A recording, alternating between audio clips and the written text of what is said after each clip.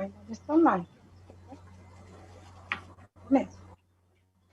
Well, good morning, everyone. We continue our conference. At this moment, we begin the panel, Systemic Evaluation, Methodology, Practice, and Relevance for University Entrepreneurship. Our speaker is Professor Jad Midley. Once again, thank you very much for being with us. I would like to read a short biography. Jad Midley is Professor of System Thinking in the Center for System Studies, Faculty of Business, Law and Politics, University Hall, UK. He also holds a GEUM professorship at Sweden, Australia, and New Zealand. He has held research leadership roles in both academia and government, having spent 10 years as director of the Center for System Studies at Hull, and 7 years as a senior science leader in the Institute for Environmental Science and Research, New Zealand. Gerald has written over 300 papers and edited 11 books for academics and practitioners of system thinking and community operational research. He has been involved in a wide variety of public sector, community development, health service, technology foresight, and resource management projects. So, Professor Midley, please, would you start your presentation? Thank you very much. Thank you. Thank you for the introduction. And you need to enable screen sharing for me.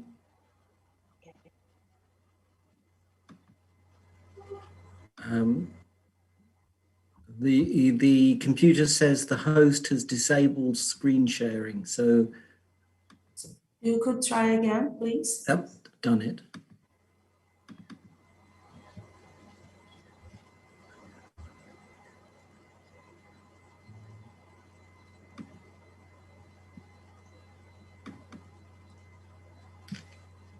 Okay, so thank you very much for the introduction and for the invitation to give this presentation.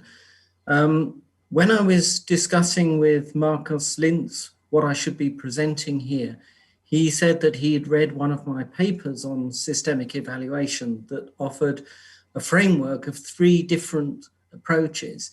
And he was saying that that could be relevant for evaluating university entrepreneurship. So that's what I've structured this presentation around. And this is what I would like to talk with you about. So I'm going to start by questioning 2 major assumptions about the use of metrics in evaluation. Those assumptions are that you actually need goals and metrics at all in order to evaluate. That might sound iconoclastic, but I'll go into some detail shortly. And that if you do choose to use metrics, that there's a one-size-fits-all set of metrics that will work across all university contexts. I think that's a potentially problematic assumption. So I'm going to then introduce you to a systemic evaluation approach that I developed with colleagues in partnership with community health organizations. We actually involved about, I think it was 55 community health organizations in total, about 500 people involved in some of the research we did. And that framework tells you a little bit about how to approach the design of an evaluation systemically. It also provides those 3 different models of evaluation that I mentioned earlier. And I'm going to go through those models and give practical examples from my own evaluation practice in both the UK and New Zealand. And then I'll close with some thoughts about the relevance of this for university entrepreneurship. So let's start with those 2 problematic assumptions that you often find in relation to evaluation. The first assumption is that evaluation actually requires goals to be set and metrics to be defined. That's actually one type of evaluation, but it's not necessarily always the most useful kind.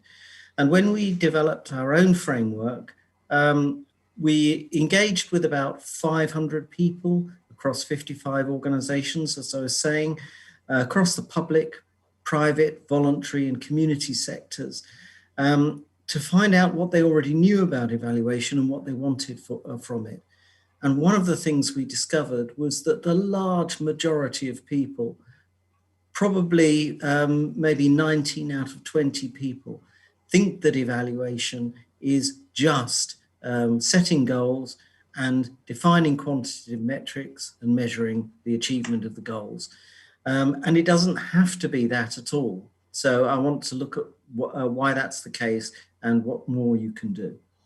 The second assumption I want to challenge is that when we do want to define and use metrics, that they should be standard across a whole sector. So for example, that you define metrics that measure every single university against the same standard of what entrepreneurship is. Now, my experience is that that can actually do significant damage. And I'm going to give you a couple of examples from my own experience of that damage. So these three examples come from the UK. And I must say, before I tell the story of how these evaluations created damage, that they come from my own anecdotal experience. And my experience, obviously, being anecdotal, may be different from other people's, but they come about because I work in a systems thinking research group and teach on programs that involve systems thinking. And that's a very non-standard kind of approach. It's specifically transdisciplinary, as opposed to being conforming to disciplinary boundaries. So transdisciplinary departments create knowledge and methodologies that can be used regardless of disciplinary boundaries and can be used by practitioners, by stakeholders, and not just by university people. Now, if that's the case, then the kind of metrics that you need to use to look at a group like mine might be quite different to the ones you want to use to look at a discipline like physics or biology or sociology or psychology. So let me give you an example. Starting in the very early 90s, the UK system decided to evaluate all research in all departments across the country. And they've been doing it ever since the early 90s using disciplinary assessments. So you have to decide which discipline you're part of, and then you submit your publications, you submit some impact stories, and you write a narrative about the quality of your department. And those are assessed by a disciplinary panel. Now, the first research assessment that I ever entered into was in 1992, and there was no systems thinking research assessment. The only thing we could do was be put into a management assessment. And we had our assessment in 1992, and between 1992 and the next assessment, which was about 5 years later, nearly every independent systems group in the country was closed down. And that happened because we were assessed by people who didn't understand the journals we were writing in. They didn't understand the quality of what we were doing because they were assessing it from a different disciplinary perspective. Now, we were really lucky that after that first time after those first two times, we finally managed to get some systems people onto the panels that made this assessment. So it rescued us. But really only several large-scale groups across the UK survived that kind of assessment. Because the purpose of the assessment was to basically allocate a limited pool of money through these assessments And if you didn't fit the panels that were being assessed, then you couldn't get the money. So why did the university want to keep you? Second example I want to give you is evaluating teaching quality with standardized metrics. So the government decided that they wanted to produce a league table so that students could see the quality of the courses before they applied for them. So like, have you explained your learning outcomes in advance? Have you actually specified all the course contents in advance? Now that works fine when your course is a traditional lecture course where you do actually prepare all the lecturing material in advance.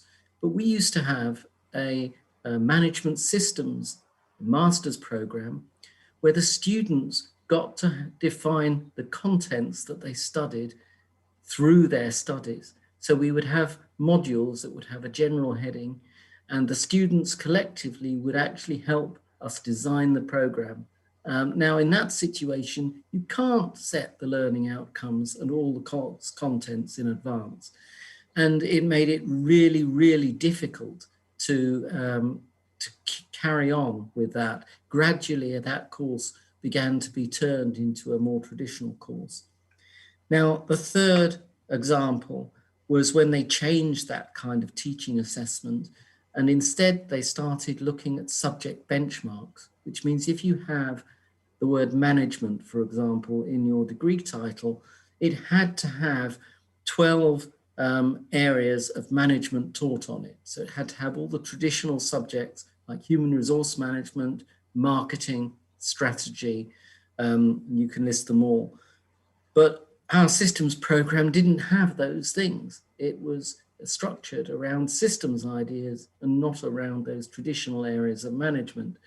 So at that point, we had to take the word management out of the degree title, and then because it was called systems thinking, a lot of students who wanted to do the management didn't apply to the program, and the program was closed down.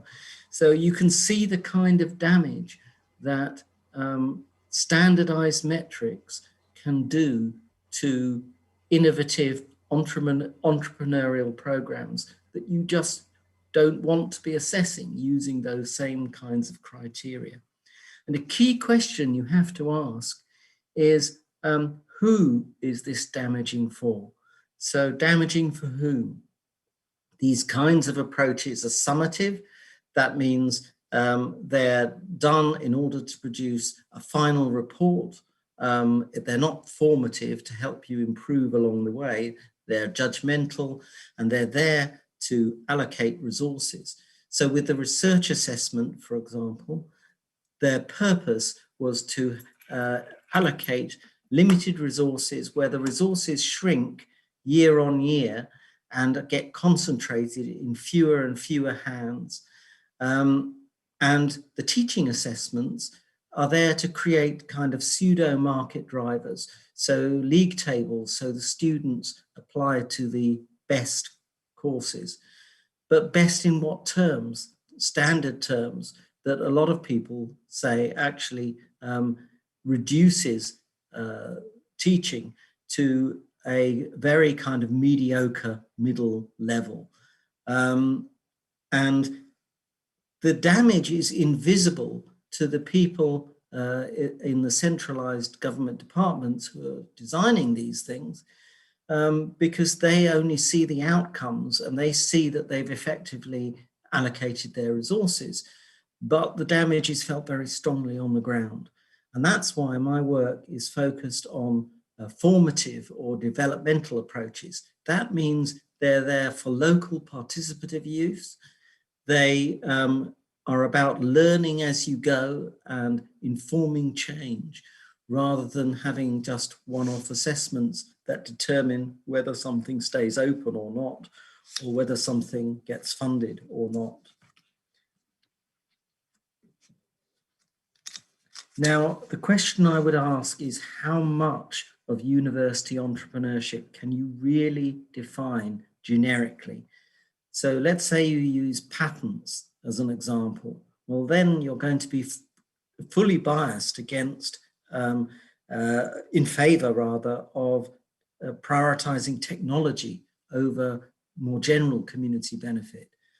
What if you use something like income as a measure? How much income you get for consultancy and knowledge exchange, for example. Well, that's a problem because some really good universities do a lot of pro bono work with communities, helping the poorest sections of community that can't afford to pay for projects. Well, are you going to exclude that from your measure? So these are the kinds of concerns that made me want to develop different forms of evaluation. What I want to introduce you to now is a systemic evaluation framework that could be potentially of use in evaluating university entrepreneurship. So as I said before, this was developed in partnership with a community health network of 55 organizations from across the public, private, voluntary and community sectors. We consulted with about 500 different people through this process. We also incorporated some earlier ideas from two of my colleagues, Amanda Gregory and Mike Jackson, who developed an earlier version of this framework that we then substantially developed for use in a community health context. And although this is specific to community health, and you could say as a kind of university entrepreneurship example, because this was developed in a consultancy project, it nevertheless, I think, has got broader applicability. So these are the kinds of things that people said that they wanted an evaluation approach to deliver. They wanted it to be participative. They wanted us to take multiple stakeholder perspectives seriously, not just to look at things from one stakeholder perspective. It had to be sensitive to local context. It mustn't encourage gaming. What I mean by gaming is, for example, creating a situation where you distort people's behavior so that they meet the metrics. And then it actually destroys the integrity of whatever you're evaluating. A quick example of that, I came across a health organization that had the most efficient services for giving endoscopies to patients. That's when you put a camera down a patient's throat and find out what's happening in their stomach. And they were so efficient because they had made each consultation with a patient 30 minutes shorter than the national average. And of course, they thought they were fantastic. They were the top department in the country. Well, the reason they were the top department in the country is that they had stopped giving their patients anesthetic, and that saved 20 minutes to half an hour of the patient recovering from the anesthetic. So the patients paid in pain and discomfort for that hospital department to meet its metrics.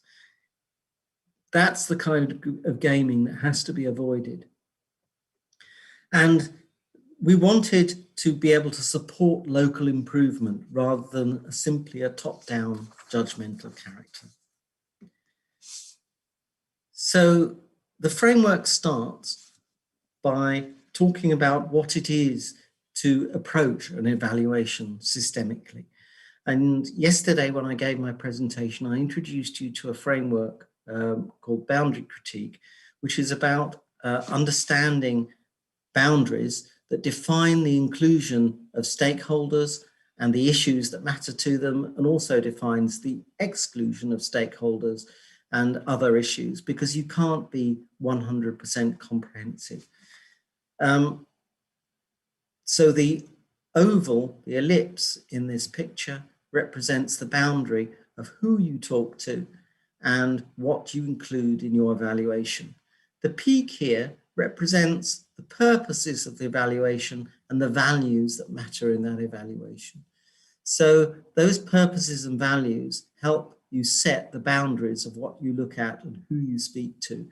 And you really need to be able to think critically about different possible boundaries, different possible values that might matter, different possible purposes that might matter to different stakeholders.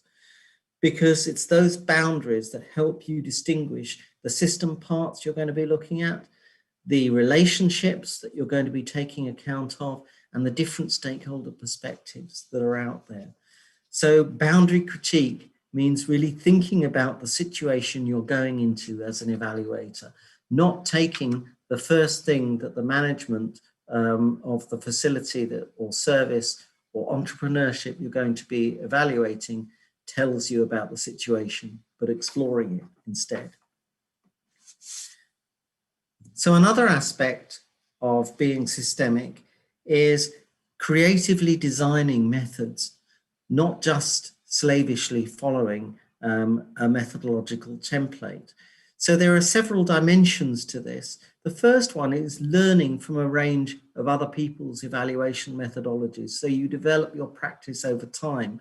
And that means you can learn as you go. You might start off with only a limited amount of knowledge, and as you go, you add new principles, theories, methods, tools.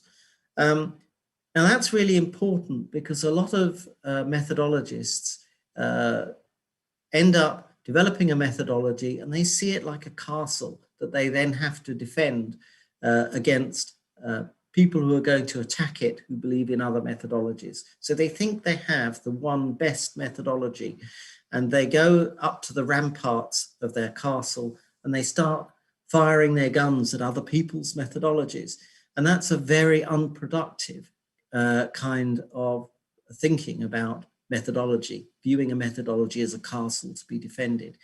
Instead, you can see it like a house where you might redecorate a room for a new purpose. So you maybe have a new baby born and you turn your spare room into a nursery.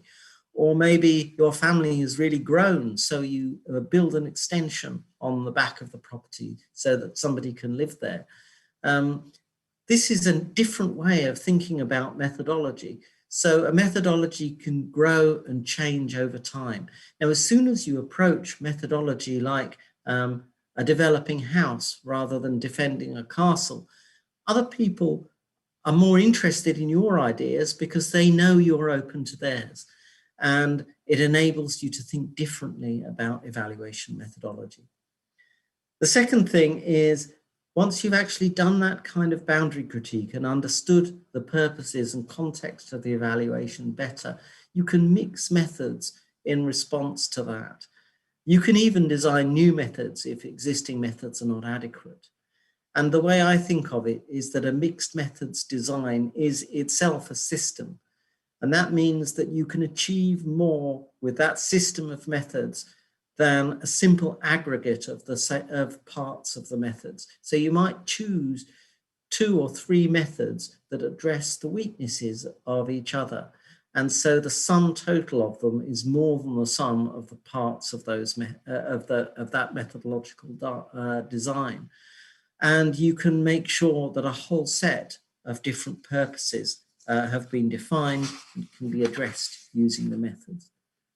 So when I talk about addressing purposes, I mean these sorts of things. So maybe 20 years ago, goal-based evaluations tended to ask the managers of a service or maybe an entrepreneurial department in a university what the goals of that group were. And you simply take those goals as given. Nowadays, people often look at things like the theory of change underlying what is to be evaluated. So you can evolve those goals systemically. Things like democratizing data interpretation, so that you don't just take one stakeholder's views on why you found certain evaluation outcomes, but you actually ask multiple stakeholders. Engaging with marginalized stakeholders. So again, you don't only hear the dominant voices, you hear people who might not normally get a voice in an evaluation. Also progressing from an evaluation to planning system change, because a good systemic approach very often incorporates planning seamlessly as the next step on from evaluation. So there are many different kinds of purposes you can define, and you can devise methods to meet them all. So there are three very different kinds of methodology, and only one of them has metrics. And we decided to introduce people in the community health setting to these three different types, really to broaden their horizons, because so many people thought that evaluation was just imposed top-down by a funder and was metrics based, and we wanted to actually show that there can be more than that. Now, the heading here is 3 ideal types of evaluation. So these are kind of pure types, and you don't have to apply them exactly as I'm going to lay them out here now. As I said before, you can pick and mix methods from across these different types of evaluation. You don't have to apply them in a pure way. So the first type of evaluation is exactly what I've been saying that evaluation traditionally is: setting goals, measuring their achievement, but in this case, participatively interpreting the results and then feeding back. Now, it really changes things if you set goals collaboratively. It really changes things if you interpret the data participatively. And I'll give a couple of examples of that in a moment. Now, what can you do then that doesn't have metrics? Well, you can evaluate without preset goals. You can access stakeholder experiences with an absolute minimum of pre-framing, and we call that stakeholder evaluation. So you can simply say, go out to your stakeholders and say, what is your experience of engaging with us? What is your experience of engaging with this initiative? And find out what they say.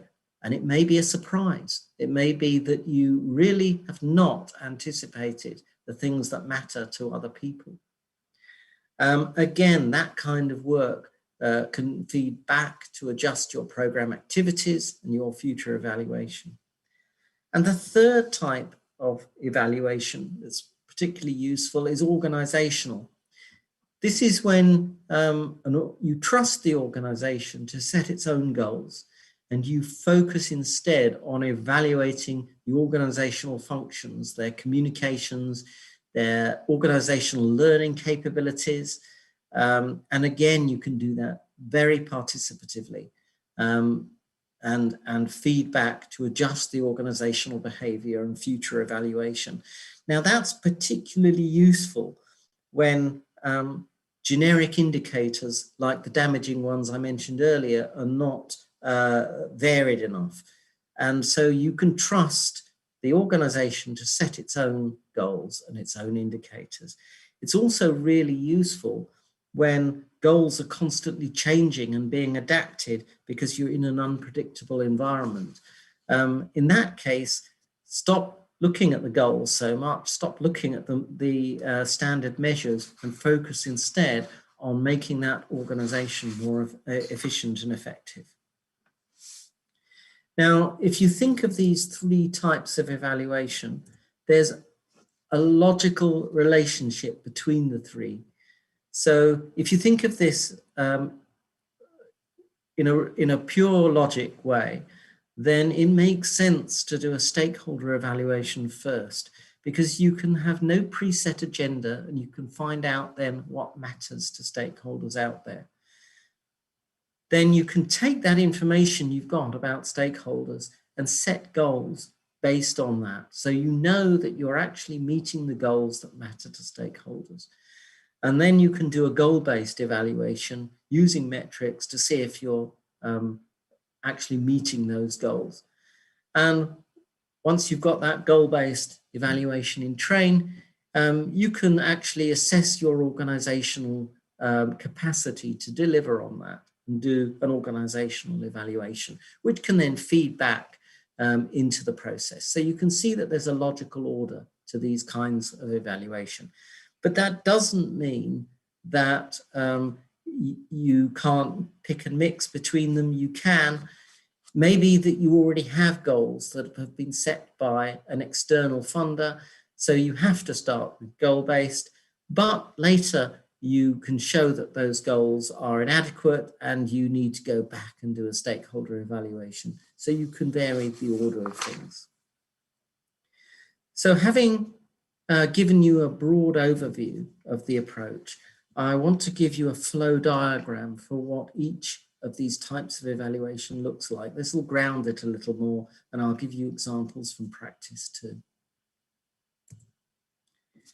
So this is goal-based evaluation. So you know how to read this diagram. The arrows indicate flows, and the little diamonds indicate decision points where the evaluation can go in one of two different directions. So this is a typical process that a lot of evaluations follow. So you agree a goal statement, you translate that into objectives, you identify indicators that map onto those objectives, set targets, pursue the objectives, collect data, assess performance, consult people on the reasons for discrepancies, and review and go back and start again. That is a typical kind of goal-based evaluation approach.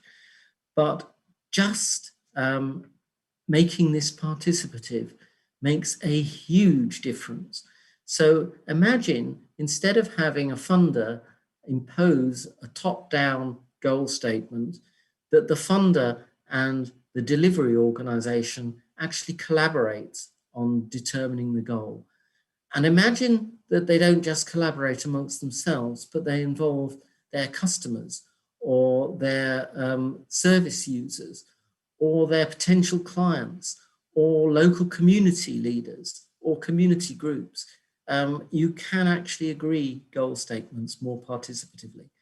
Now, I know that that is sometimes problematic. So I've been in several projects where funders have absolutely refused to be participative about setting goals. And I've even been in a project where I ended up doing conflict resolution work between the funder who wanted to set the goal one way and the service delivery organization that wanted to interpret the goal in a different way.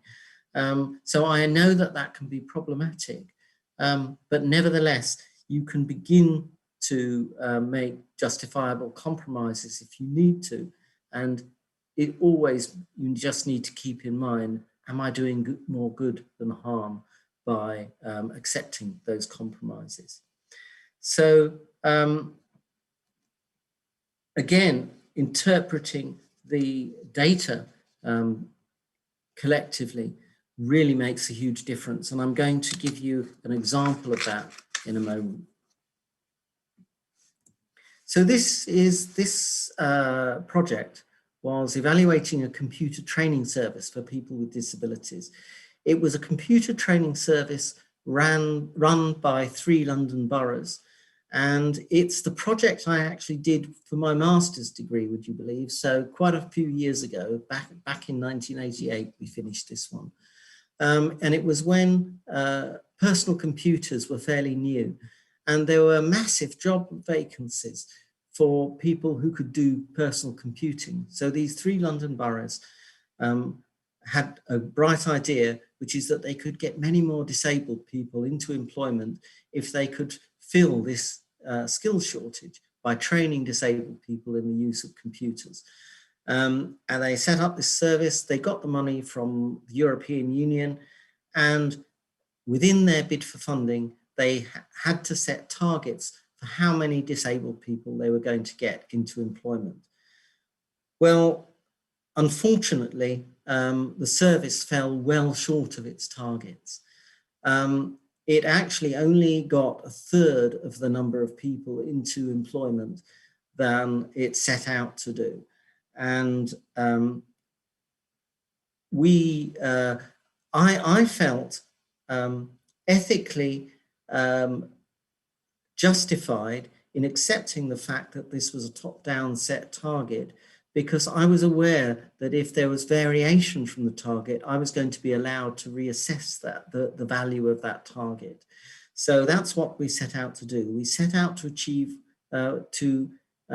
see whether the target was the right one in the first place, and we also set out to look at why it is that the service fell well short of its targets.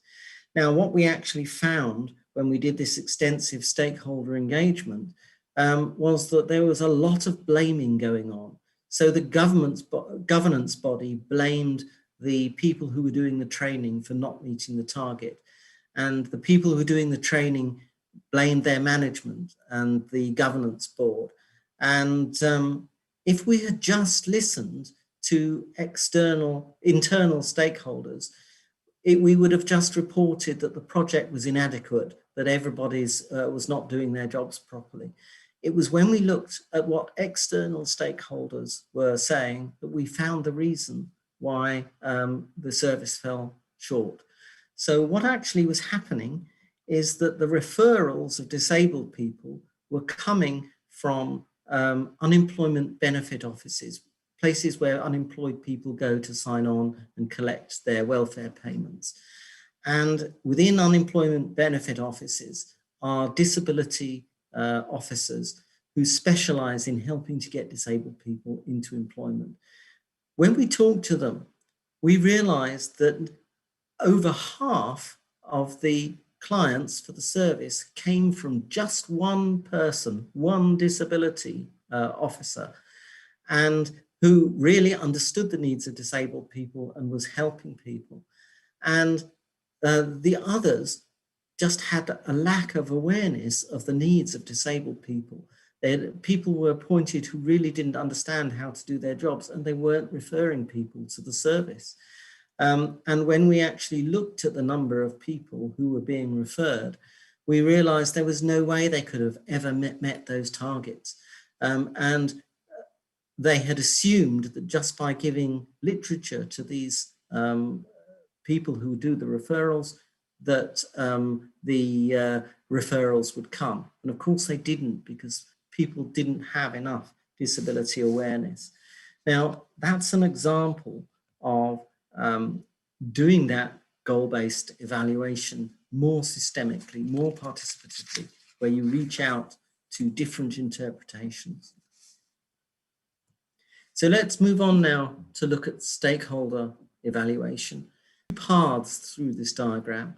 On the left-hand side, if you can see my cursor, I'll take you through this left-hand side first, and then later I'll take you down the right-hand side. So the left-hand side is about finding stories about the service or initiative you're evaluating. You're trying to do that with as little pre-framing as possible. So the question might simply be, what is your experience of working with us? What is your experience of being our customer, or whatever the question is going to be? Let them decide what that means. So you can get stories, you can look in that data then for various things. So it might be recurrent expressions of the same views that mean there's a pattern there. It might be ideas for change that people are throwing up. It might be really good examples of good practice or bad practice. So I remember once evaluating a service for people with learning disabilities, and there were lots and lots and lots of stories, but there was just one story that was so bad that even one story about it was enough for an inquiry. So somebody had reported that one of the staff members was sexually abusing one of the residents. One of the, well, you find that just one instance of that, and it needs investigating. So it's not just about looking for patterns, it can be sometimes single incidents. And then you can design change in policies and practices. So let me give you an example of an approach that does this kind of work. The approach I want to give you as an example is Dave Snowden's SenseMaker. What SenseMaker gives you is a piece of software where you can ask people to enter their stories with very, very limited framing. As I've said, it might just be what's your experience. So somebody types in their experience and then they tag it using a set of keywords that are meaningful to that service or whatever it is that's being evaluated. The thing is that they're tagging it themselves. So no external person is interpreting their story. They're interpreting their own story. And that means that using the software, you can actually take any three variables and triangulate between those three variables to see where people sit in relation to those. So I'll just explain this example that's on the board here. One of my collaborators in a project called Active Withensy is Lauren Powell, and this comes from some of her work. So Active Withensy is a service that is helping to improve physical, mental and social activity through volunteer-led community development in a highly deprived area of the UK. And Lauren did a project with them looking at evaluating what the experience of going to university is like for young people. So what she did, which was really quite clever, she gathered all those stories from the young people who'd been to university. And then the tags that she got them to use were questions that children at school had asked. So she asked 16 to 18-year-olds, what do you need to know in order to know it's worth going to university? So they wanted to know it's worth the effort. You know, does what it cost? Is that less than what they get out of it? Do they feel confident enough that they can do it? Do they know someone else who's done it? These are all things that they said could be useful to them to make the decision to go to university. So then the university students tag their stories with this, which means that the children now can get a triangle like this and they can say, okay, well, to me, confidence is really important, and so is knowing it's worth the effort. I don't really care about somebody else's, knowing somebody else who's done it.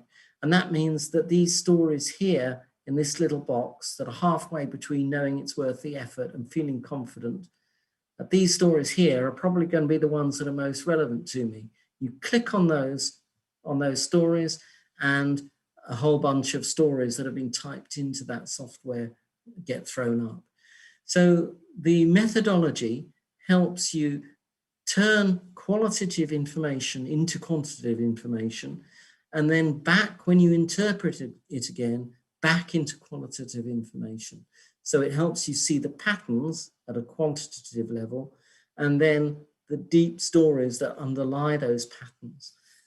That's the kind of approach that you can use if you want to evaluate without preset goals. Here's another example from Lauren's practice. This was about Active Withensy helping to evaluate the community hubs that provided the response to COVID-19. So it's the community groups that help provide meals to people who are trapped in their homes, this kind of thing. So she did an evaluation using this kind of approach, collecting stories over time. And what you see is a change over time. So what we're looking at here is three variables: how organized people feel it is, how chaotic people feel it might be, and whether they feel like they're going with the flow. And you can see in week one, when these community hubs were first set up, it's a scattergun. People's stories are all over that triangle. And as week 2 goes on and it goes into week 3 and 4, you see more and more stories at the organized end. So you can see that the hubs are working out what they need to do and doing it effectively. And people are giving more and more stories about effective delivery. Just one thing I noticed, and Lauren was telling me as well, if you notice that there are fewer dots in week 4, and you might want to ask, why are fewer people giving their stories? Maybe that organization is much more effective, but there are some community groups who really don't like that organization and are not engaging with it anymore. So really thinking about the interpretation is important.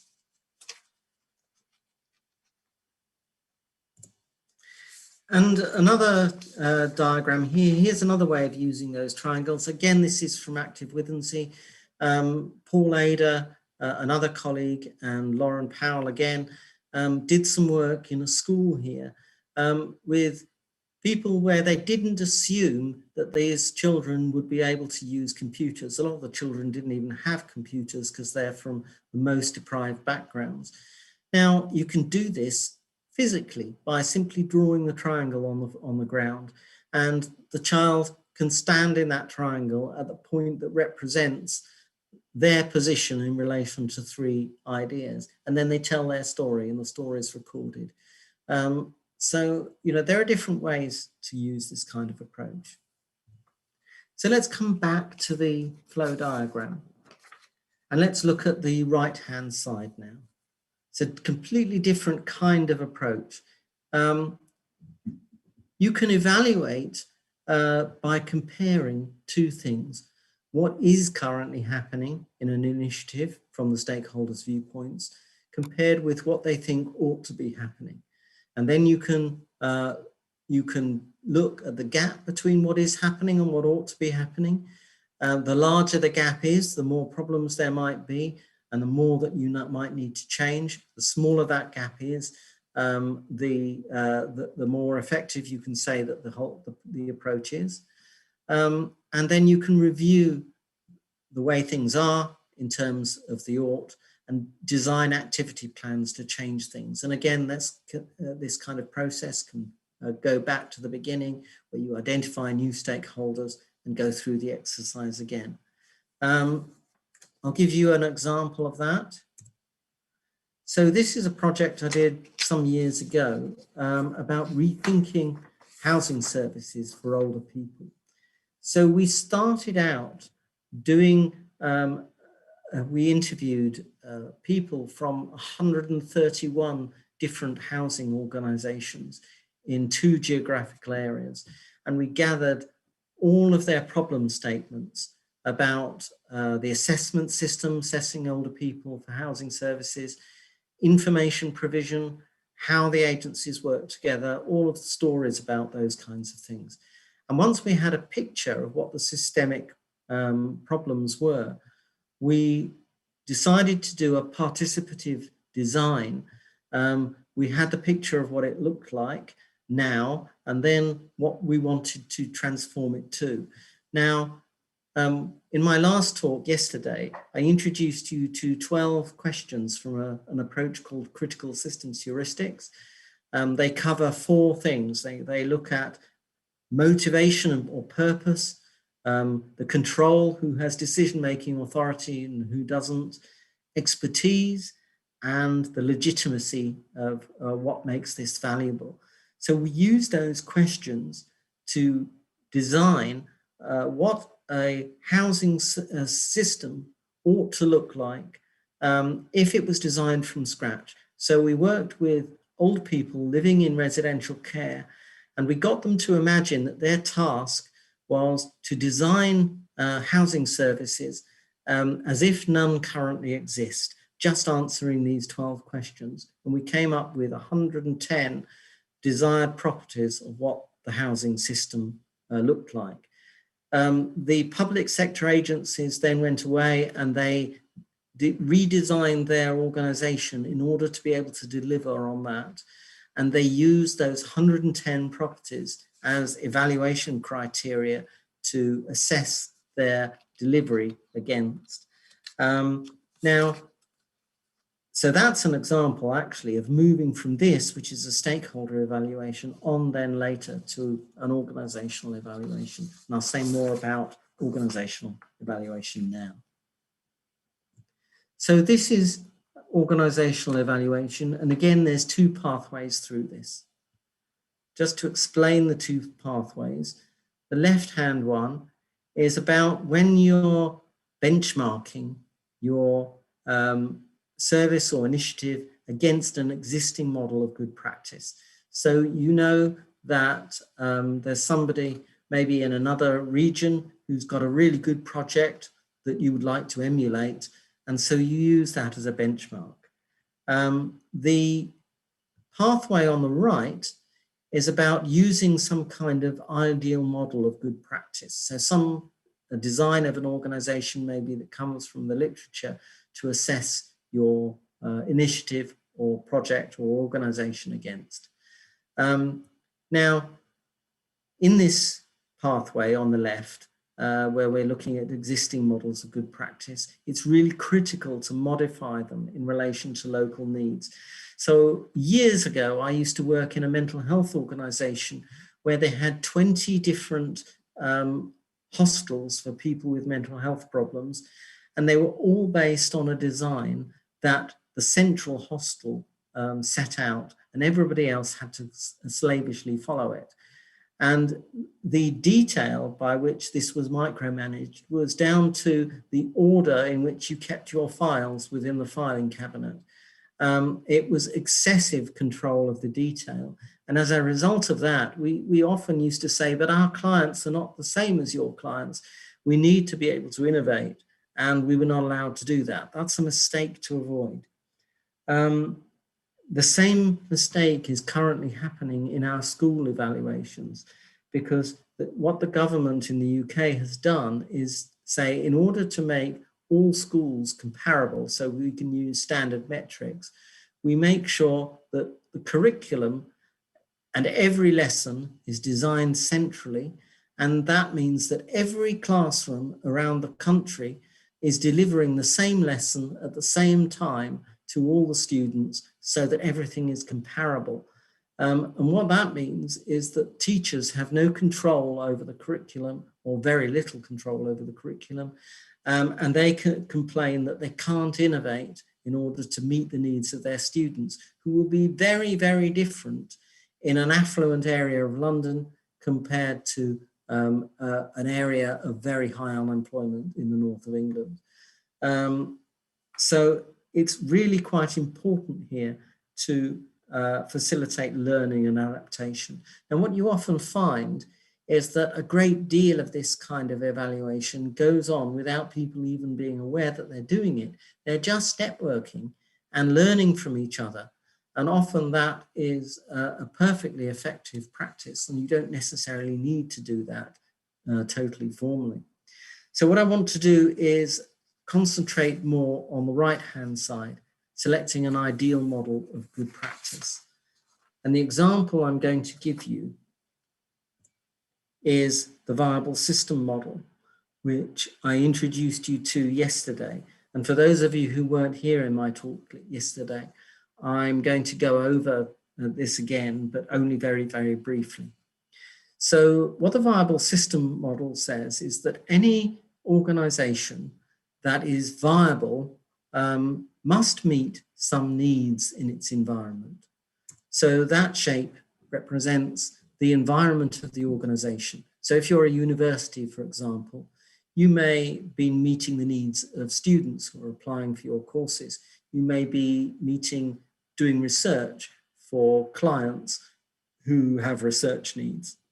So your students applying for courses might be segmented within the environment. So your first task is to be able to define what the needs are that you're meeting in the environment. And then you need the operational units to deliver to those needs. So imagine those little number ones there are different courses in your university which are meeting different needs of students. You need then coordination. What happens if one course has a massive intake of students and another one has a drop-off of student numbers? You might have to transfer resources from one department to another. You need overall management that audits the performance of those operational units, those courses.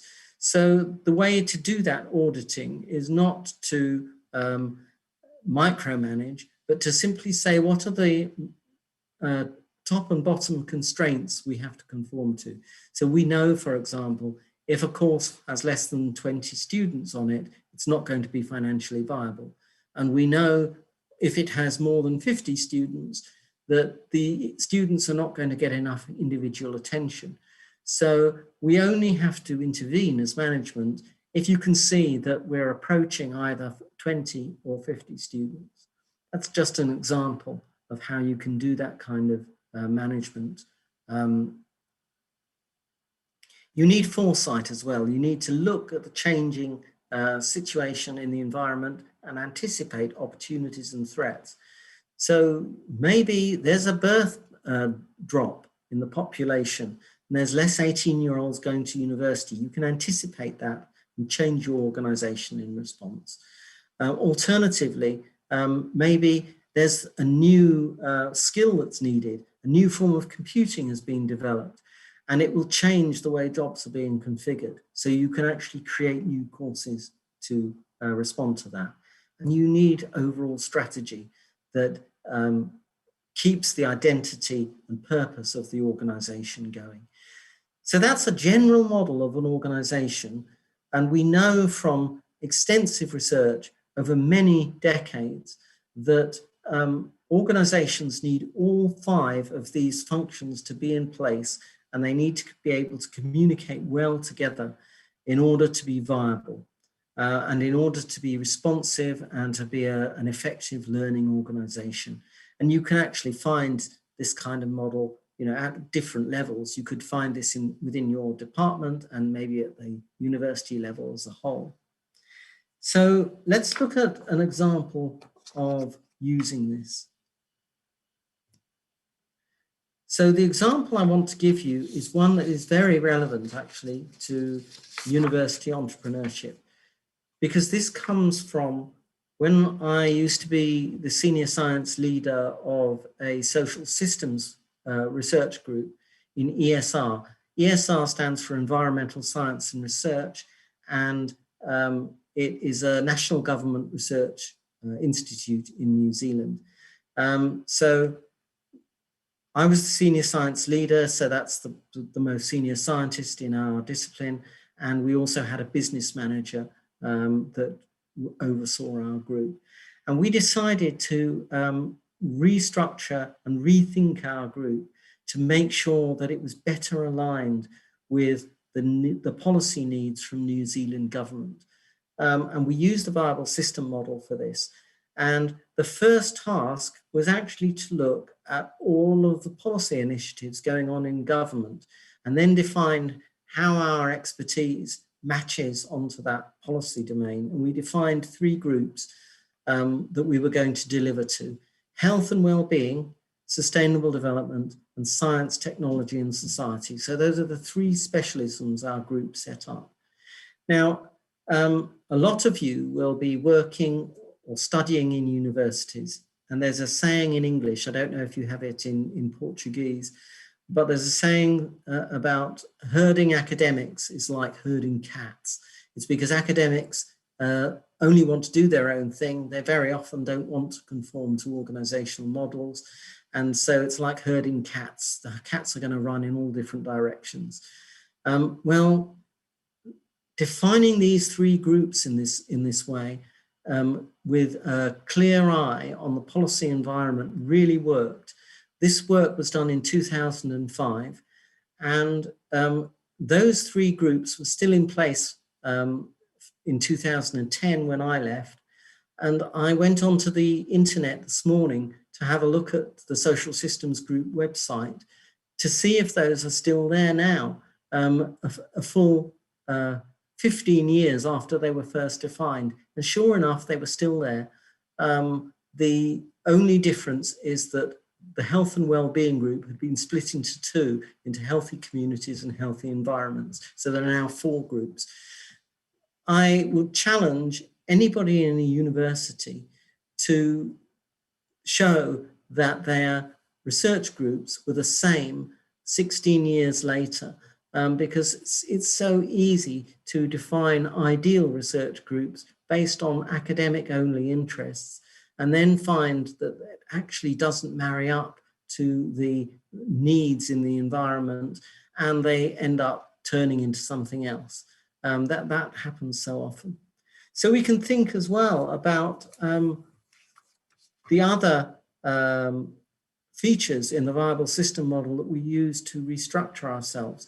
So we thought about how we coordinated our activities across those projects in those three groups. We used SAP to actually allocate our time and to keep an eye on the way we were coordinating and allocating staff across projects. In terms of overall management, we had some quantitative indicators around things like income generation and spending in projects, and we had qualitative indicators where the project leaders would talk to the business manager on a weekly basis and work through with him how the projects were on track or not. And again, the principle was that the management wouldn't be interfering unless something was going seriously wrong. Foresight was the really interesting bit, because we decided to put 10% of the income from projects aside into a foresight fund. And the team would split all the government ministries between us. So each of us had 3 ministries that we would be responsible for. And the more senior people took a bigger share of the responsibility of working with those ministries. So my ministries, for example, were the Ministry for the Environment, Ministries for Agriculture and Forestry, and the Ministry for Research, Science and Technology. So my job with that 10% budget was to regularly visit the ministry, have dialogues with the chief executive and with all the senior civil servants who were actually making policy decisions. So we had a continually updated picture of the changing policy needs in the environment. And that meant that when we wanted to do a big bid for funding, we knew exactly who to go to as a partner in government, and we could quickly work with them in setting out a co-produced research agenda that would be able to attract research funding. Likewise, they knew enough about us to be able to come to us and ask for work when they wanted to us to meet their research needs.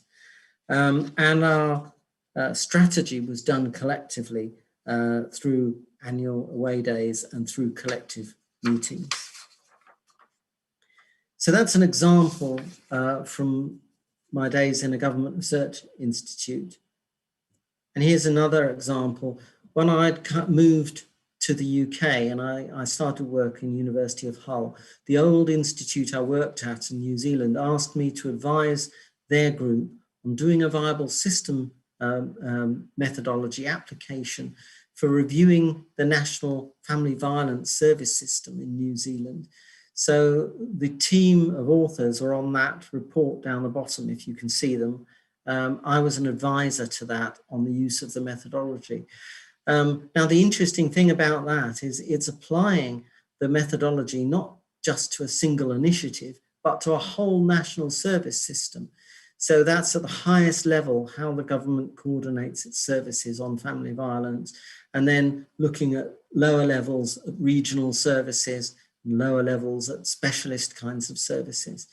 And the reason we did this is because we were feeding into a public inquiry that was philanthropically funded called the Glenn Inquiry into how family violence could be improved, how family violence services could be improved, because there was a widespread view in the community that the service system was broken.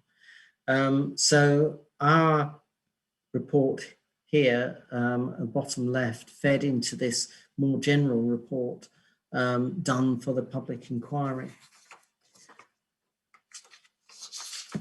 So you can see that's a kind of organizational evaluation that it takes for granted that the local organizations can make their own determination of goals and metrics, but you evaluate the organization. So I'm going to draw to a close now and just give you a few takeaway reflections on the implications of this for evaluating university entrepreneurship. So I guess my first point is be careful of using a one-size-fits-all approach. That could actually squash the very entrepreneurship you want to encourage if that entrepreneurship cannot be assessed by generic metrics.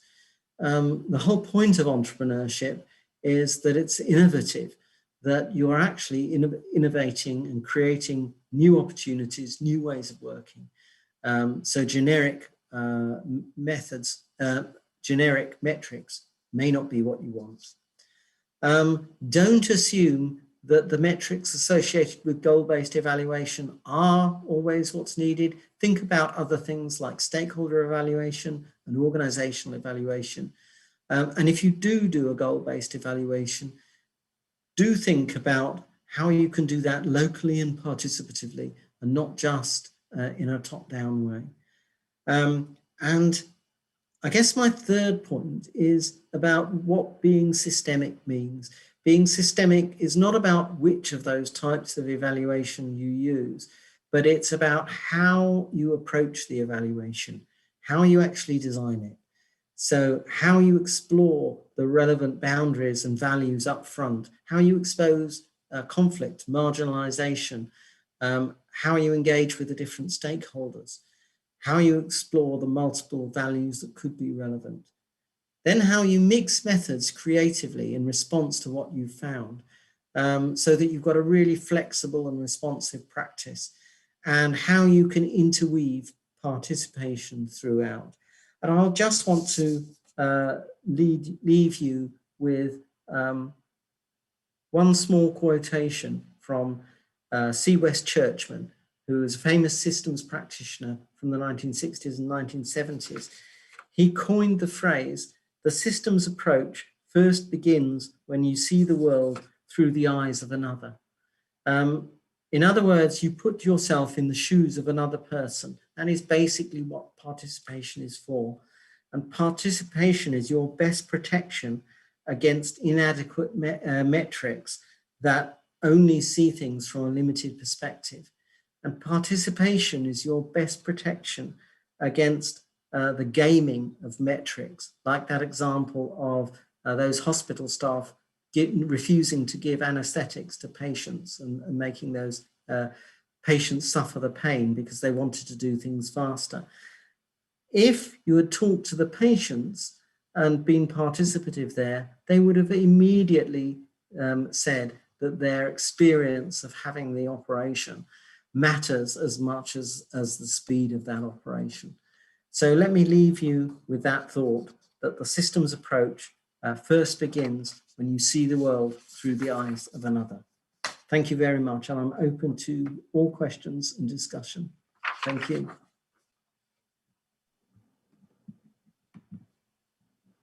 Okay, thank you, Professor Midley, for this very illuminating and talk that surely will help us to do our own herding academics in Brazil.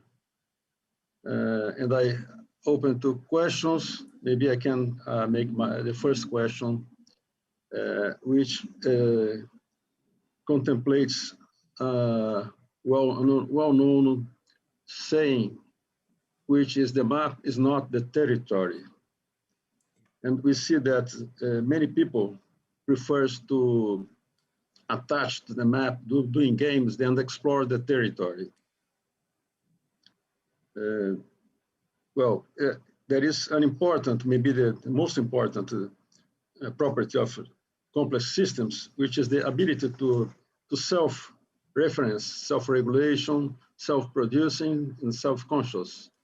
So my question is how this can affect your approaches when you we talk about formative versus summative evaluation, and about the impact of competition, or what is the objective to promote evolution of the systems, to integration and collaboration, or to improvement, or to make improvements through competition, which is based on the metaphor of Darwin in the theory of evolution, that also is surpassed by the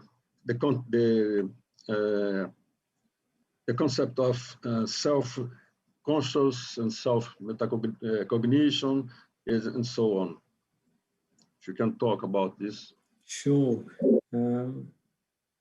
I heard 3 questions in there, so I'll address them in turn. The first one was about the map and the territory.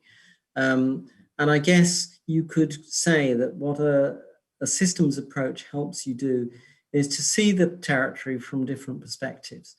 So you have your map, but maybe you can widen the map or narrow the map down, which is your boundary judgments. Maybe you can go into the territory and see the mountain from different perspectives. That's your different stakeholder perspectives. Now, you can never get a comprehensive picture of the territory.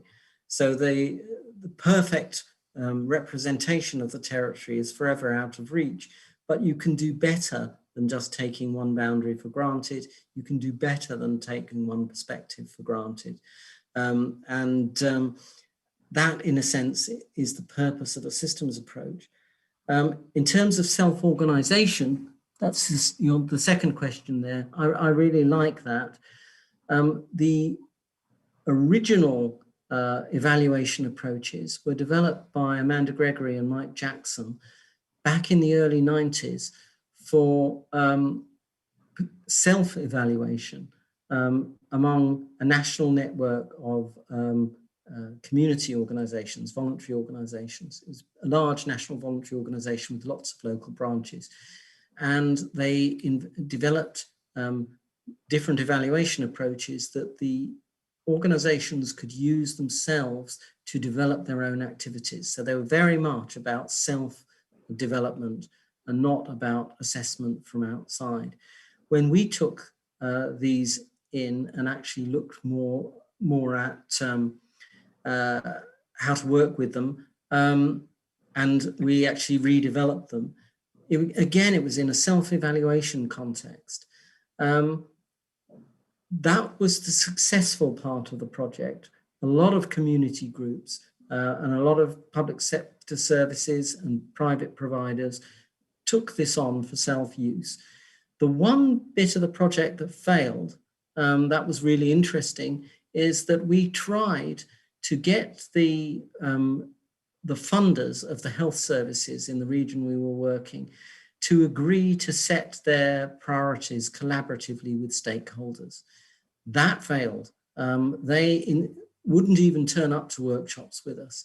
And they actually sent one person along just to tell us why they weren't coming. And they said because they unreservedly reserved the right to set objectives themselves, and the people providing the services have no say in that and should have no say in that.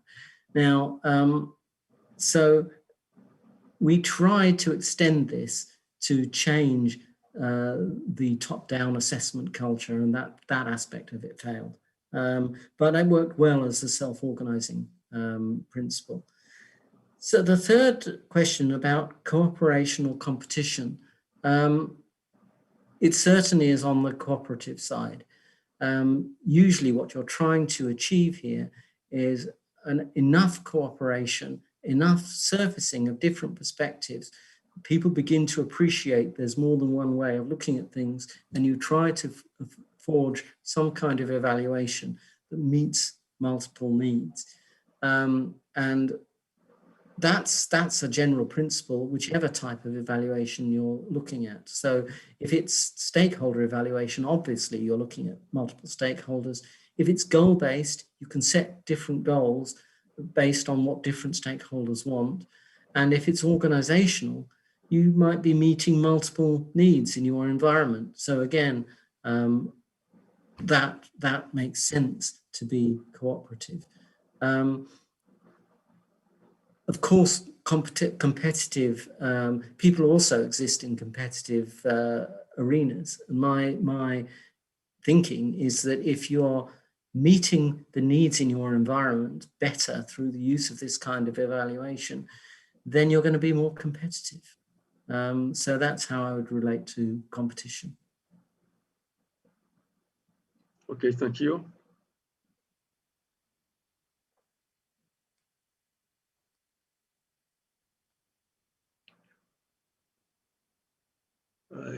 I believe we still don't have questions from the audience. Maybe somebody would like to ask in Portuguese and you can translate. Yeah, you allow them to do this. Okay, another difficulty I have when applying systems thinking is the interface between the qualitative, the broad view, which is unstructured, and we try to qualify, at least to categorize if it's possible, and but we have the expanded view, and then we have to approach specific to get information, indicators about that can guide us in the planning, the strategic planning, for example, as you said. How do you connect these two approaches? You have to have an eye on the complex system, another one on the model that will be effectively applied, at least for top-down measures. Yeah. Nearly every evaluation I've done has used a mix of quantitative and qualitative approaches. And there are different ways to join them. There isn't one answer to that. So I'll give you a few examples. So one example is how I presented it in here. You can use the qualitative to explore different stakeholder perspectives in order then to set the goals that you measure the achievement of. So that's what people call a soft front end on a hard methodology. I don't think that's the only way it can be used at all. It can actually be used the opposite way around. So one of the projects I talked about yesterday was about diversion from custody for people with mental health problems, getting people with mental health problems out of prison. And in that case, the goals of the facility were already set by the funders.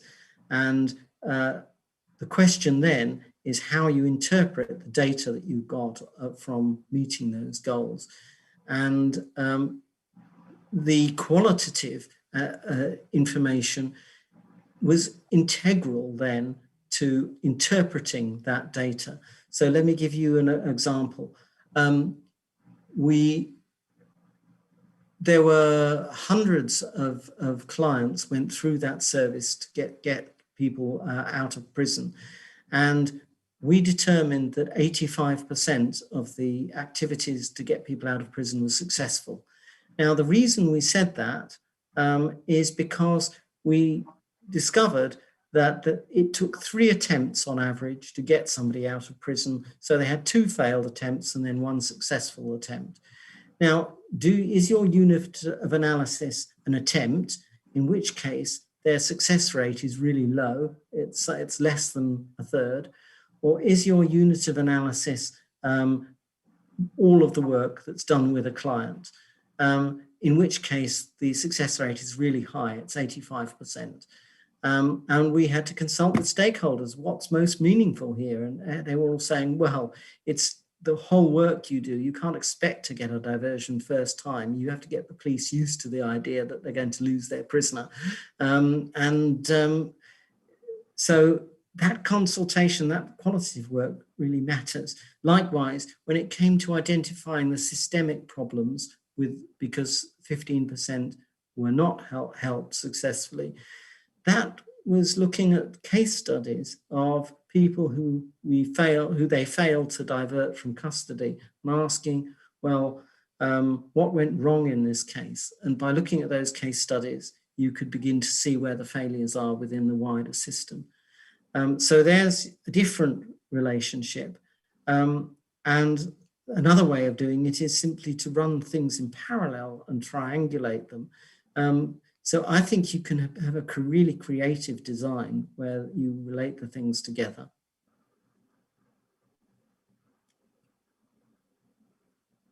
Well, Professor Nick, thank you so much. An excellent presentation. I read before your papers about applications in social organizations, and I always wonder how can do it, because sometimes it's difficult to find the accept from the organization in order to do something, some intervention, for example. But I am really interested in organizational evaluation. And the first word you said was, you have to trust in the organization. And I am thinking, what kind of trust? Because some of your applications, you are using VSM, Viable System Model. Many years ago, I tried to understand and apply VSM, but as for my organization, for example, is a military organization, because ITA is in a military ambient. Well, it's a military organization. But the one characteristic of the organization is to be independent, to be independent on your decisions, independent in the way how to implement the action, for example, and that many times it's not happening in our organization. So in this case, how to apply a BSA, or is there another way to understand? Because the first is to understand, and after all, to redesign. So the bridge for this sometimes is very difficult. Could you explain more about this, please? Sure. I mean, just first to say something about the word trust, because I use trust in a very specific way. And also the VSM talks about trust in a very specific way. So I meant by trust that we work on improving the organization, and the people who are employed in that organization will make their own decisions on what the goals are for that organization. So I meant trust in that sense. But also the viable system model has a notion of autonomy in it, which means, but the autonomy, people often misunderstand this. Autonomy doesn't mean unconstrained. It means freedom to maneuver within the constraints set by the level of the viable system higher than themselves. So that the management may set parameters, and as long as the organization is performing within those parameters, then they're left largely autonomously to do their thing. That resolves a fundamental dilemma between centralization and decentralization. What you often find in organizations is that they swing. Universities do it. They swing from centralization to decentralization over a period of years. So you'll find that they decide, oh no, it's not working to have the central hierarchy determining everything. So we'll devolve power to the local schools. And then after a while, the senior management will say, we haven't got control anymore over what the schools are doing, so let's centralize. And over a period of 30 odd years in universities, I've just seen this cycle backwards and forwards. And it helps resolve that because it says there are parameters in which decentralization works, but there are limits to it. So I think it's useful. In the question of how to apply it, and you talked about a military organization, I would recommend you make contact with somebody called David Lowe, who is works in the Defence Research organization in the UK. So it's the equivalent to your organization for the UK. He's a senior manager in there, and he uses the viable system model with military organizations. And he's found it really useful. He now has just been appointed as the civilian head of reorganizing the whole of the Navy, the British Navy. So he's doing that project. I haven't talked with him about the details of the project, but it wouldn't surprise me if he was using the viable system model as part of that. So I can put you in touch with him, and I think you'd learn a lot from how he approaches it. I can tell you how I approach it. When I've done it fairly participatively. So I've actually done a very short training for the participants, and then help them in workshop to actually deploy the thing. And my very first viable system model project was with a student who was evaluating a local community organization. And he involved everybody from the CEO to the cleaners in using the viable system model. And, it was perfectly, all of those people could do that with no problem. And they rethought their whole organization through it. Okay. So we are short of time, but we have a question from the audience. I think we can do it. It's from Fabrício Parilla. Professor Midley, what is your view about the application of systemic interventions in private firms? Are there paradigms to be broken? The challenges are the same considering the public institutions? That's it. So it's different within private companies. You've got the profit motive, obviously, that's in there, but it's a mistake to think that public and private are so different, because public organizations also have a business model. It's just that people don't necessarily think of it as a business model. They maybe get their money from a taxation source. The money has to be negotiated, and what it's for has to be negotiated. So it's just a different way of still meeting costs. So cost still matters in the public sector as much as the private sector. But I have seen a fundamental shift over the years in how the interest of the private sector in systems thinking. So I think there's great interest now, because organizations know that they can't just be dominated by one thing, which is shareholder return. They know that they have to take account of environmental issues. They know they have to take account of justice issues. In order to get planning permission, for their activities, they have to obey a lot of local rules, which often are about meeting social objectives. So they have multiple objectives to meet, and actually balancing these and working with all these stakeholders really matters to them. So I think you can do a lot of good with a systems approach in a private business. And I mean, just to give one example, I was invited by Shell, for example, to talk with the scenarios team and and half of their board about systemic intervention, and specifically how you could use systemic intervention to help resolve environmental conflicts. and they were absolutely upfront. They said their core mission, their strategy is about long-term divestment from fossil fuels and being the company that is going to make a difference in dealing with carbon emissions.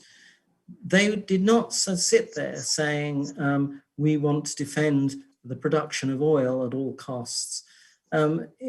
This is their interest in this is because they absolutely understand the world has changed, and their whole strategy for the organization had changed. And their question was not if they were going to do things to move out of oil, it's how and when.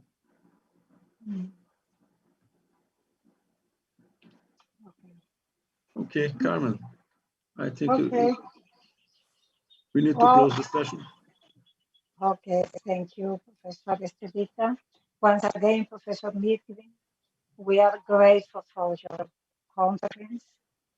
We always are studying and we always are learning, especially with your talk. Thank you so much. For the audience, oh, sorry. The next section will happen at 2 p.m. on academic spin-off. Everyone is invited to attend. Okay? Okay. So, bye-bye. Please stay a little bit online.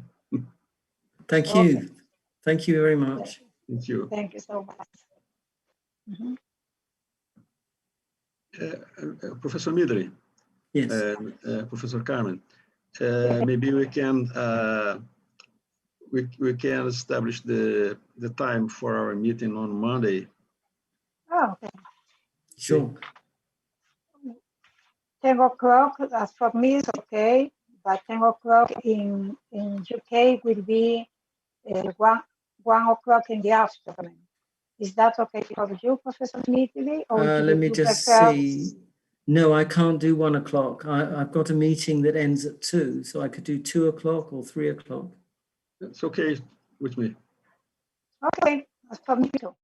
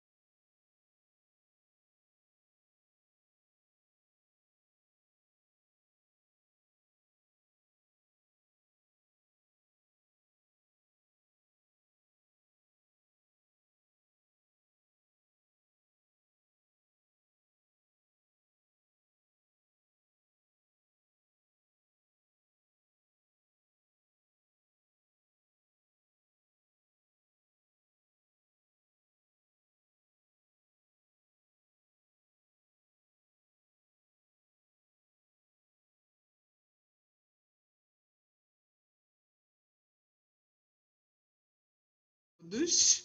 É com muito prazer que eu dou início ao painel Spin-offs Acadêmicos no Brasil, onde vão ser faladas realidades e desafios do nosso país. Quero agradecer a presença de todos os palestrantes e dizer que esse painel reúne esses palestrantes especialistas renomados brasileiros na área de ciência, tecnologia e inovação, que vão nos brindar com histórias reais, relatar os desafios que eles já enfrentaram e também aqueles que eles acham que vão enfrentar no futuro, para que suas empresas de base tecnológica, vinculadas às universidades onde atuam e também nas áreas, né, nas empresas onde atuam, possam funcionar como estruturas mobilizadoras de desenvolvimento econômico e social regional, formando pessoas e gerando riqueza para o nosso país. Uma spin-off acadêmica é uma empresa criada para explorar um conhecimento gerado a partir de um trabalho de pesquisa desenvolvido em laboratórios ou escritórios de uma instituição acadêmica. Algumas características importantes das spin-offs são relatadas na literatura e também nas leis brasileiras de inovação. São empresas que se originam em universidades, empresas que irão explorar inovações tecnológicas, patentes ou qualquer outro tipo de conhecimento produzido nos grupos de pesquisa das universidades. Empresas que têm fins lucrativos ou que têm impacto social de grande magnitude. Empresas fundadas por pelo menos um empreendedor da universidade, seja ele professor, aluno, funcionário. Geralmente, elas foram originadas de teses, dissertações, trabalhos de conclusão de curso, pesquisas de iniciação científica e tecnológica, trabalhos de disciplinas, entre outras atividades acadêmicas. Muitas passaram por incubadoras e aceleradoras, e algumas já são consideradas unicórnios, por serem avaliados em US$ 1 bilhão antes de abrir seu capital em bolsa de valores. Eu vou passar a palavra agora para o professor André Ribeiro de Oliveira, da Universidade do Estado do Rio de Janeiro, que dará continuidade a esse painel apresentando todos os palestrantes antes das suas intervenções. O professor André, ele é professor associado do Departamento de Engenharia Industrial da UERJ.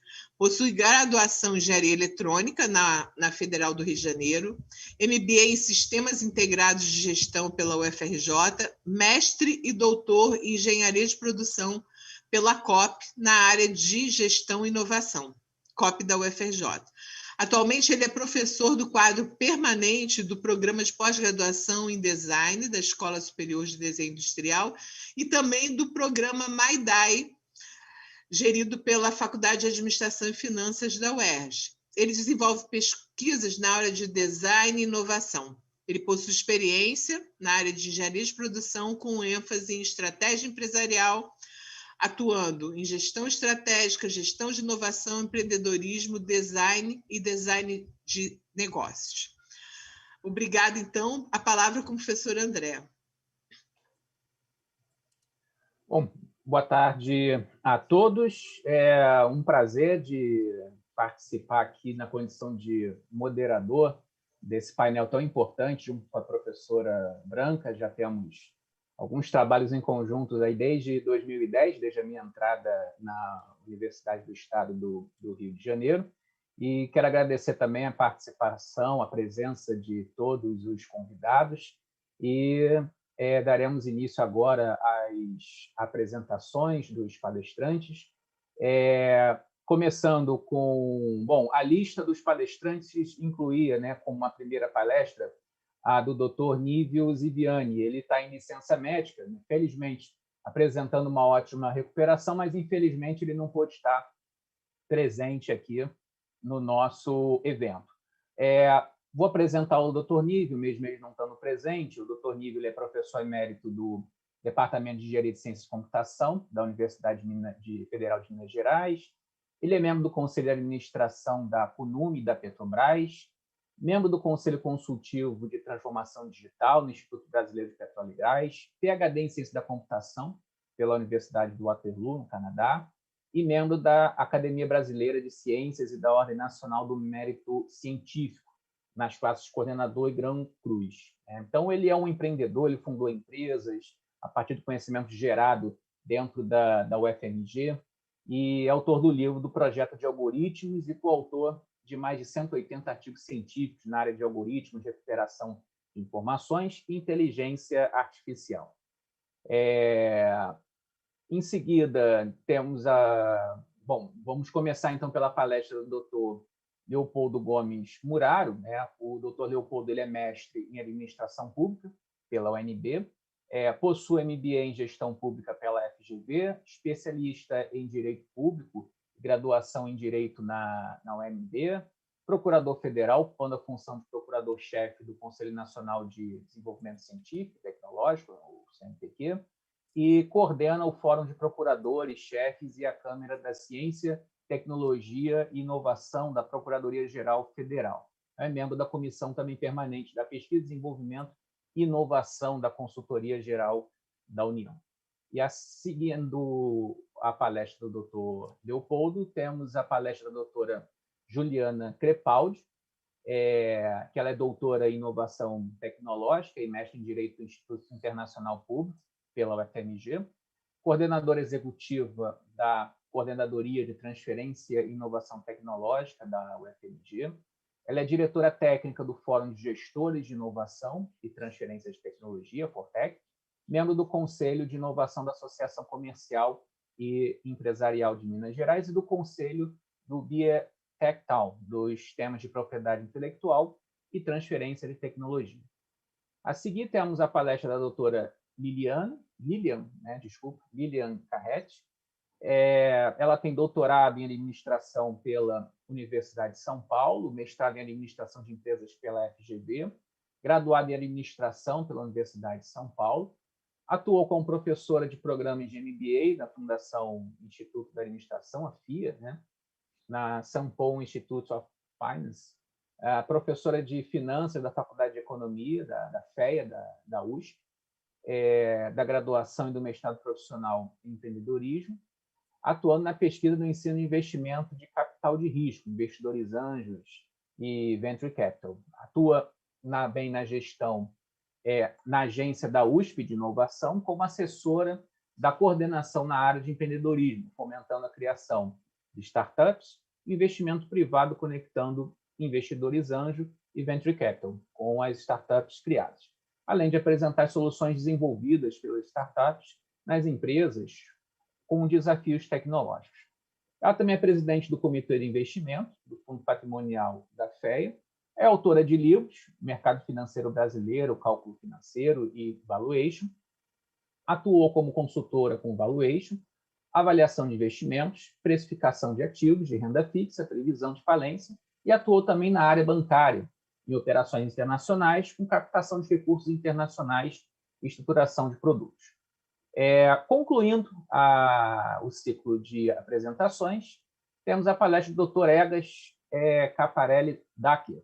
Ele é graduado em Medicina pela Universidade do Estado do Rio de Janeiro, mestre em Biofísica pela Universidade Federal do Rio de Janeiro e doutor em Medicina pela Universidade Federal Fluminense e pós-doutorado no National Institute of Neurological Disorders and Stroke, pelos Estados Unidos, concluído em 1990.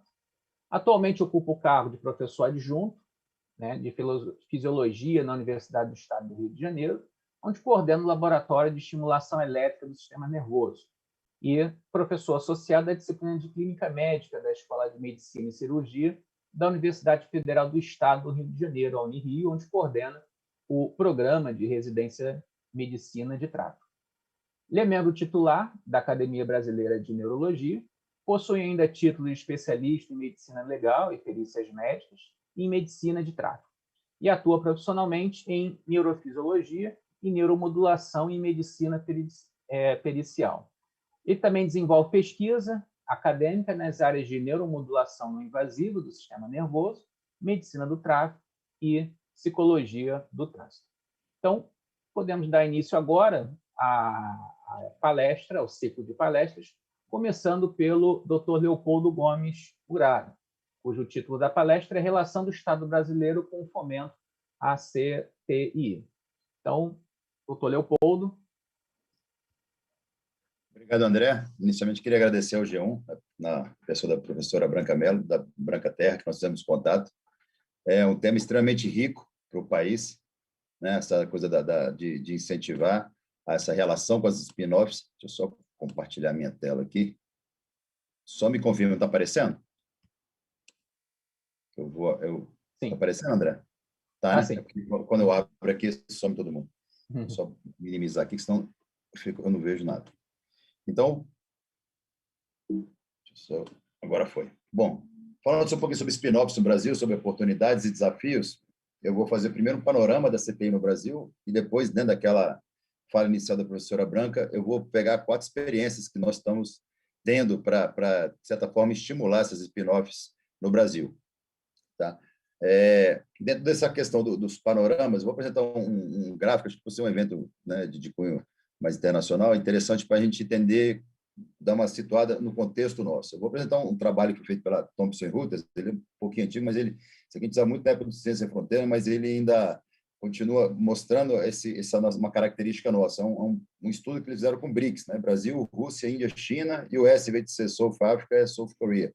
Né? Eles pegam primeiro mostrando a questão do PIB de cada país, agora por causa da pandemia ele acabou mudando, mas assim, o PIB brasileiro ele vinha numa ascendência junto com os outros países. O Brasil ele melhorou as suas spin-offs, desculpa, as suas publicações. Vou soltar aqui meu tempo para não perder meu tempo. As publicações, nossos papers brasileiros, eles estão numa crescente. Os artigos, né, os nossos papers, eles têm uma melhora de impacto, o impacto dos nossos artigos, eles estão crescendo também. Nós melhoramos os nossos números de mestre e doutores, né? A gente está na ascendência, a gente hoje tem mais mestre, a gente tem mais doutor, a gente tem paper de qualidade, o nosso paper está com impacto, mas a gente não consegue transformar isso em propriedade intelectual, principalmente em patentes. A gente fica lá embaixo. Então, mostra a importância que estimular spin-offs e estimular empresas de base tecnológica em busca de inovação, em busca de propriedade intelectual, sejam patentes, know-how, cultivares, né? A importância que isso tem para o país. A gente ainda não conseguiu vencer essa etapa.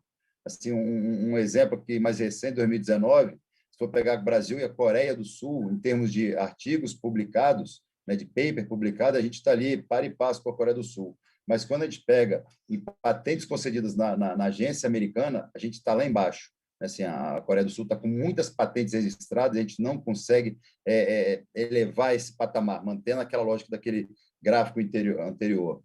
Né? E isso acaba que reflete no GII, no Global Index of Innovation. Né? Assim, a gente está na 62ª posição no ano passado, a gente vem caindo nesses últimos anos, então nós temos que, como nação, nós temos que estimular formas de aumentar o nosso desenvolvimento tecnológico, as nossas pesquisas tecnológicas, para isso refletir em ganho em propriedade intelectual e a gente ter uma melhoria no nosso país, tá certo? Então, nesse contexto, a gente tem que começar a criar uma mudança de cultura e dentro do lado do Estado, né, que eu estou falando mais no eixo do governo, assim, um novo regime jurídico administrativo, né? Que foi feito recentemente, que é bom a gente ressaltar. Em 2015 foi feita a emenda constitucional 85, ou seja, houve uma mudança na Constituição Federal.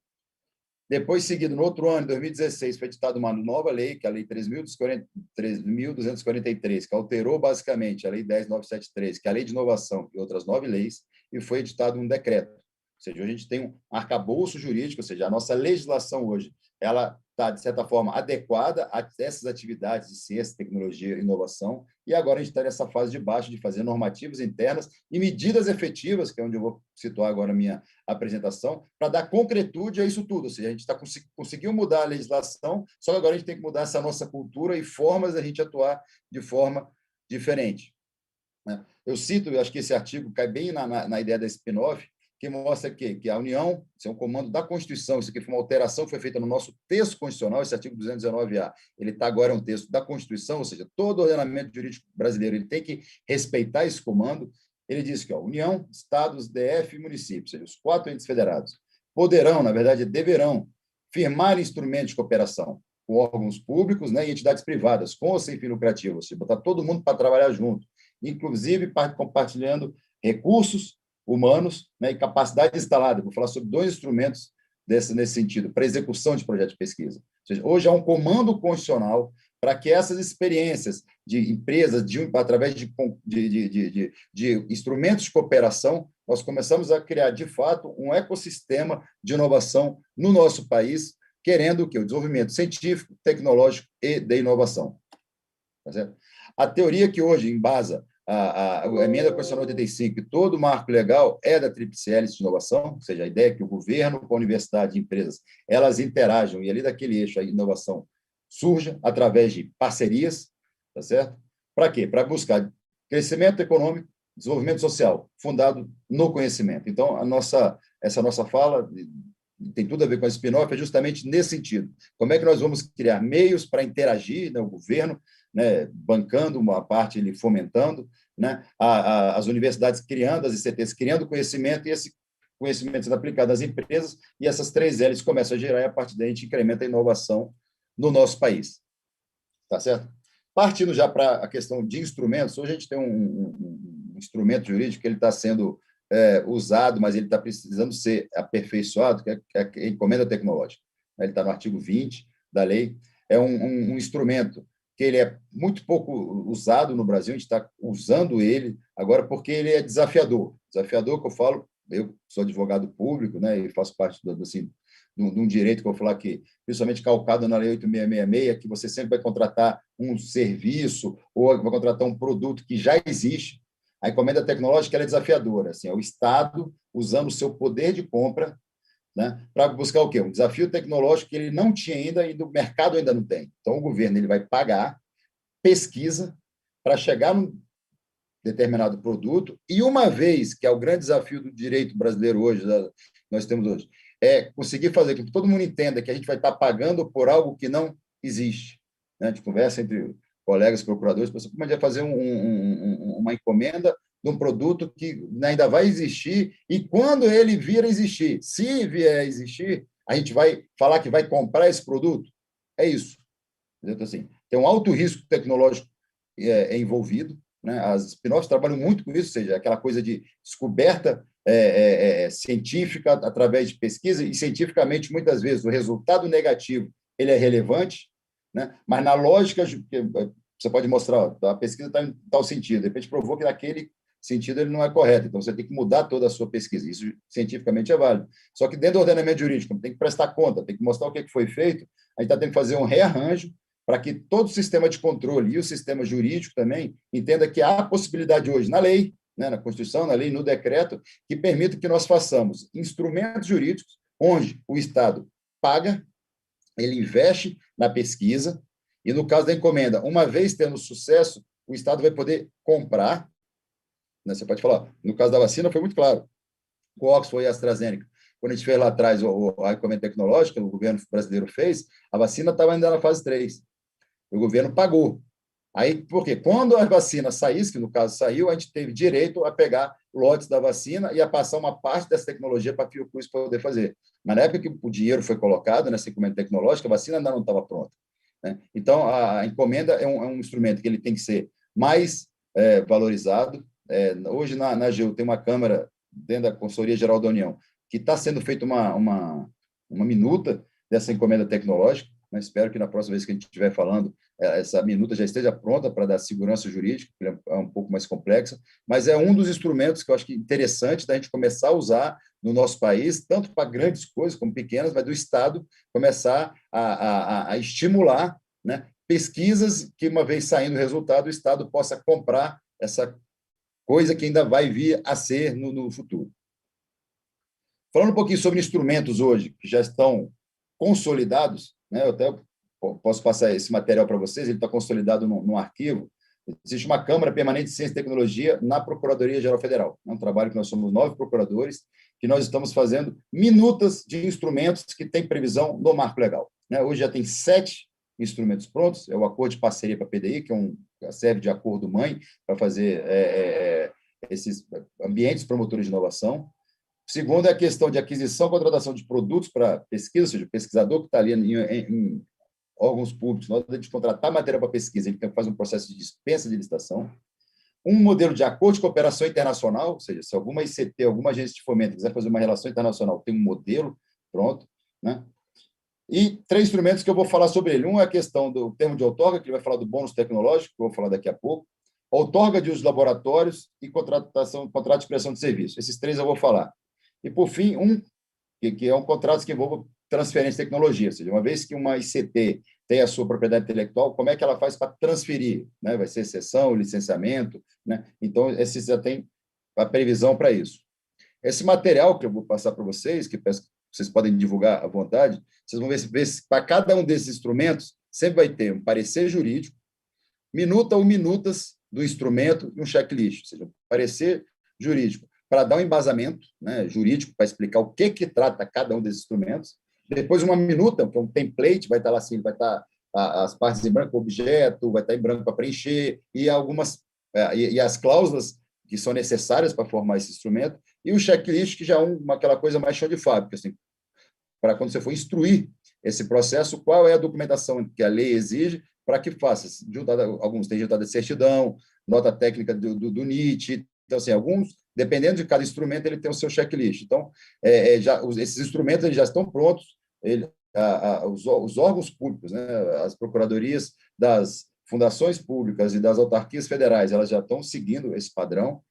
Até hoje eu estava conversando com o pessoal da CNI, os empresários também estão começando a ter interesse nesse material, porque fica muito mais fácil na hora de se relacionar com o Estado, né, dentro da lógica ali da tríplice hélice. Então, a ideia, né, voltando aqui um pouquinho, esses 7 instrumentos estão nessa coletânea que eu vou passar para vocês. Só peço desculpa, porque isso era para estar num site, mas como o governo federal está migrando para o gov.br, a nossa página está um pouco bagunçada, então a gente prefere encaminhar esse arquivo em Word, que eu vou passar para vocês, depois pode ser distribuído e pode ser divulgado.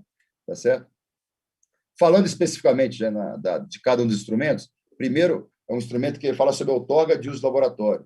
Ou seja, hoje a lei permite que toda a estrutura laboratorial existente nas ICTs, na universidade pública, federal, ou estadual também, ou então da Fiocruz, de institutos de pesquisa, a empresa ela pode chegar e utilizar essa estrutura laboratorial que existe. Ou seja, a empresa, muitas vezes, às vezes pode ser até uma spin-off também, que é pequena, não tem dinheiro para montar um laboratório, ao invés de fazer isso, ela pode chegar e quiser fazer um teste, fazer utilizar algum material, ele pode fazer alguns tipos de acordo, né, com as universidades, com os centros de pesquisa e utilizar esse laboratório.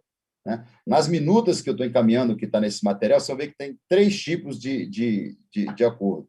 Do mais simples para o mais complexo. Se for, de repente, assim, estou querendo fazer 1, 2 testes com equipamento tal, aí faz um ato de autorização, um contratinho ali de autorização. Se for uma coisa mais complexa, vai ter que, de repente, usar o ano inteiro, 3 vezes por semana, aí faz um de concessão. Então, tem uma autorização, que é a coisa mais simples, permissão, que seria o meio termo, e uma concessão, que é um negócio, algo mais complexo. Né? Para ficar claro o quê? Que hoje, empresas, incluindo spin-offs, podem ter acesso à estrutura laboratorial de CTs públicas, né? Numa lógica inversa do que costuma ser. Né? Geralmente é o Estado que paga para usar, que não, que é o privado que vai pagar para utilizar bens públicos.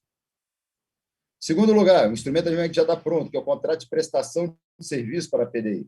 Né? Aqui, dessa mesma forma, a empresa pode contratar, né, serviços tecnológicos, ele difere do serviço comum da universidade, ou seja, tipo de serviço que tem tecnologia envolvida para prestar o serviço dentro de empresas. Aí é o público prestando serviço do privado. Aqui também, dentro daquela lógica de que é o privado dando dinheiro para o público, a gente tem essa necessidade, até no nosso parecer, de deixar isso bem claro, porque isso foge da regra do direito administrativo brasileiro, que eu sempre repito, do Estado pagando, aqui não, que é o privado que paga, para ter acesso a tecnologias que as ICTs têm e que esses serviços tecnológicos possam ser prestados dentro da empresa, né, para ter um incremento da tecnologia empresarial. Tá? E, por fim, não estoura meu tempo, o bônus tecnológico, né? Que é uma novidade. Isso aqui, eu acho que para spin-off, ele é extremamente importante. O governo federal está tentando voltar a estimular isso, que está, obviamente, é notório num período de dificuldade fiscal, né? Mas são como se fossem vouchers para inovação, que são os innovation vouchers da Inglaterra e de outros países europeus. É uma subvenção voltada para microempresas e empresas de pequeno porte, pequeno e médio porte, ou seja, onde se encaixam aí as spin-offs. né? Para quê? Aí a lei traz 4 hipóteses. Para pagamento de compartilhamento de infraestrutura, ou seja, aquele modelo anterior que eu mostrei, aquele contrato que já está pronto, né? Contrato, o acordo, né? Entre de uma spin-off, de repente, usar a estrutura laboratorial, o Estado vai poder fazer. O CNPq já fez tem um modelo que a gente tem lá no material, que está dentro do termo de outorga. Vocês vão ver lá assim, tem dentro do termo de outorga, que termo de outorga é um instrumento que é usado para pagar bolsa, auxílio, bônus tecnológico e subvenção econômica. No caso do bônus tecnológico, o Estado vai fazer uma chamada por meio de termo de outorga. Ele vai passar um dinheiro, de repente, para uma spin-off, e com esse dinheiro, com esse voucher, como se fosse um voucher de viagem que a gente tem, ele vai poder fazer o quê? Pagar a universidade ou um centro de pesquisa para usar o compartilhamento da estrutura laboratorial. Ele usaria aquele outro acordo. Mas as 4 hipóteses da lei é o compartilhamento de infraestrutura, né? O uso, de repente, de alguma estrutura, contratação de serviços tecnológicos, que é aquele outro contrato, por isso que eu fiz aquele link com esses 2 instrumentos, e para transferência de tecnologia. Né? Ou seja, se de repente uma spin-off está precisando de um know-how, está precisando de uma patente, com esse dinheiro do bônus tecnológico, ela pode também comprar e adquirir essa tecnologia. Né? Está previsto no artigo 26 da Lei 9283.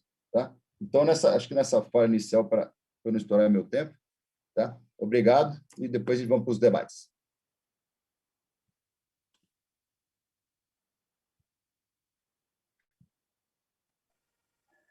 Doutor Leopoldo, obrigado pela sua apresentação, pela ótima explanação de alguns pontos. Então, eu passo a palavra agora para a doutora Juliana Crepaldi. Ela vai falar o tema dela, da palestra dela, as políticas de inovação de universidades e parcerias, universidade e empresa no Brasil. Boa tarde. Gostaria de começar, então, cumprimentando, né, a Branca, André, obrigada pelo convite, né, e pela oportunidade de falar nesse evento, e cumprimentar também meus colegas de painel. E aí, antes de começar, André, você falou que o professor Nível Ziviani, né, não vai poder estar com a gente, mas eu trouxe, tá, para a apresentação, um pouco da experiência dele enquanto empreendedor, para falar, né, para ilustrar, né, a questão das políticas da UFMG em apoio ao spin-off, tá? Então, não vai ficar, esse tema, de alguma forma, vai ser tratado aqui na nossa conversa hoje. Tá ótimo. Eu vou compartilhar aqui a tela. Só um minutinho. Vocês estão vendo a tela toda? Sim. Então, a gente está dentro de um evento, né, que discute a hélice tríplice, papel, né, governo, Estado e universidade, e o objetivo hoje da fala para vocês é falar um pouco sobre a perspectiva, então, do eixo universidade, né, nessa atividade de fazer o apoio, o suporte a empreendimentos de base tecnológica.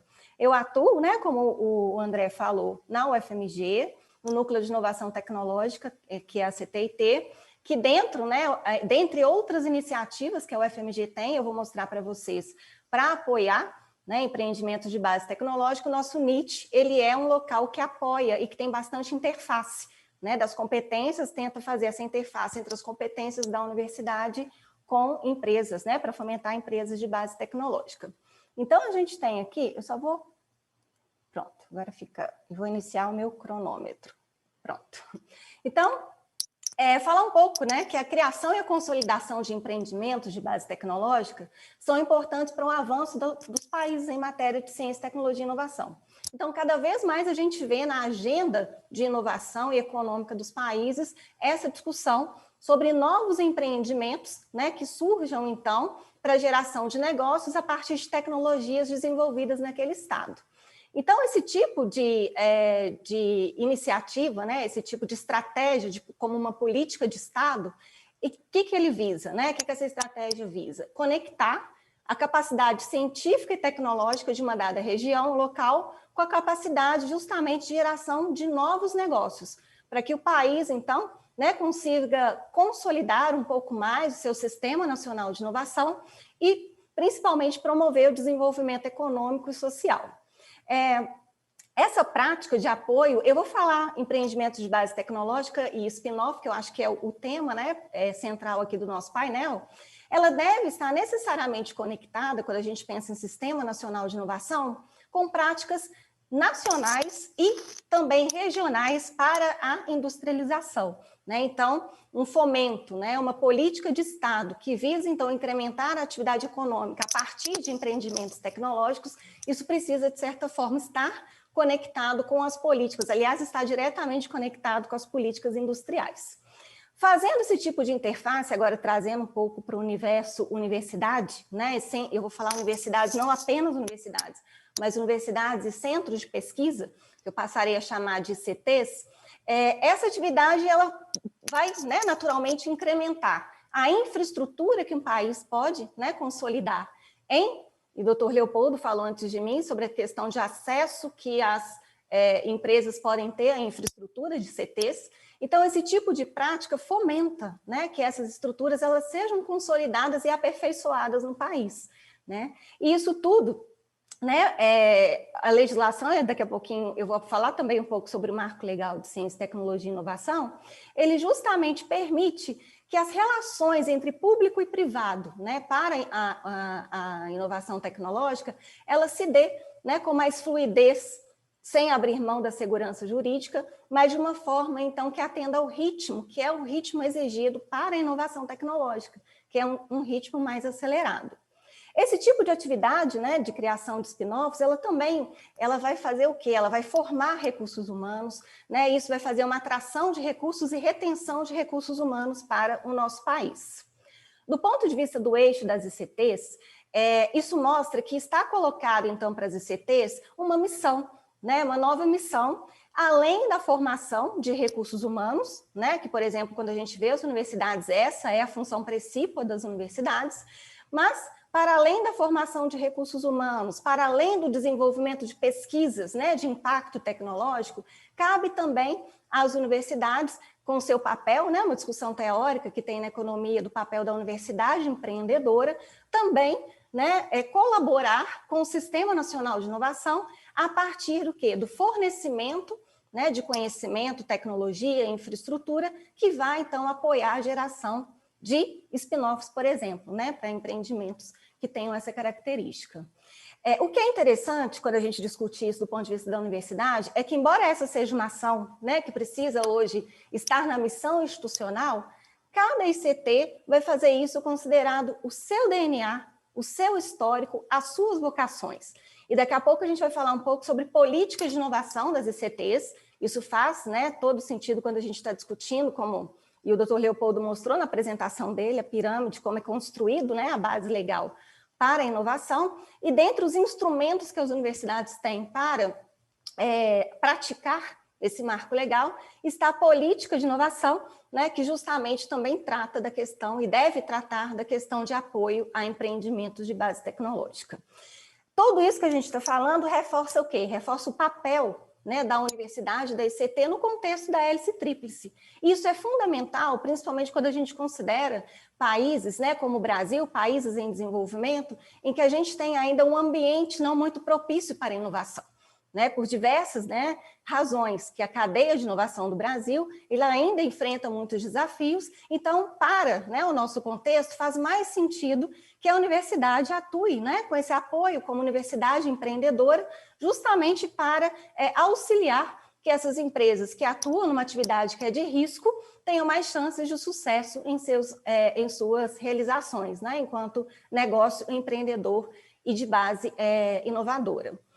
Então, a gente tem um Sistema Nacional de Inovação ainda imaturo no Brasil, pouco favorável à geração desses negócios, então faz mais sentido ainda, né, para países com tal natureza, fortalecer o papel das universidades nessa discussão.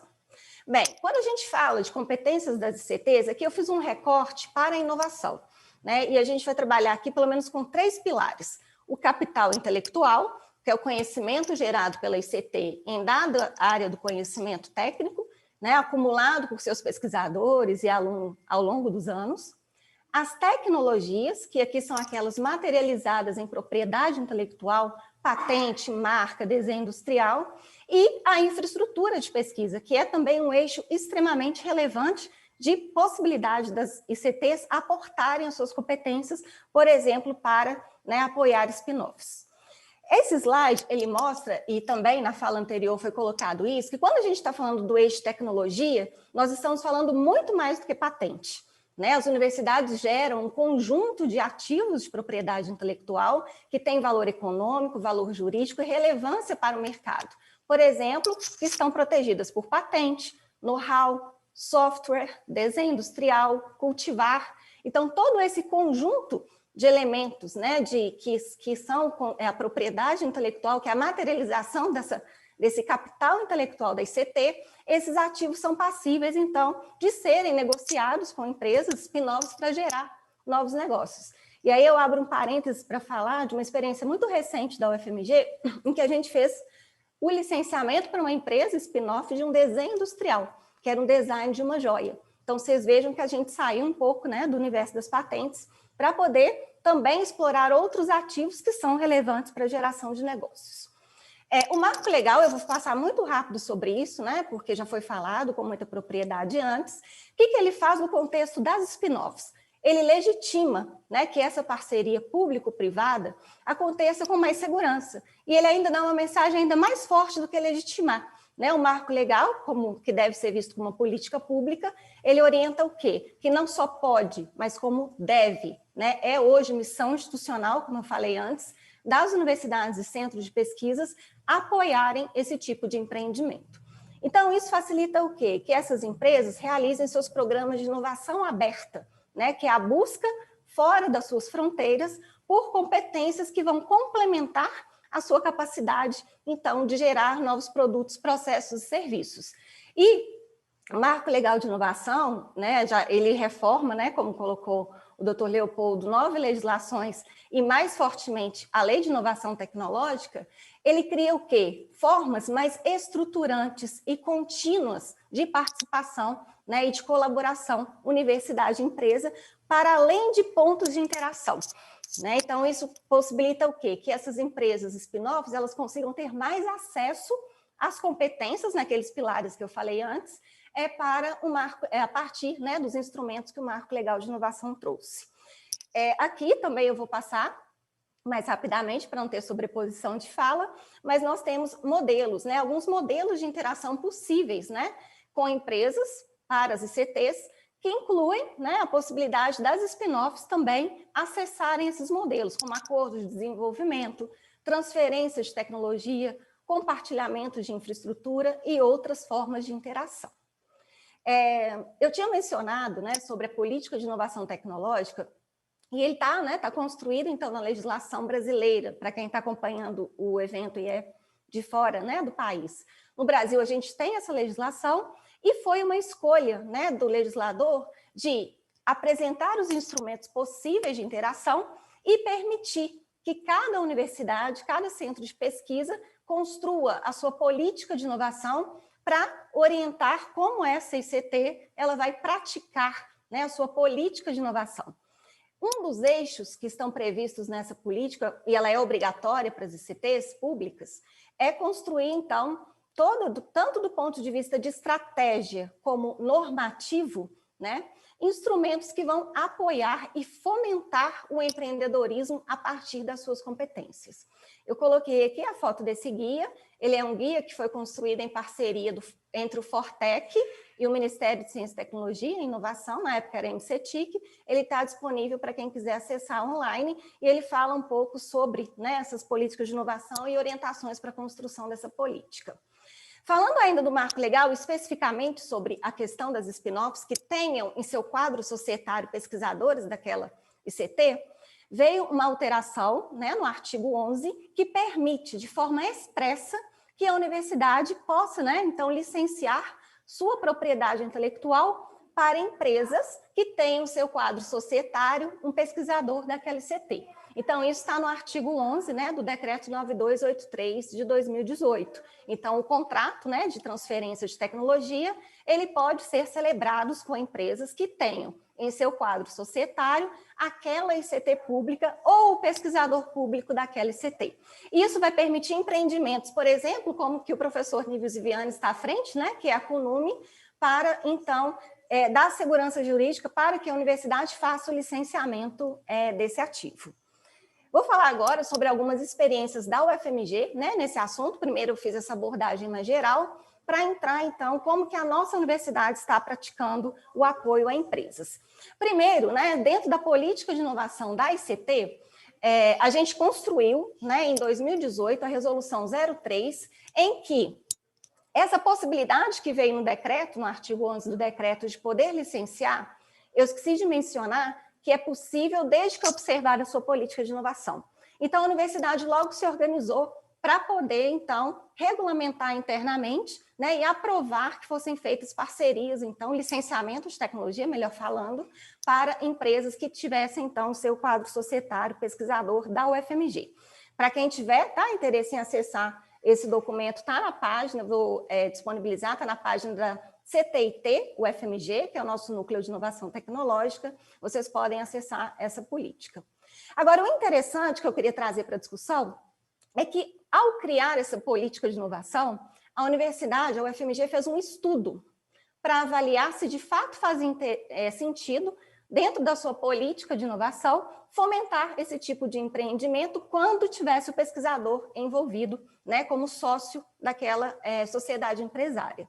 Para isso, foi criado um grupo de estudo, e eu vou compartilhar com vocês de forma bem rápida os achados desse estudo, né? Foi feito uma análise, né, a partir de dados do nosso núcleo de inovação tecnológica, de 32 casos de transferência de tecnologia feito no período, né, no corte temporal de 5 anos.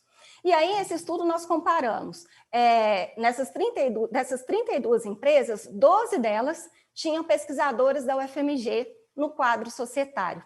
Tá? E as outras, né, empresas foram, no recorte da pesquisa, foi feito também a escolha de empresas, não eram empresas de grande porte, eram empresas, né, que estivessem num porte semelhante ao de uma spin-off, para que a gente conseguisse fazer uma comparação. O que a gente observou nesse estudo?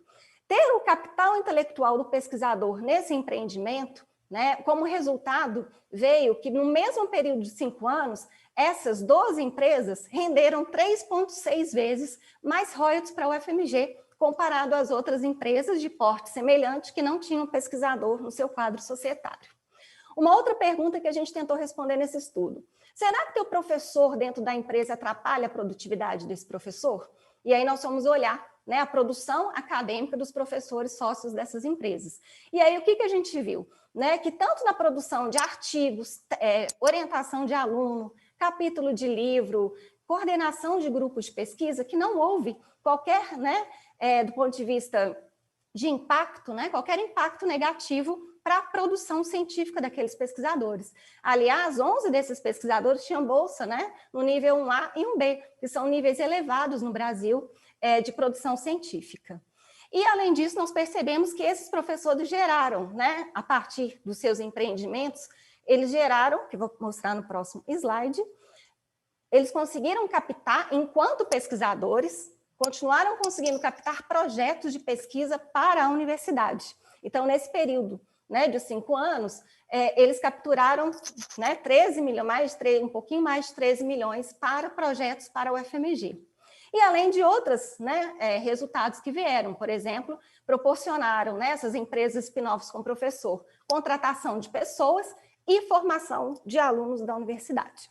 Então, tudo isso orientou a UFMG a verificar e, na verdade, validar que a sua ação enquanto uma universidade que apoia o empreendedorismo, né, a partir de spin-offs acadêmicos que tem um pesquisador como sócio, que isso realmente, né, isso tem um valor, visto que, né, todas essas variáveis que a gente discutiu aqui anteriormente, né.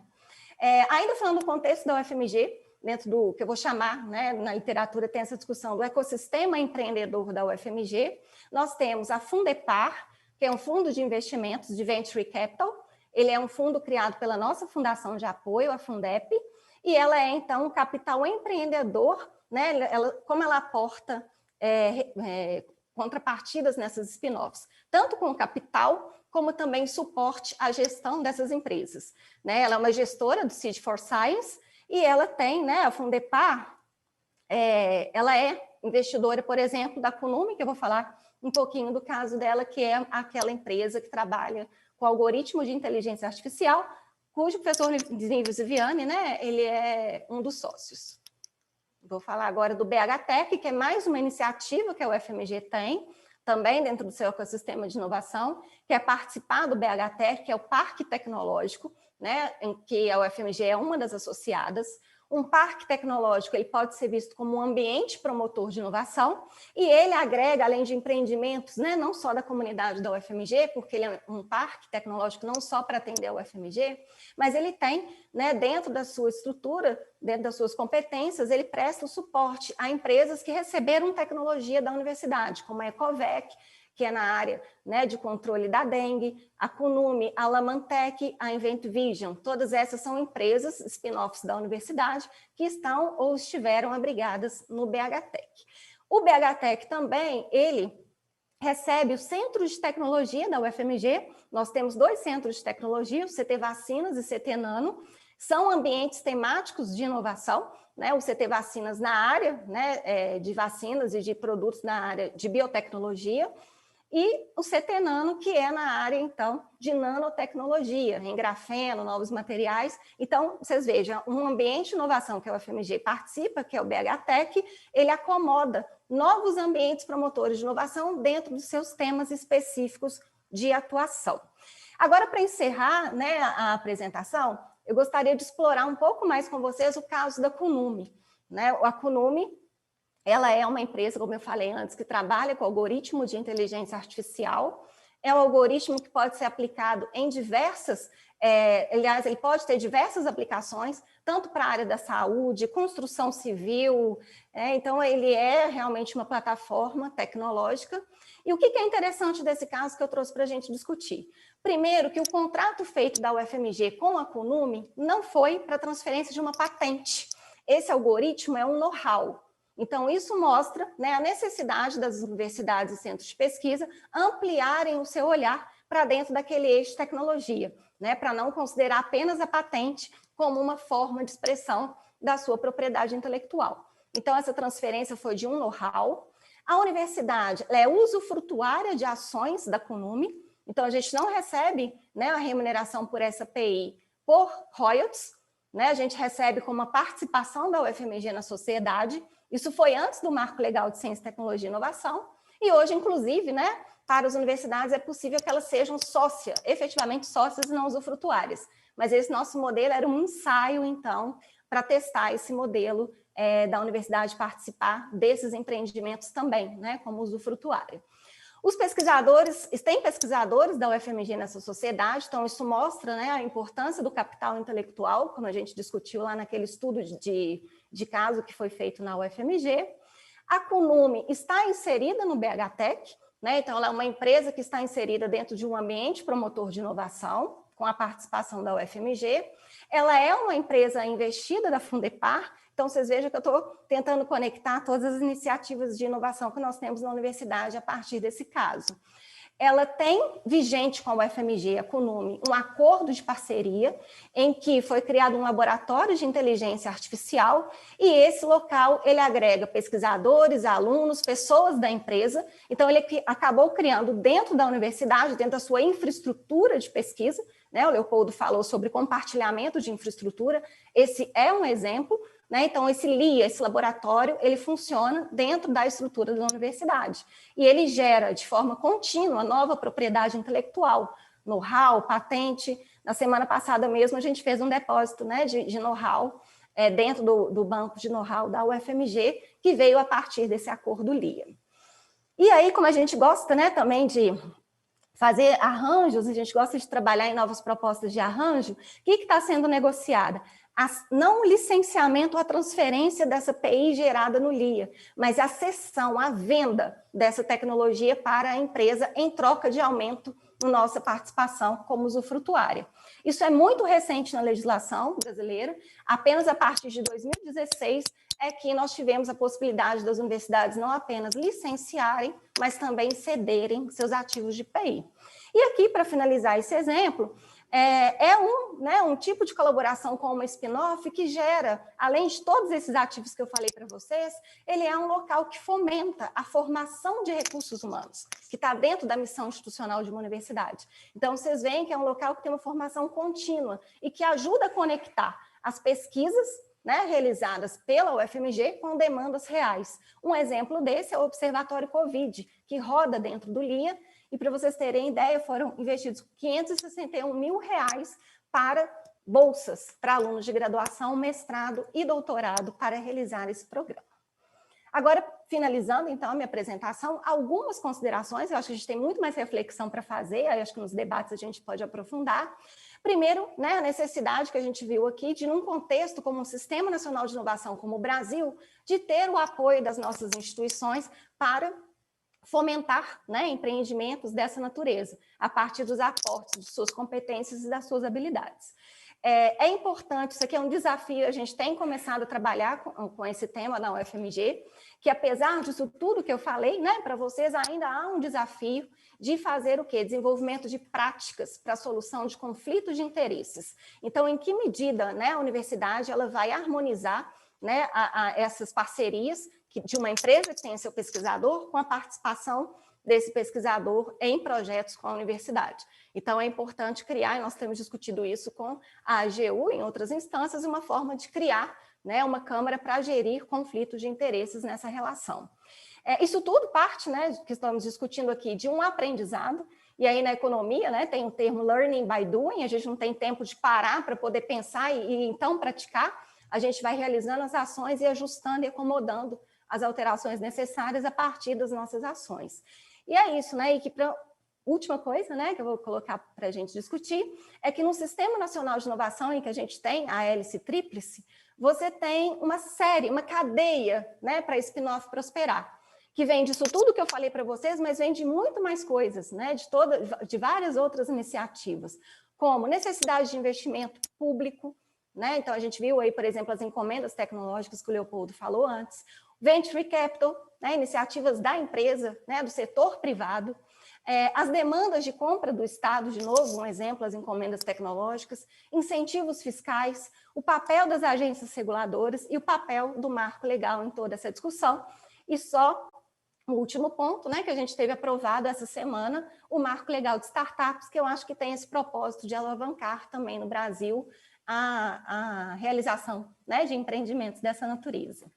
Muito obrigada, acho que é isso que eu gostaria de compartilhar com vocês. Obrigado, doutora Juliana. É muito interessante a explanação a respeito das experiências da UFMG sobre o processo de inovação, os pesquisadores, trabalhando bem essa ideia da Universidade Empreendedora. E passamos agora a palavra para a doutora Lilian Sanches Carrete. A palestra dela tem o título Desafios do Cientista Empreendedor. Boa tarde, obrigada, André. É um prazer estar aqui. Muito obrigada, Branca, pelo convite. É um prazer poder compartilhar a tarde de hoje com a Juliana e com o Leopoldo. E foi muito feliz a sequência dada na apresentação, porque, de fato, o Leopoldo apresentou o contexto regulatório, a Juliana da UFMG, e agora eu apresento a nossa visão dentro da USP, como a gente pode incentivar a criação e fomento das spin-offs acadêmicas. Então, eu vou compartilhar aqui a minha tela com a apresentação.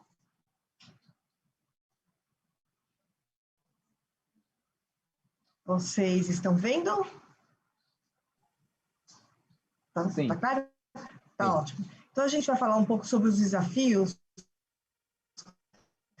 partindo da Universidade Empreendedora, a sua infraestrutura de empreendedorismo, onde nós temos os espaços de incubação e parques tecnológicos, fomentando o apoio ao desenvolvimento das startups. Se a gente olhar a universidade, a gente tem uma vocação enorme para gerar startups e, inclusive, startups de crescimento.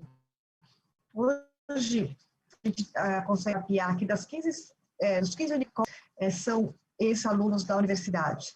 Então, é uma vocação da universidade, de fato, gerar novas empresas e gerar suas spin-offs.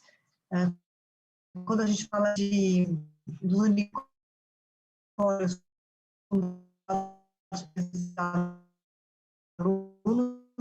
nós estamos denominando unicórnios DNA USP, não são de estabelecer relacionamento com as empresas. Então, a gente está falando de parceria universidade-empresa. Nós temos vários exemplos de competências, de áreas de ciência em que que a gente faz parceria com universidades, seja em centro de pesquisa, seja para desenvolvimento de laboratório, seja para a criação de espaços de coworking para fomentar empreendedorismo e assim por diante. Então, nós temos um ambiente que fomenta a inovação, mas ainda como os dois palestrantes falaram anteriormente, nós temos muito a fazer, porque quando a gente olha, a gente busca os spin-offs a partir de know-how da universidade, nós ainda temos muita dificuldade em identificá-los, porque muitas vezes eles nascem independente de qualquer ação da universidade, e eles vão embora sem a universidade ter informação sobre ele. Então, a gente tem uma grande dificuldade sobre sistema de informação e como você tem acesso a isso. Quando a spin-off, ela parte, ou ela é criada a partir de uma tecnologia, ok, você tem pelo NIT, licenciamento em tecnologia, e você tem esse registro. Mas hoje a gente enxerga o papel da universidade como exatamente fomentar a criação de novas empresas, e a criação de novas empresas vem a parte de uma conexão do mercado, ou com o mercado. E aí é que está a nossa visão do que nós temos que fazer daqui para os próximos anos, que é fazer a conexão da universidade com grandes empresas e com os investidores, como a própria Juliana falou, os venture capitals, e antes de venture capitals, os investidores anjos. Como que a gente enxerga hoje as dificuldades e as fricções para que os cientistas consigam se transformar em empreendedores? Nós temos o regulamento do Estatuto do Funcionário Público, em que impede ele de ser um sócio e gestor de uma empresa. Nós temos um desconhecimento pelos cientistas de transformação da sua tecnologia em uma startup. Além disso, não necessariamente só na transformação de uma startup, mas mesmo de realização de um convênio ou até mesmo de realização de um serviço. O pesquisador, ele não recebe informação suficiente para lidar e para conversar e para se conectar com a empresa. Ele decide sobre a sua linha de pesquisa, sobre o seu tema, a partir da sua curiosidade ou a partir de alguma linha de pesquisa científica. Não necessariamente aquilo que ele vai estar estudando pode haver alguma conexão com alguma demanda do mercado. Então, muitas vezes há uma dificuldade entre conexão daquilo que está sendo desenvolvido no laboratório com, de fato, o que a empresa está disposta a trazer do ICT para o mercado. Há também uma dificuldade de compreensão e de identificação do que a empresa quer, de fato, em inovação. Muitas vezes, o que a gente enxerga é que na hora que a empresa vai se conectar com a universidade, ela muitas vezes não consegue tomar decisão sobre que tipo de pesquisa ela está querendo contratar e qual é a maturidade até onde ela quer ir. Aí você tem uma desconexão entre o que o pesquisador, a experiência dele, a visão dele com relação ao desenvolvimento daquela tecnologia, daquela pesquisa, com o que de fato a empresa quer levar adiante. A outra questão é uma dificuldade de comunicação entre o pesquisador e a empresa, dissociação entre a visão do pesquisador e como ele se comunica e como ele descreve a tecnologia dele, como ele pode aplicar aquela tecnologia para a demanda da empresa. Então, há necessidade, sim, de uma intermediação que normalmente é feita através do NIT da universidade.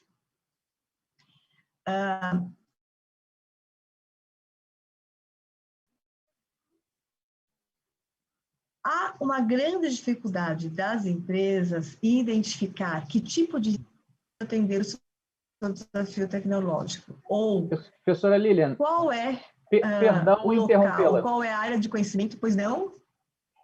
O seu som ele está falhando um pouco. Eu sugiro desabilitar o vídeo. Isso, eu Pronto. acho que agora pode melhorar. Desculpa, é que estava falhando. Imagina. Uma outra dificuldade é como a empresa acessa as tecnologias, ou quais são as áreas do conhecimento que podem ser acessadas para atender a um desafio tecnológico da empresa. Muitas vezes, há necessidade de múltiplas áreas para atender a um determinado desafio, e muitas vezes há um desconhecimento do caminho para se chegar a essas áreas e também para chegar ao pesquisador. E, finalmente, a dificuldade de acesso ao capital, seja capital de fomento, seja capital privado. E aqui a gente enxerga que o capital privado é o que a gente precisa, de fato, estar focando. A partir desse diagnóstico dos desafios que o pesquisador tem para se transformar num pesquisador empreendedor, perdão, deixa eu voltar aqui. Nós estamos definindo algumas ações que estão sendo implementadas no curto e médio prazo. A primeira delas é focar na formação do cientista, não só para para ter as competências para desenvolver os seus artigos científicos e publicações científicas que são fundamentais para o desenvolvimento da ciência, mas também para que ele consiga transformar esse conhecimento em uma inovação. Para fazer isso, ele precisa aprender a se conectar com a empresa, ele precisa usar muita sola de sapato para visitar empresas, para ter reuniões com empresas, apresentar os seus serviços, começar uma relação comercial através de uma prestação de serviços, por exemplo, e a partir daí ele entender quais são as demandas do mercado e definir de fato a sua linha de pesquisa. Talvez tenha que inverter o processo de definição da linha de pesquisa. É muito difícil a gente conseguir fazer um licenciamento a partir de uma patente, ou dada a patente, como é que você consegue fazer o licenciamento? A taxa de licenciamento acaba sendo muito menor do que o desejado.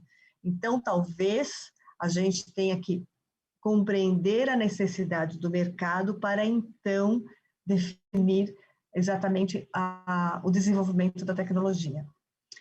Para que aconteça essa conexão do cientista com o mercado, na Universidade nós estamos implementando alguns eventos, dentre eles o SciBiz, que é o evento onde a ciência se encontra com o negócio, Science Meets Business, onde nós conectamos no mesmo espaço, seja presencial, no ano passado, esse ano vai ser online, as startups com as suas tecnologias, as startups tanto que estão dentro das incubadoras da universidade, mas também fora da universidade.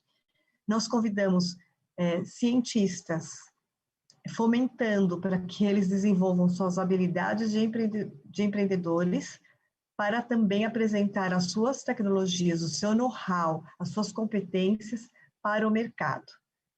Então, dentro da universidade, nós trazemos as tecnologias através do showroom de tecnologias, as startups através de feira de startups, para se apresentar para o mercado, e aí mercado a gente entende as grandes empresas, muitas vezes, a maioria das vezes, aquelas que têm as iniciativas de corporate venture, e também os investidores privados de capital de risco, que são os venture capital, e também o investidor anjo, que entra no primeiro passo, no estágio mais recente do ciclo de vida da startup. E aqui, na verdade, o SciBiz não é um evento pró-USP, mas sim pró-universidade, onde nós queremos estimular a participação de cientistas e de startups de qualquer lugar do estado de São Paulo e do Brasil. Então, aqui eu faço um convite para todos que estão participando, para que, de fato, enxerguem isso como um local de conexão com o mercado. Nosso objetivo aqui é, de fato, desenvolver a ciência no nosso país. E, finalmente, eu tenho um evento que acontece uma vez por ano, e a outra necessidade é, de fato, nós termos uma tecnologia desenvolvida, que é o meu terceiro item aqui, de conexão da academia com o mercado. Aqui, sim, eu preciso de um sistema com algum tipo de inteligência para que eu traga e apresente em um formato que seja palatável pelo mercado as tecnologias. É uma plataforma tecnológica mesmo, então eu tenho espaço para o cientista apresentar aquilo que ele está desenvolvendo. Eu tenho que ter um espaço para startup se apresentar continuamente.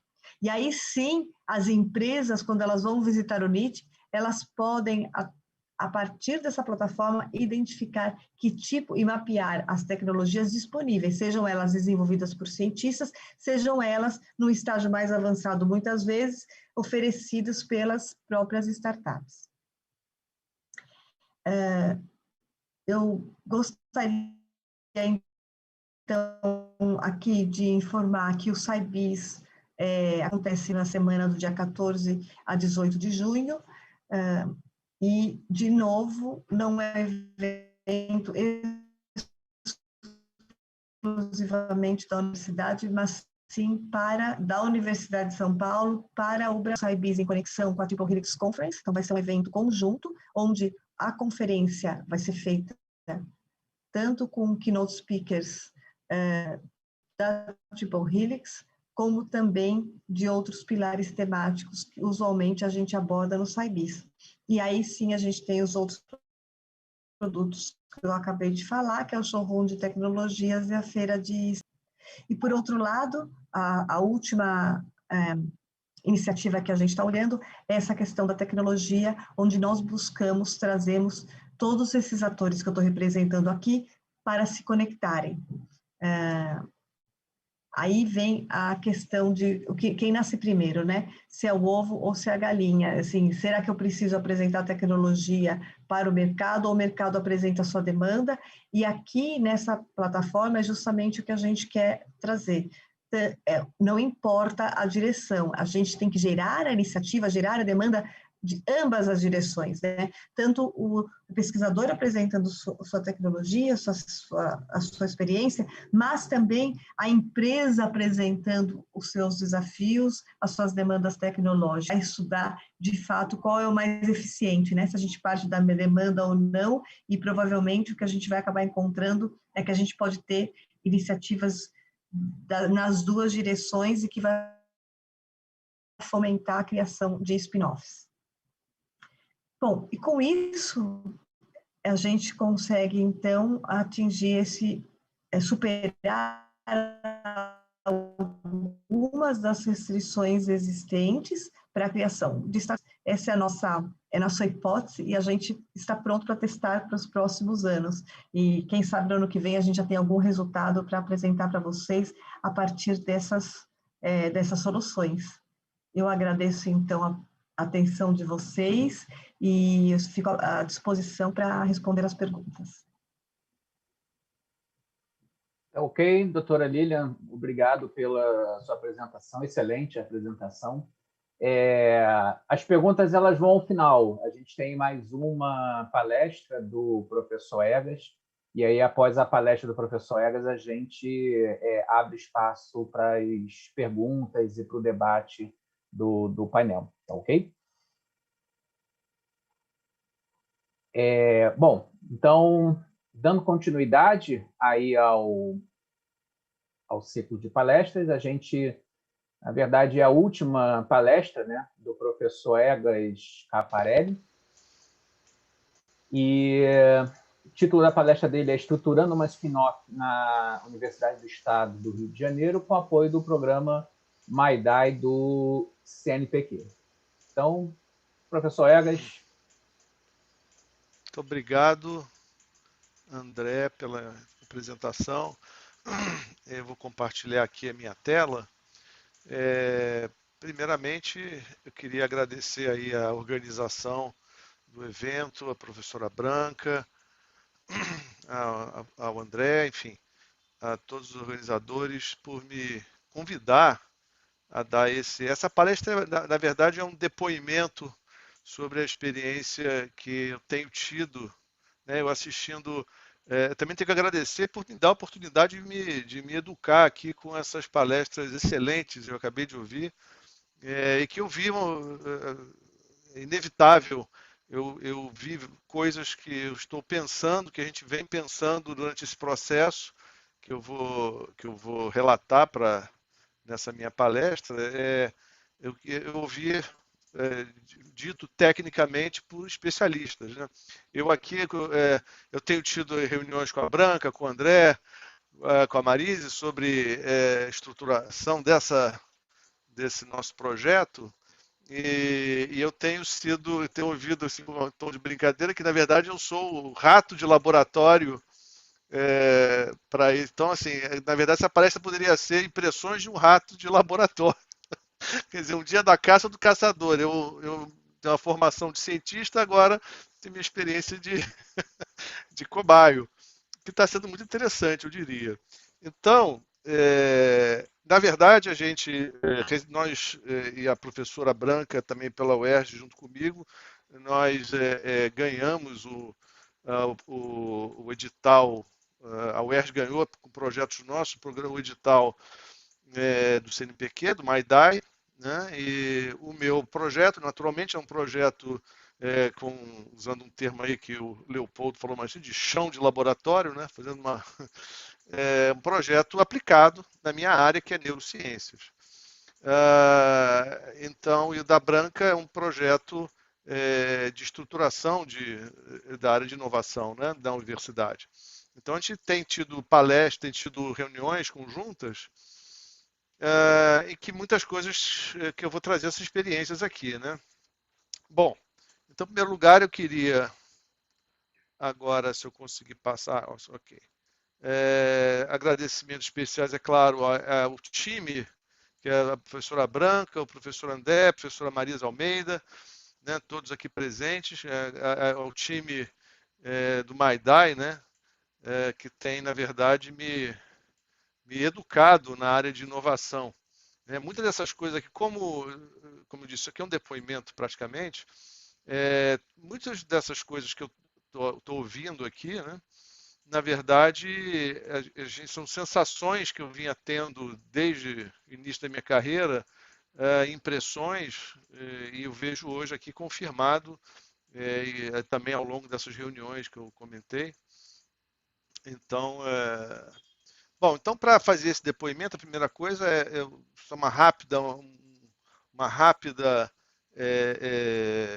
visão aqui da minha trajetória acadêmica e profissional, porque ela se casa com a iniciativa desse programa. Então, eu me formei em medicina em 1990, comecei desde cedo, me interessava por pesquisa acadêmica, então eu comecei trabalhando com modelos animais de anatomia em cérebro de camundongo.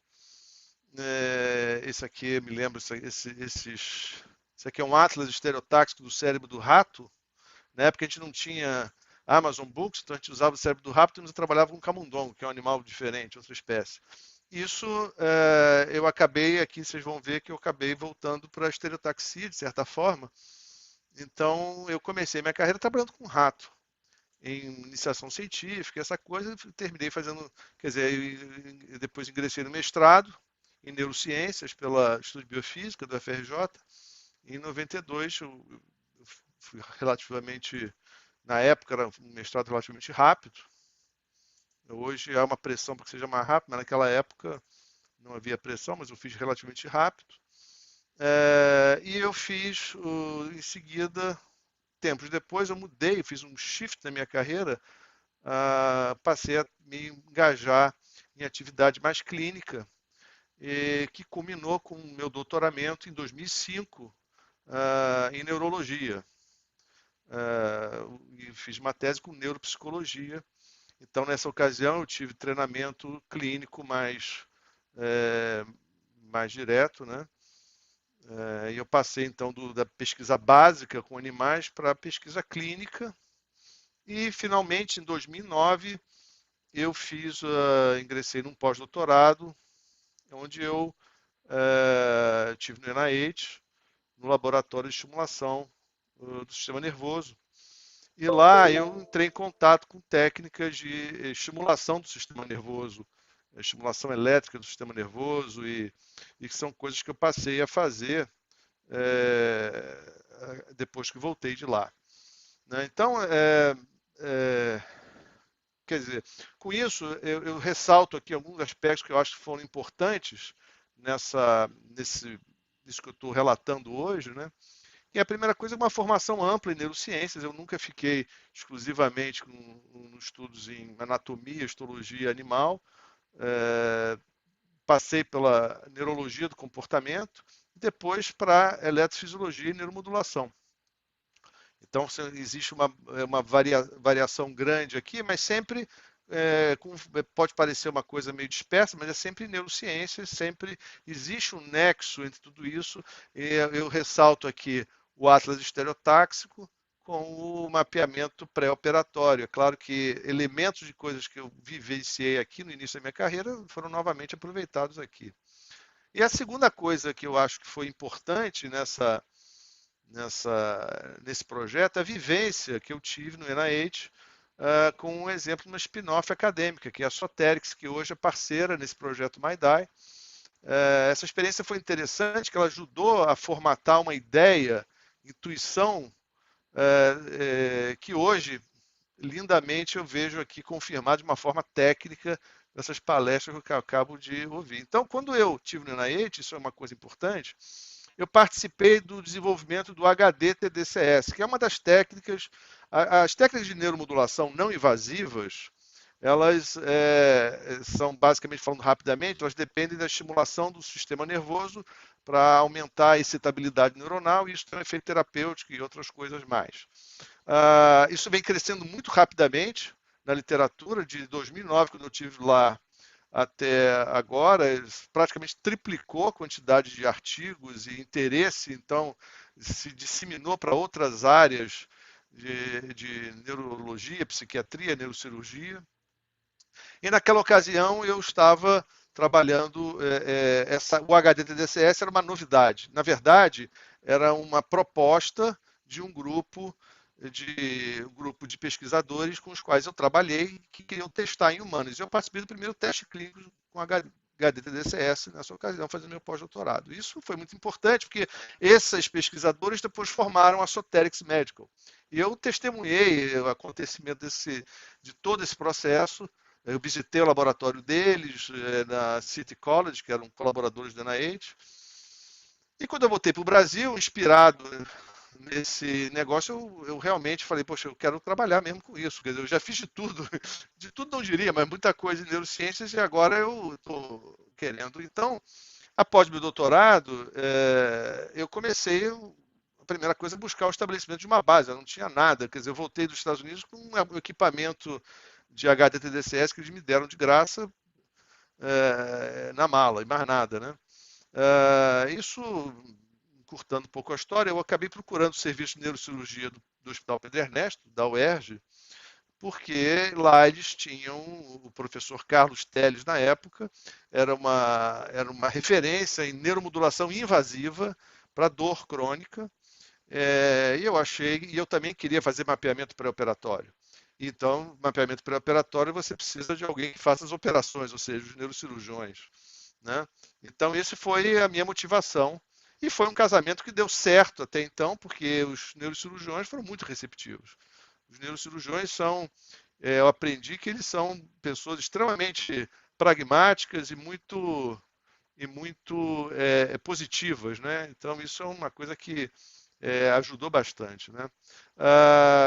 Então, com isso, na sequência, eu criei, a partir justamente porque na ocasião havia sido, não sei se havia sido recém-criado, mas o Departamento de Inovação da UERJ, o novo UERJ, estava com edital para contratar pós-doutorados, e isso era importante para mim. Então, eu criei um laboratório e concorri ao edital que eu ganhei. Né? Então, com isso a gente criou o Label, né? Que é o Laboratório de Estimulação do Sistema Nervoso, que é uma UDT, Unidade de Desenvolvimento Tecnológico, vinculado ao novo UERJ, e com o qual eu me foquei em buscar recursos para executar, porque eu estou numa área de alta tecnologia, em última análise, em prestação de serviços de tecnologia. Né? Então, eu comecei a buscar, através das fontes de fomento, recursos para equipar o laboratório, né? E sempre buscando tecnologias mais que eu pudesse estar up to date, ou pelo menos concorrer, ou ter alguma coisa a dizer na literatura mundial. Né?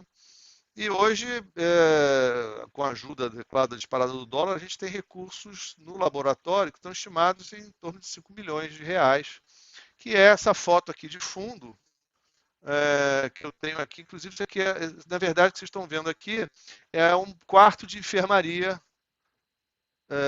de neurocirurgia do Hospital Pedro Ernesto, onde fica o laboratório. É isso aqui, esse quarto de enfermaria. Aqui tem 5 milhões, essa porta aqui é o banheiro, dentro do banheiro tem mais equipamento lá dentro.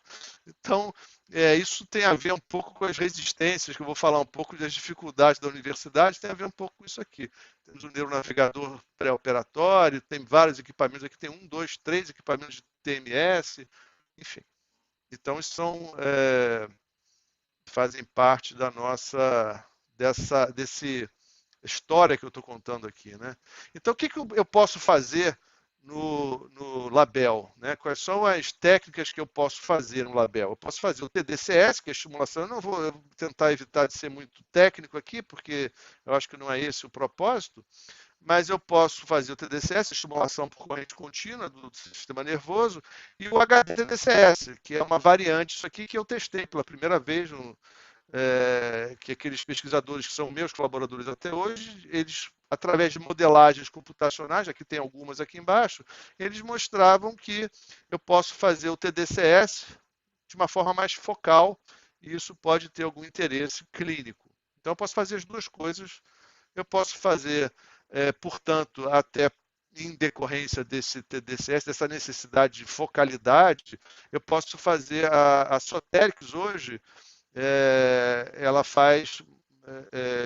desenvolve sistemas de modelagem, serviços de modelagem, que é uma coisa que a gente pode oferecer aqui também, através dos nossos parceiros, quer dizer, a própria Soterix, para indivíduos que têm, por exemplo, uma lesão cerebral, a corrente, o campo elétrico pode ser alterado por conta disso, então você precisa fazer uma modelagem específica do paciente para saber aonde que eu vou fazer colocar esses eletrodos, por exemplo.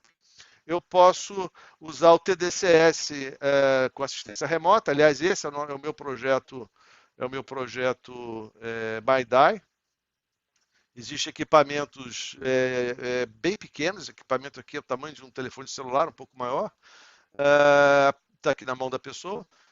A pessoa leva para casa e faz uma assistência remota e pode, em vez de precisar ir na clínica, se deslocar para poder ser submetida ao tratamento, ela pode fazer em casa, que é muito mais conveniente, e com supervisão remota. Isso eu posso agregar outro tipo de intervenção, como exercício físico ou fisioterápico, enfim, qualquer tipo de intervenção que mais simples um pouco, que eu possa fazer à distância. Isso tem um valor terapêutico grande. Eu posso fazer também, o laboratório pode também fazer neuromodulação com estimulação magnética. Esse aqui é o equipamento igual que eu tenho no laboratório, um dos meus equipamentos TMS, né, que pode ser usado para diversas condições clínicas. Né? Eu posso fazer eletrofisiologia central. Eu tenho exatamente esse sistema no meu laboratório, que com um outro aparelho de TMS, de pulso pareado, eu posso fazer ensaios eletrofisiológicos que vão me dar diversos parâmetros. Aqui tem 7 parâmetros eletrofisiológicos para outras tantas condições, esclerose lateral, doença de Alzheimer, doença de Parkinson, assim por diante, que estão alteradas. Isso aqui não é feito, esse tipo de assistência não é feita de rotina. Isso aqui é uma coisa que tem embora já exista muita publicação sobre isso, por exemplo, isso não é feito de rotina, primeiro porque é muito caro, esses equipamentos são muito caros para você ter um consultório, né? E, ao mesmo tempo, aqui também tem aquele famoso dilema de Tostines, isso aqui é muito caro para eu ter isso e eu não tenho isso porque aquilo é muito caro. Então fica essa questão, e essa é uma das coisas que eu acho que a universidade pode romper, né?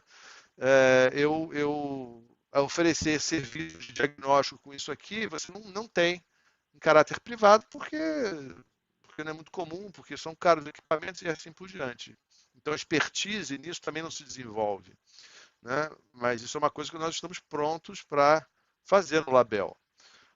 Mapeamento cerebral pré-operatório com TMS. Eu tenho equipamento no laboratório ali próximo ao banheiro da enfermaria, está ali. Um equipamento que usa não é dessa marca, é outra marca, mas ele usa câmeras reflexivas que detectam esferas reflexivas colocadas na cabeça do paciente. E aqui e com isso eu posso dar pulsos no cérebro da pessoa e marcar a resposta simultaneamente. Eu dou o pulso, marco a resposta, e com isso eu posso fornecer um mapa para o cirurgião, né, dizendo aonde é melhor acesso para, por exemplo, ressecar um tumor, como esse aqui. Né? Ops, pulou aqui. Então, com isso eu posso tornar a cirurgia mais segura. Isso também, esses equipamentos aqui, hoje um equipamento desse mais o TMS deve estar saindo algo em torno de R$900 mil, preço FOB. Então fica difícil, a menos que seja uma organização mais cara, e também tem expertise, que também não existe muita expertise disso. Eu orientei uma tese sobre isso, então, de doutorado, então assim, nós temos expertise, nós fazemos isso de rotina no laboratório. Bom, e com isso tudo vem a questão, então por que estruturar um negócio na universidade, né? São algumas questões que eu vi sendo abordadas. Por que fazer pesquisa, qual o propósito, quais metas, né? Quer dizer, tendo apresentado agora o que o laboratório pode fazer, qual a minha formação, essa é a primeira pergunta é uma coisa engraçada, né? Porque a gente desde que comecei minha carreira, a gente tem a vivência no laboratório você ter uma liberdade acadêmica grande na Universidade Brasileira, você pode escolher, você pode fazer o que você quiser em termos de pesquisa, mas só que você não sabe o que, para quê. Você, em geral, se engaja numa linha de pesquisa porque você já trabalhou naquilo anteriormente ou porque você simplesmente acha interessante aquilo. Né? Mas isso eu comparo, eu, por exemplo, gosto de velejar e andar num barco à vela, você depende do vento, que é o motor do barco. Então o vento ele sopra em qualquer direção. Se você quiser sair, fazer um passeio na Baía de Guanabara, você vai para onde o vento te levar. Você fica andando ali, daqui a pouco você resolve. Agora, se você não tiver se você não decidir qual é o seu destino, se você tiver um objetivo, um destino, você pode mudar a vela para você ir para aquele lugar. E isso não acontece na pesquisa acadêmica em grande medida, como eu vejo. Então, o que as pessoas fazem? Elas fazem pesquisa porque elas querem fazer alguma coisa. Aí ficam esperando que a FAPESP, CNPq, tenha um edital que possa contemplar para arrumar fundos, porque pesquisa é caro. Fazer pesquisa acadêmica é muito caro, não é barato.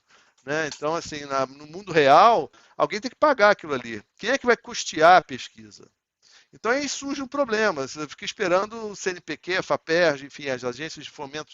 Só que as agências de fomento, em particular nesse momento, a situação econômica está ruim, então você não tem essa...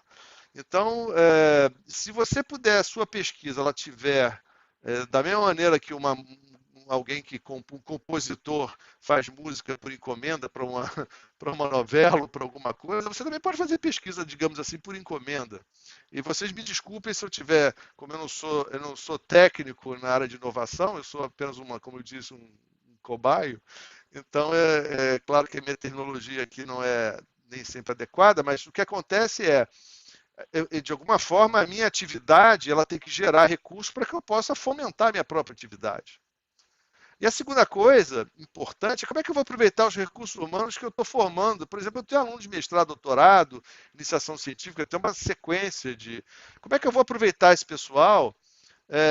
O que eu estou fazendo? Estou fazendo pesquisa só por diletantismo, numa linha que só porque eu gostei, e aí eu formo alguém, eu invisto alguns anos na formação dessa pessoa até ela se tornar, aprender alguma coisa que possa ser útil para a minha própria linha de pesquisa, e aí ela terminou o doutorado, foi um prazer, a gente comemora e ela vai embora. Ou ela tem que esperar surgir uma vaga para fazer um concurso público na universidade, que pode não ser a minha, pode ser uma outra, né?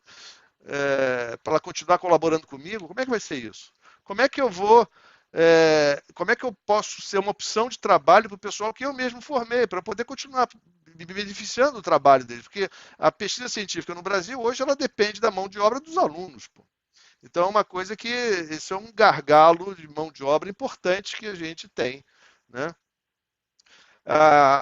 Isso são coisas que são aflições desde sempre, para quem faz pesquisa.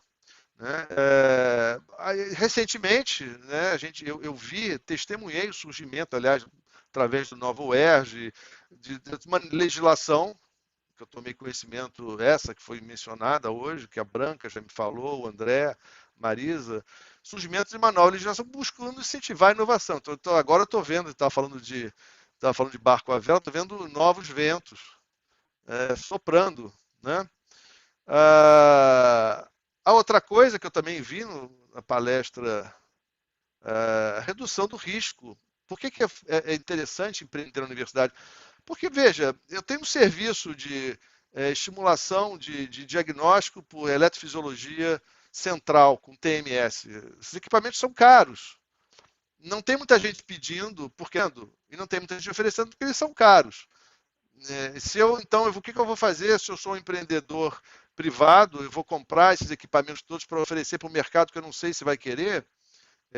Eu não sei se essa coisa vai dar certo. Então, é um investimento muito alto para de fazer só para ver se funciona. Então, na universidade, eu tenho a segurança de fazer isso, porque aquilo é equipamento de pesquisa. Eu posso fazer, eu estou fazendo minha pesquisa e aproveito, eu presto um serviço, e ao prestar o serviço, eu consigo também gerar recursos, né? Então, isso é uma coisa que me parece fazer mais sentido, eu vou mostrar isso melhor daqui a pouco. A outra coisa que é atraente na universidade é que eu tenho uma disponibilidade de especialistas em outras áreas. Eu tenho um network acadêmico e de pesquisa que aumentem muito as minhas possibilidades tecnológicas e dos meus recursos de incorporar novas técnicas ou mesmo criar novas soluções, porque eu preciso desse pessoal. Esse pessoal está lá, na porta ao lado, fazendo, como, por exemplo, um grupo de inovação tecnológica da Faculdade de Administração, da Engenharia da UERJ, que estão ali do lado, querendo fazer alguma coisa. E a gente pode fazer juntos, né? Então, isso é importante. Por outro lado, tem uma série de desafios que eu tenho encontrado, né, para estruturar um negócio na universidade ou para tornar a minha atividade mais interessante. A primeira coisa é que eu acabei de falar, a falta de clareza sobre o propósito e metas da pesquisa. Existe uma cultura também que acha que a pesquisa não pode... É como se fosse... A pesquisa, antigamente, surgiu a ciência, era uma coisa que os filósofos gregos começaram. Então, assim, as pessoas imaginam que ainda hoje, no século XXI, são filósofos que estão ali, são os professores pardal, né? Professores que estão com a cabeça... Pessoas que vivem no mundo da lua e que... existe esse imaginário popular, né? E, de fato, as pessoas acabam ingressando na carreira acadêmica um pouco com essa cabeça e ficam vivendo nisso, né? Então, isso impede, de certa forma, isso participa dessa falta de cultura empreendedora na universidade. E quando você propõe uma coisa desse tipo, as pessoas não sabem o que é. Então, fica difícil. Eu tenho encontrado, antes dessa história de Maidai, eu tinha encontrado muita dificuldade eu tive algumas iniciativas, mas... a gente encontrava barreiras dessa cultura e os entraves políticos e administrativos da universidade, que não tem um arcabouço jurídico para me permitir fazer isso de maneira clara e consistente, sem nenhum subterfúgio legal, né? E isso tem a ver com preconceito, medo, interpretações estreitas nas procuradorias da universidade. Eu não sei dizer exatamente, mas a impressão que dá é que, se você for perguntar para um burocrata da universidade, a quem cabe julgar se é legal ou não fazer aquilo, a resposta vai ser não, porque basicamente ele é mais seguro ele dizer não do que dizer sim. Então as coisas acabam se dificultando, né? E as regras são contraditórias. Tem gente que empreende na universidade de uma maneira pouco consistente, ou a universidade não lucra com isso em termos de repasse de tecnologia e outras coisas, né? Isso eu vejo muito acontecer. Então, isso que eu estou dizendo está aqui, sintetizado nesse fluxograma aqui, que o André colocou de forma interessante aqui. Eu pedi para botar esse slide aqui, que quer dizer, isso aqui na verdade não tem, é uma interligação entre pontos, não tem um começo e fim, mas eu imagino que se você tiver acesso a equipamento de ponta, que você tem no laboratório, porque você está na universidade, você consegue equipamento de ponta, eventualmente, você pode prestar um serviço melhor. Aqui a gente botou o mapeamento, que era o serviço específico que eu estava falando, quando a gente estava conversando. Você pode ser mais eficiente, você pode atrair clientes, sejam clínicas especializadas, profissionais que vão passar a conhecer teu serviço, eles vão querer adotar isso, vão contratar, isso vai aumentar a sua renda. Você começa a receber por isso. Isso é bom. Isso é bom para o seu caixa, né? Isso te permite comprar novos equipamentos e melhorar mais ainda isso aqui, né? Isso também vai te permitir ter maior presença em feiras e congressos, e isso vai novamente retroalimentar isso aqui e novas parcerias acadêmicas, e essas parcerias acadêmicas vão redundar em ganhos para o ensino e ganhos para a extensão, porque você começa a poder prestar serviços de mais baixo custo, tem um impacto social. E isso tudo também é bom para a pesquisa, porque você vai ter mais casos clínicos, você vai poder realizar a sua pesquisa, a sua prestação de serviço, a sua pesquisa, e você, obviamente, uma vez que você tem treinamento em pesquisa, você consegue aproveitar esses dados, publicar mais, e novamente isso tudo se retroalimenta. É claro que tem pontos aqui de risco que estão aqui colocados, mas como qualquer negócio, né? Então, estamos falando aqui de uma dinâmica de negócios para um laboratório de pesquisa, né? Então, é disso que se trata essa coisa, né? Então, o edital MyDai, ele entrou aqui como na verdade, uma grande oportunidade. Foi uma chamada do CNPq recente, que é um programa de mestrado e doutorado acadêmico para inovação, que tem por objetivo fomentar projetos inovadores, que apresentem risco tecnológico por meio de pesquisa acadêmica, estimular a criação de redes, parcerias entre ICTs e empresas para execução de projetos de pesquisa, e ele pede, como exigência, a participação de uma empresa parceira, que no meu caso é a Soterix Médico, a Branca tem outras empresas que estão apoiando, né? E através desse edital, a gente estava propondo um projeto de adaptação de tecnologia de assistência remota com TDCS, atividades físicas em pacientes com dor crônica, fibromialgia, que pode se estender futuramente para outras condições. A Soterix Medical vai fornecer os equipamentos, é contrapartida da empresa, e por outro lado eles vão ter uma prestação de serviço em termos de adaptação da tecnologia deles. Esse projeto vai servir como piloto para o desenvolvimento de um sistema de prestação de serviço em telemedicina e telereabilitação, que pode permitir o desenvolvimento de novos serviços, soluções. Então, nisso a gente passa a ter aquele fluxograma, ele começa a se retroalimentar. Essa que é a ideia desse projeto, né? Para formalizar um negócio no ambiente universitário, é importante, quer dizer, a gente tem discutido um pouco as dificuldades e as questões relacionadas a isso, Basicamente, é importante ter um time de apoio para implementar o projeto, e esse time estão aqui mencionados. A gente é importante, o projeto da Branca, por exemplo, é justamente viabilizar esse sistema esse arcabouço legal dentro da universidade, administrativo, legal, para viabilizar uma spin-off, né? Então, de certa forma, já é um modelo de colaboração, né? E é importante também da universidade, quer dizer, eu já disse a questão do risco, né? O produto e serviço pode não dar certo, pode demorar para dar retorno.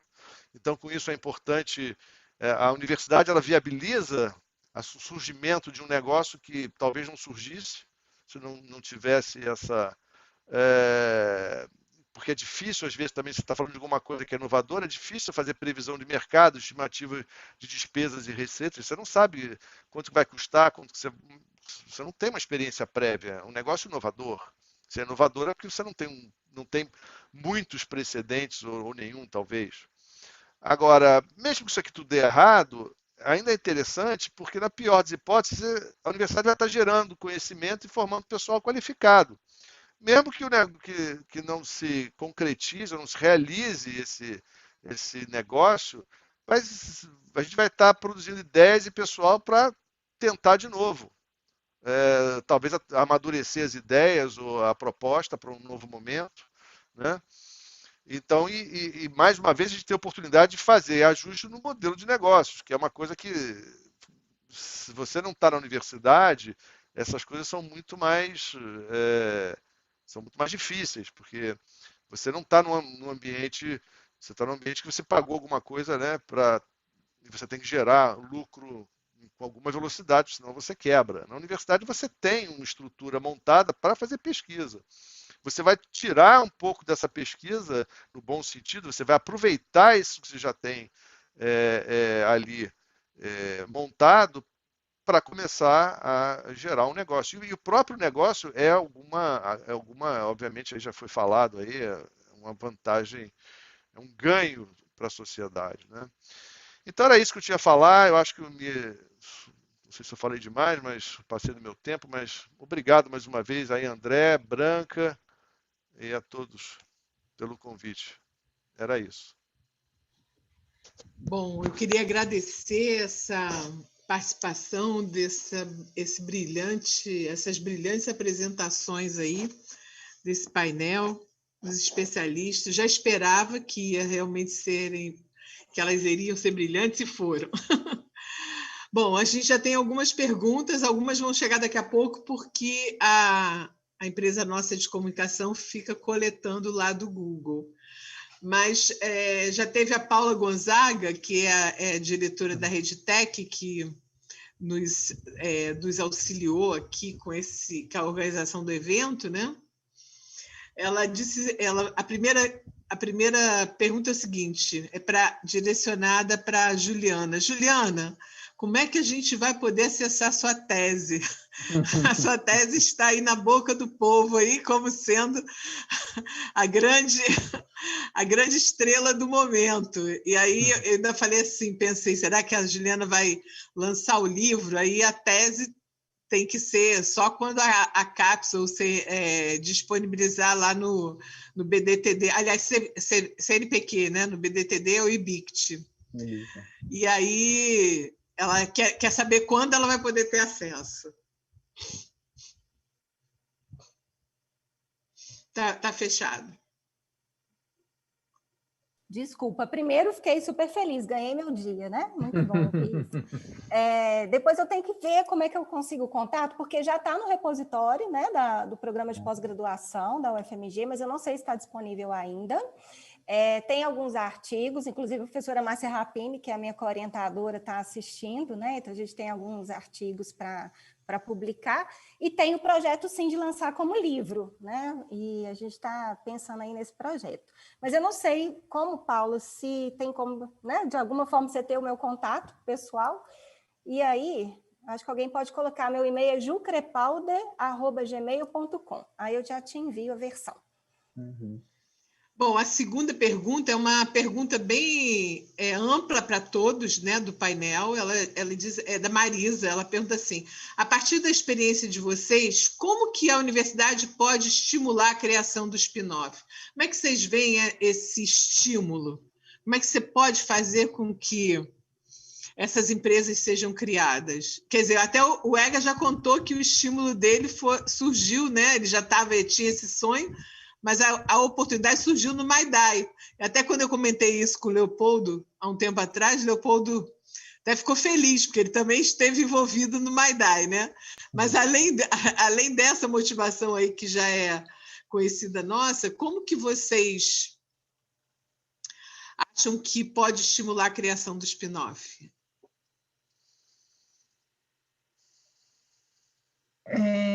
Eu não sei se alguém quer falar, se eu estou interrompendo alguém, eu vou fechar meu vídeo por questão de conexão, mas aquilo que eu discuti, que eu apresentei lá no nosso plano, né?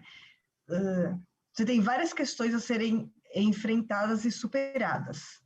Tem a questão da regulamentação, que foi muito tratado aqui, inclusive da própria universidade, mas não existe uma única bola de prata, não existe uma única ação em que você vai resolver isso, mas várias ações em conjunto, entre elas, de fato, a universidade se aproximar do mercado, a universidade promover eventos com as empresas e com investidores.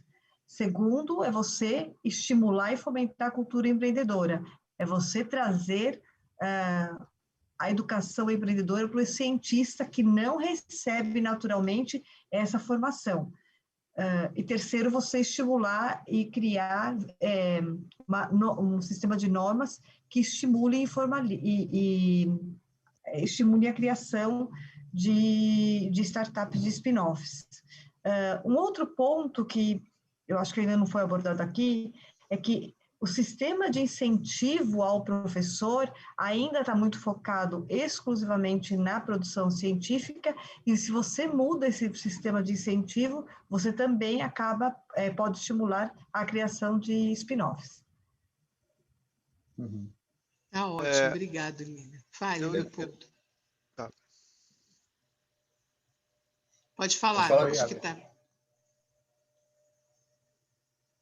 Está aberto, Leopoldo, pode falar, se você quiser. Tá. Aproveitando só o gancho, assim, eu achei interessante essa colocação. Acho que, via de regra, não tem fórmula pronta, sabe? Eu acho que a gente está trabalhando com inovação e, às vezes, a gente tem que incorporar a inovação e assumir determinados riscos, assim. Quando a gente estava conversando, a professora Branca, a gente estava falando sobre, por exemplo, o MyDai, que foi uma experiência que, uns anos atrás, a gente ficava discutindo no Brasil, assim, como é que a gente faz para conseguir botar pesquisador dentro de indústria, sabe? A gente ficava discutindo, olhava o modelo da Coreia do Sul, ficava vendo o modelo do CIFRE francês, e teve um diretor do CNPq, uns 5 anos atrás, a gente fez a experiência com a Universidade Federal da ABC, que estou vendo que está até a nossa querida professora Ana Patrícia está aqui, foi um projeto piloto que a gente fez na época, que foi um mestrado, chamava doutorado acadêmico empresarial no início, depois a gente preferiu mudar o nome para doutorado acadêmico industrial. Mas, assim, a lógica do programa era o quê? O desafio era como é que a gente bota pesquisador dentro da indústria, né? Assim, para a gente não estou falando para acabar com o doutorado dentro do acadêmico, mas assim, como é que a gente estimula também. Assim, e foi um projeto que começou pequeno, depois da Federal da ABC, a gente fez com a Federal do Rio Grande do Norte, deu certo e hoje virou uma chamada a nível nacional, e eu fiquei super feliz quando eu vi, né, que o professor Egas, a professora Branca estão participando disso. Mas lá no começo foi assim, coragem de meter a cara e de começar a estimular, e a coisa pegou. Então, acho que assim, essa questão da spin-off é muito ligada a isso, é um pouco de coragem de tentar mudar o que está aí. Tem um status quo, a gente está vendo, né, que o país está precisando inovar, está precisando de pesquisas tecnológicas. Então, assim, são pequenos, eu acredito mais em pequenas medidas que cada um vai fazendo e que, no contexto geral, a coisa muda, do que uma coisa macro que vai vir, assim, sabe? Assim, a minha visão é bem para o lado também do MyDai, assim, a estimular pequenas... a universidade estimula, o governo estimula. Pequenas iniciativas que, no contexto geral, ela vai dar algo que a realidade vai dar. Verdade. Professora Branca, se você... Fale, pode falar. Não, eu prometo que é um complemento bem rápido, e pegando a fala aí do Leopoldo, é um esforço conjunto, né? E mesmo dentro do ambiente da universidade, eu atuo dentro de um núcleo de inovação. E aí as fichas vão caindo, né?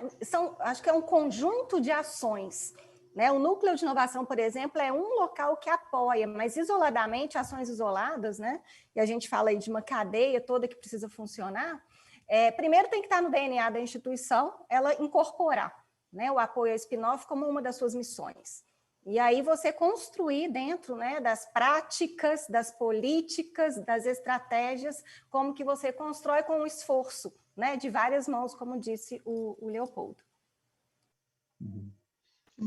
Bom, já recebemos aqui o aviso, também já estou vendo aqui meu amigo Sérgio Paulino chegando aí para fazer a moderação da próxima, os palestrantes do próximo painel. Existia mais uma pergunta, mas depois eu acho que a gente pode conversar com os palestrantes, que seriam onde encontrar esses instrumentos jurídicos, né, que já foram bem-sucedidos nas universidades de vocês e que pudessem ajudar outras universidades a mais rapidamente chegar nessas metas de criação de spin-off, né? Então, acho que vou deixar essa pergunta no ar e depois a gente pode conversar numa hora aí para vocês darem essas dicas e a gente incorpora nesse nosso... Nós vamos fazer um livro, né, um ISBN com todo o material, a coletânea do material, vocês vão ter, inclusive, que dar uma autorização para que a gente possa fazer, tanto faz os PowerPoints, mas também quem fez relato verbal, eu mesmo fiz, vou ceder o meu relato, e vamos fazer essa coletânea, e quem sabe essa pergunta vocês podem responder nesse relato aí que vocês farão para não ocupar mais o tempo aqui dos nossos colegas que já chegaram. Tá? Eu agradeço muito, acho que foi um painel maravilhoso, tá? A disponibilidade, a organização de vocês, tudo. Tá? Muito bom e até a próxima vez. Tá? Sérgio, é com você. Tchau, tchau. Tchau, tchau. A gente agradece muito a Tchau. participação de todos também. Obrigada. Tchau, tchau.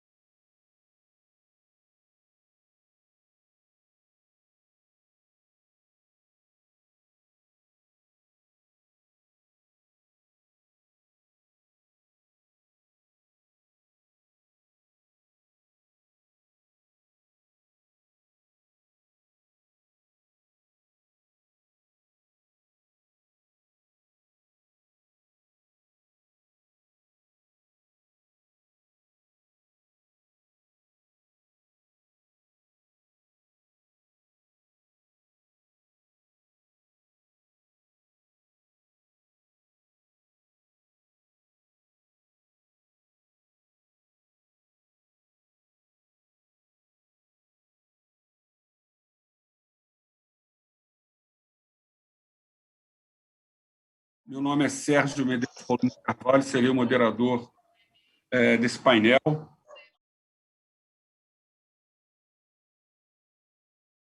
A professora Marisa Almeida, da Unirio, a professora Branca Terra, da UERJ, do board da Triple Helix Association, e ao professor Marcos Telita Lins, da Unirio, COP e UFRJ. Eu gostaria de agradecer, né, a presença no painel dos professores Ana Patrícia Moraes Vilha e Antônio Márcio Buanaim.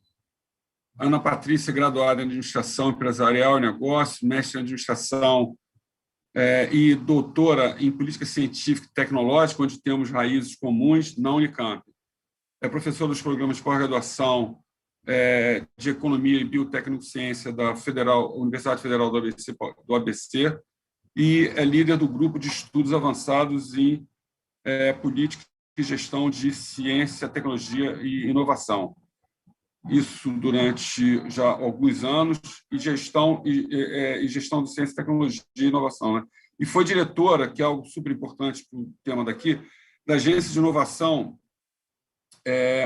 da Federal do ABC, e coordenadora de transferência de tecnologia da mesma universidade. Então, são 6 anos de experiência em gestão nessa área. Enfim, mantém uma produção acadêmica, científica e participação de bancas, onde nos encontramos virtualmente com alguma frequência bastante forte. A palestra dela, que vai ser após a do professor Antônio Márcio, tem o título de Patentes como Função Acadêmica, análise do uso de subsídios para pesquisa, transferência de tecnologia e negócio. O professor Antônio Márcio Buanaim é graduado em Direito pela Universidade do Estado do Rio de Janeiro, UERJ, em Economia e pela Faculdade de Ciências Políticas e Econômicas do Rio de Janeiro. Mestre em Economia pela Federal de Pernambuco e doutor em Ciência Econômica pela Unicamp. Professor do Instituto de Economia da Unicamp e pesquisador do Núcleo de Economia Aplicada, Agricultura e Meio Ambiente, NEA+, e do INCT, do PEPED, Programa de Políticas Públicas, Estratégia de Desenvolvimento. Tem experiência em inovação, PI, economia agrícola. Em propriedade intelectual, ele tem feito uma produção bastante significativa, assim como a agricultura, mas com livros que refletem a preocupação que a gente tem sobre esse tema. Então, acho que um pouco do que está sendo colocado, a professora Júlia, da UFMG, já colocou deu meio que um mote para o que ele iria falar. E gostaria de enfatizar que é uma pessoa que tem um impacto na minha formação acadêmica e profissional muito grande. A gente fez alguns trabalhos, aprendi muito com o professor Antônio Márcio. Então, professor Antônio Márcio, também nos vemos com alguma frequência agora em bancas, coisa que a gente não conseguia fazer em função mais da pandemia. Minha ida a Campinas foi bloqueada por esse ano e pouco. E aí você teria 25 minutos para falar em torno disso, para depois a gente entrar a professora Ana Patrícia e depois a discussão. Então, o tema dele o título é existe um trade-off entre patentear e publicar? Quer dizer, e cabe ressaltar que isso é uma pesquisa feita e que, como parte de um livro escrito por ele e outros companheiros. Sandro Márcio, o ar é seu. Bom, gente, boa tarde a todos e a todas. Muito obrigado pelo convite. É um prazer, principalmente porque é sempre uma oportunidade de encontrar amigos, conhecidos, essa nova maneira de a gente sair do isolamento, né? Antes o isolamento significava a gente ir ao Rio, ir ao Paraná para a banca de tese que tivemos ontem, Sérgio vir aqui, eu ia à Federal do ABC, né, na Patrícia, acho que foi a última vez que a gente se viu, foi naquele maravilhoso evento que você organizou lá.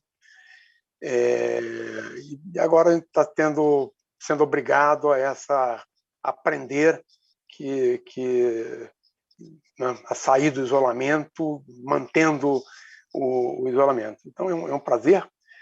Eu vou falar muito brevemente sobre o tema, porque de fato, é um tema que eu trabalhei há um tempo atrás, mas isso me coloca até com um certo constrangimento, escutei parte da sessão anterior, né, de estar participando de um painel que está reunindo realmente especialistas, gente que estuda com muita profundidade o assunto de propriedade intelectual, de inovação, que absolutamente não é o meu caso, apesar das afirmações do Sérgio. Mas também é uma outra característica do momento, a gente está dominado por fake information, não é apenas fake news, mas é fake information. Então, o Sérgio estava passando uma visão falsa, né?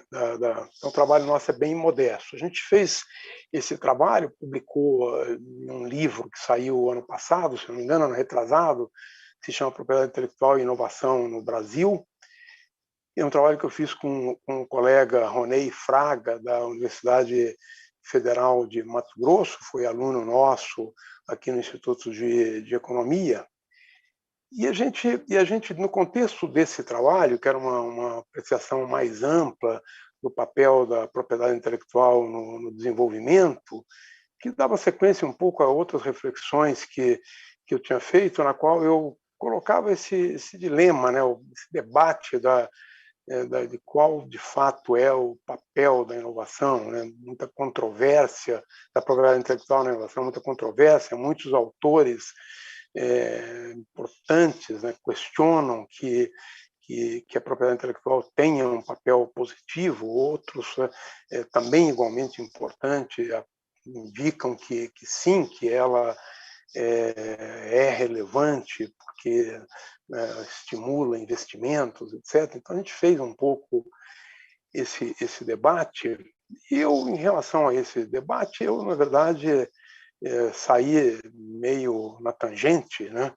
Ou a mineira ou a francesa, como vocês quiserem, né? Dizer, olha, ela foi muito importante em alguns contextos, de algumas indústrias, em outras nem tanto, mas independente de a gente gostar ou não gostar, a propriedade intelectual, né, se refere à titulação, né, de ativos intangíveis que são crescentemente importantes. E na sociedade nossa, né, tudo que é importante, até o que não é importante, vira propriedade. Isso é de muitos e muitos séculos, né?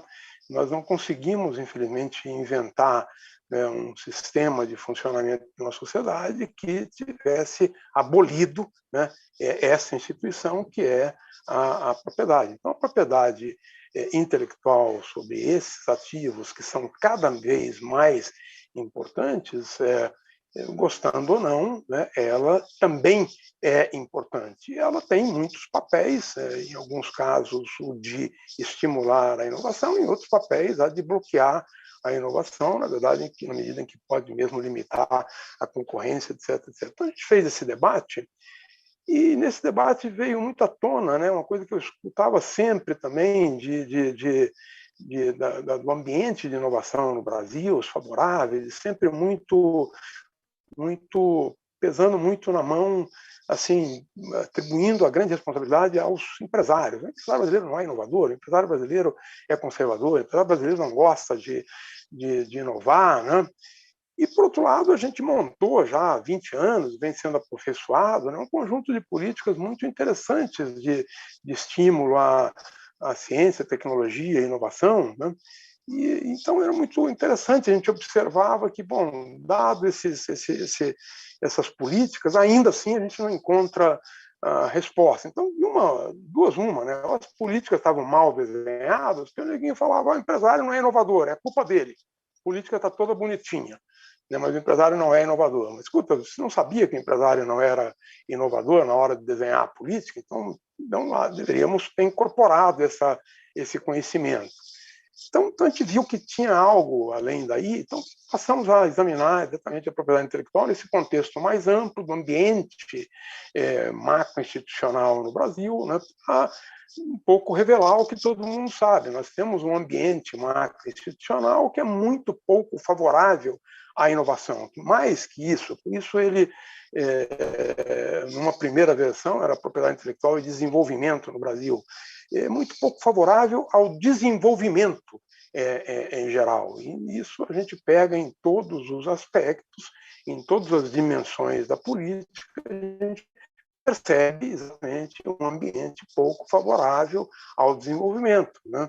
Chegamos aqui em 2021 sem ter resolvido problemas de educação, né? Então, como que podemos falar em ambiente favorável ao desenvolvimento sem ter resolvido o problema básico da educação que está na base do desenvolvimento? Então, com isso, a gente desloca um pouco, né, a discussão da PI para esse contexto do desenvolvimento, mostrando que, de fato, né, o ambiente é pouco favorável à inovação, e, nesse contexto, também a propriedade intelectual acaba tendo um papel relativamente pequeno na inovação e no desenvolvimento brasileiro. E de uma coisa puxa a outra, a gente acabou se deparando com esse debate que contrapunha, né, dentro das universidades, e encontramos vários textos de colegas, textos muito interessantes, que questionavam esse drive que muitas universidades estavam dando, né, de favorecer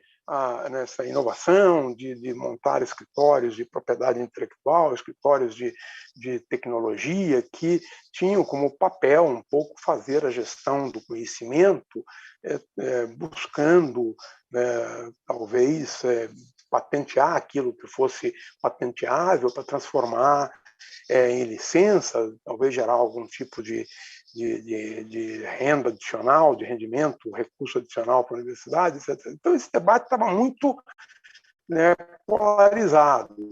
É um debate que tem uma polarização na própria literatura internacional, mas aqui no Brasil era muito mais. Né? Então, era quase, né, um pouco assim, em alguns lugares. Quem faz patente, sabe, quase uma privatização da universidade e do espaço e do recurso público, etc., etc. Então, aí, isso nos levou, então, a tentar sair desse discurso polarizado. Vamos ver se tem algumas evidências disso. Será que esse indivíduo que é professor universitário, pesquisador, que está patenteando, será que, de fato, ele não está desempenhando as outras patentes? Então, a gente diz assim, o papel fundamental da universidade é gerar conhecimento.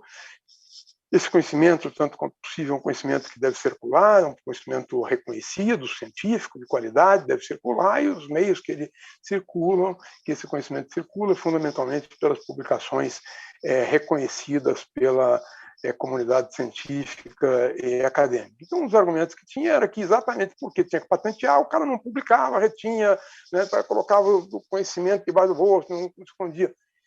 Então nesse processo, inclusive, se desconhecia que a própria carta de patente, né, é um instrumento de informação tecnológica importantíssimo, que sempre foi bastante negligenciado aqui no Brasil, aliás, criminosamente, né, negligenciado aqui no Brasil. Eu até comento que em 2001 eu fui a uma conferência da OMP na China, e naquele momento tive a oportunidade de visitar o escritório de patentes da China, e naquele momento eles tinham 6.000 engenheiros distribuídos em toda a China, fazendo prospecção tecnológica usando a base de patente que já estava disponível. A China estava se preparando naquele processo para entrar na OMC, sabia que tinha que se legalizar do ponto de vista da propriedade intelectual, sabia que precisava se modernizar tecnologicamente, que não podia continuar fazendo isso só na base de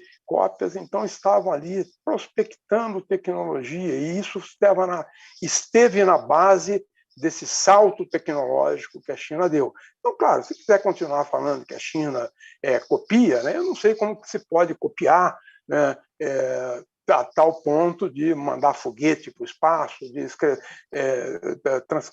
copiar uma tecnologia tão sofisticada como a do trem rápido, que vira mais rápido do que o japonês ou o francês, coisa assim. Quer dizer, algo eles devem ter aprendido, e eles aprenderam muito buscando nessas cartas. Mas aqui a gente ignorava completamente. Então, o pobre professor, pesquisador que patenteava, para muitos era, né, bom, cara, olha, enfim. Então, nós fomos lá ver. E o que nós fizemos, gente, foi algo muito simples. A gente pegou um pouco o perfil, depois eu vou passar para vocês aí, né, o trabalho, um artigo resumido, está para sair. E a gente fez o seguinte: quem que é esse pesquisador, quais são as áreas dele. Então, a gente levantou, na base do Lattes, né, todos os pesquisadores que, todos, até 2017 a gente pegou, né, incluiu, então, né, milhares de pesquisadores que tinham feito patente. Então, a gente criou 2 grupos, simplesmente, os pesquisadores que tinham registro de patente e os pesquisadores que não tinham registro de patente. Então, vamos ver qual é o desempenho acadêmico desses pesquisadores. Então, a métrica a gente foi muito simples, nós pegamos as publicações, né? Então, a gente constatou, a minha tela apaga aqui, justamente quando eu ia olhar, então a gente simplesmente fez a comparação. Olha, foram 15 mil e quase 16 mil pesquisadores com patente, só para dar algumas coisas com vocês, 1.800 de mestrado, depois 6.800 com mestrado e doutorado, depois outros com mestrado, doutorado e pós-doutorado, e toda a classificação, tá? Então a gente se comparou, né, aqueles que vimos aonde que eles estavam, as universidades, por isso que eu não quero aborrecer vocês com isso, né? Tem gente que segue mais ou menos os rankings que a gente conhece. A USP tem um número maior, seguido da Unicamp, depois o UFMG, Rio de Janeiro, Rio Grande do Sul, enfim, né? A lista das universidades, que são também aquelas que mais patenteiam, tá? E também algumas instituições de pesquisa, como a Embrapa, aparecem muitos pesquisadores no Lattes da Embrapa, da Fiocruz, né? Butantan também, que agora está na moda, mas já estava aqui já, né? O quarto da lista aqui de ranking, né? E o CPQD, né? Embrapa, Fiocruz, CPQD e Butantan, tá? Bom, e aí a gente chega então ao final, que é essa lista, essa comparação. E a gente simplesmente constata que aqueles professores que tinham registrado patente também eram os que tinham um desempenho acadêmico muito superior aos colegas que não tinham registrado patentes da mesma área, comparando da mesma área, pareamos naturalmente pela mesma área. Se fosse comparar o cara da engenharia comigo, aí não ia dar certo. Eu não tenho patente, não vou ter mesmo, então ia, né? Então a gente pegou pela mesma área, né? Então a gente mostrou primeiro, portanto, que não tinha essa diferença, né? esse trade-off. Na verdade, que quem fazia patente publicava muito mais, publicava até 5 vezes mais do que os caras os professores que, teoricamente, estavam ali só para gerar conhecimento. Mas, mais do que isso, nós comparamos também, gente, pela qualidade das revistas.